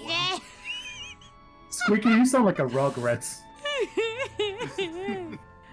This doesn't feel right.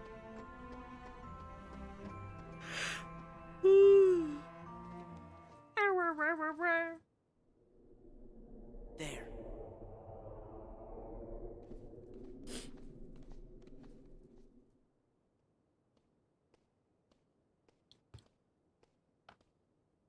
This is it.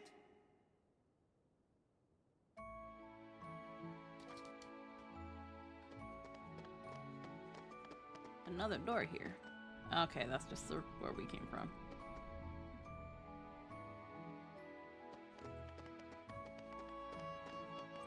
Something's not letting us leave.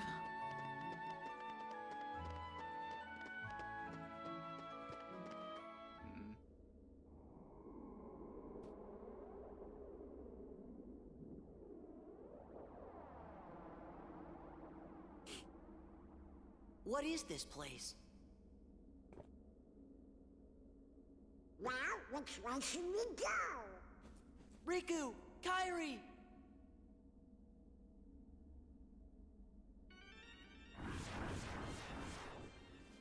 Bam, bam, bam, bam, bam, bam, bam, bam.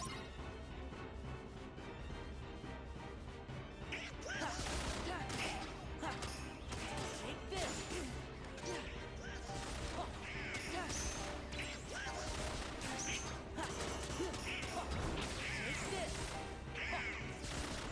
Oh, the battery is low, you say?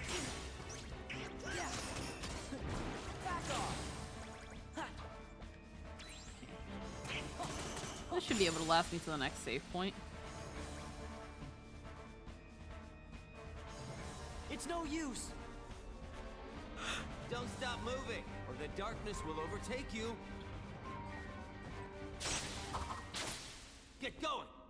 Why? Don't ask, just do it!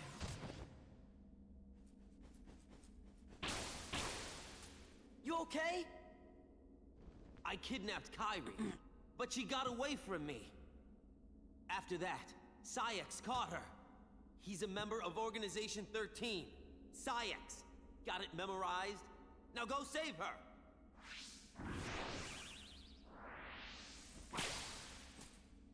Leave us alone!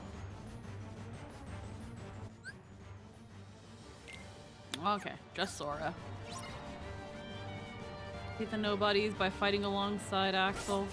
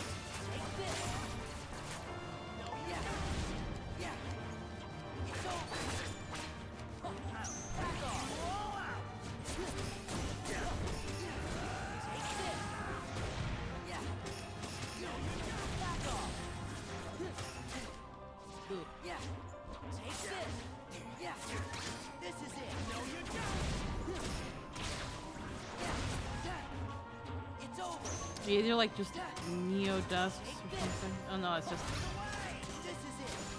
I can barely attack him because you keep being in above the ground. Stupid. No, it's not stupid. It's a game mechanic. No, it's silly. Stop hitting Chill. Axel. Stop being racist. Wait. They're being racist towards Axel. Whoa. How are you racist against Axel? Because they don't like the Irish. Got it memorized? Yeah. I see. Yeah. Oh, yeah. I think I liked it better when they were on my Oh, side. yes, I can Daddy. take them. Feeling a little regret? No. Nah, I can handle these No, punks. you cannot. Watch this.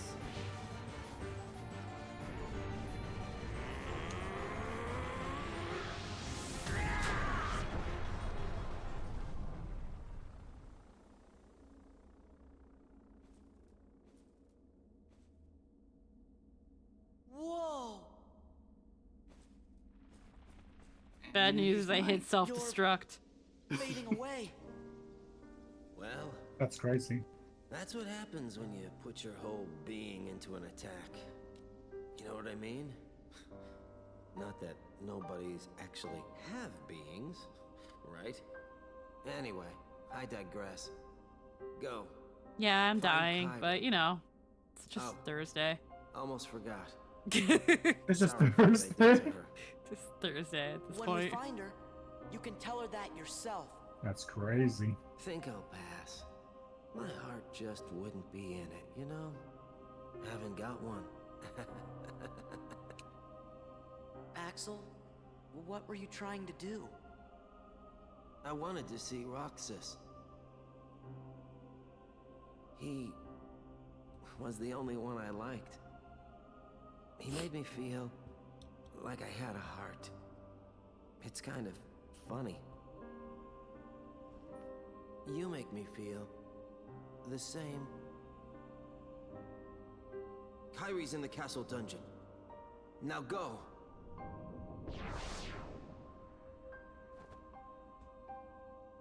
Axel.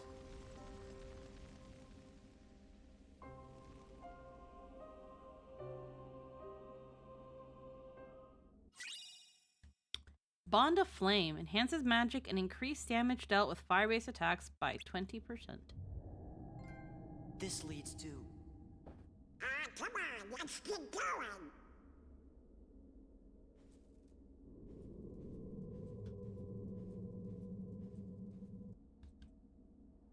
Honestly, a solid scene in The house concept. is looking Oh, yeah. pretty Shame empty, about the huh? delivery.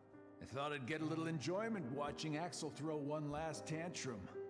But he went a lot quieter than I thought. Perhaps he was ready for it. Perhaps he put his existence on the line and won what he'd been longing for. Wait a minute. How would that even be possible? We don't exist, remember? What you're saying goes against the laws of nature. Then perhaps he bet his non-existence. Either way, he came out a winner. Oh, Axel. A grifter till the end. That's absurd. He won nothing, and is nothing. He couldn't stand the emptiness of being without a heart, and that led to his demise. He was foolish and weak. But weakness has the power to awaken that which is dormant. Butter. It is clear Butter. that Fox through his Ends is hard. actions, however foolish Okay. they may have been, Axel has touched Sora's heart. Perhaps he will soon awaken.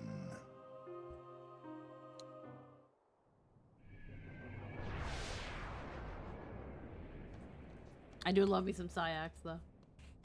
Everyone loves Axel, but I love Syax. Uh-huh.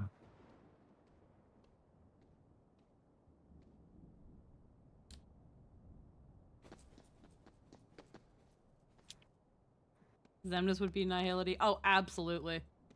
Oh, absolutely. Yeah. Oh, yeah.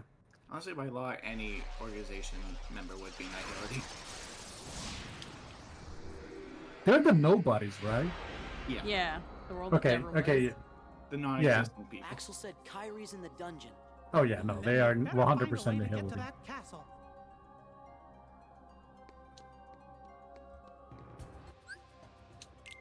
Alrighty. Items. It's gonna say that I got this, which I can check.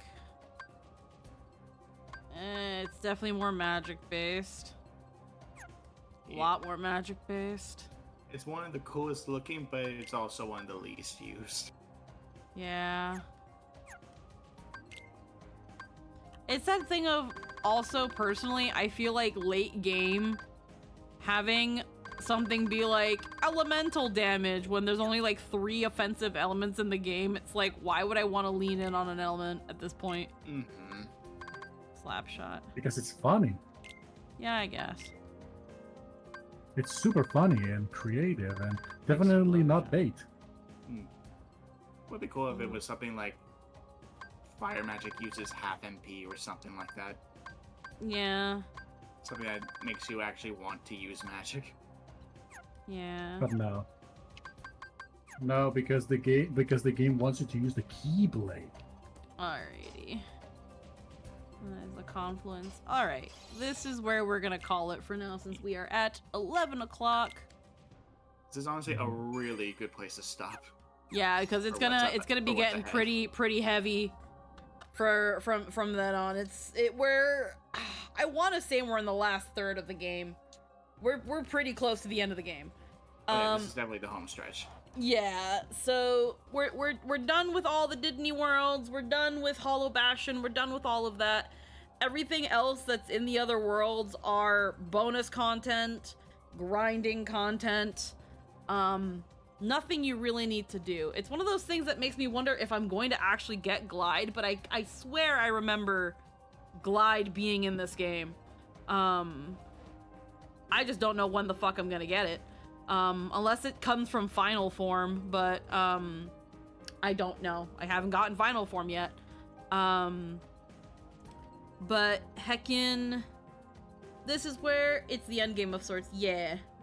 Next week's gonna be endgame. Yeah. Heckin', I'm gonna see if there's anybody we can raid on the Twitch side of things and pass along. Currently, birthday stream. Huh? It's Aaron's birthday stream. Yeah, Aaron is currently streaming. Let's see. Yeah, we might pass things along over to Aaron. It's his birthday.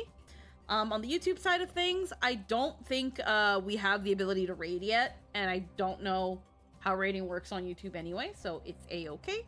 But heckin', on the Twitch side of things, we will be raiding Aaron. On the YouTube side of things, we will just be heading out. For everybody who is here, thank you so much for spending time with me. For people on the YouTube side of things, heckin', I hope you guys enjoy being on the YouTube side of things.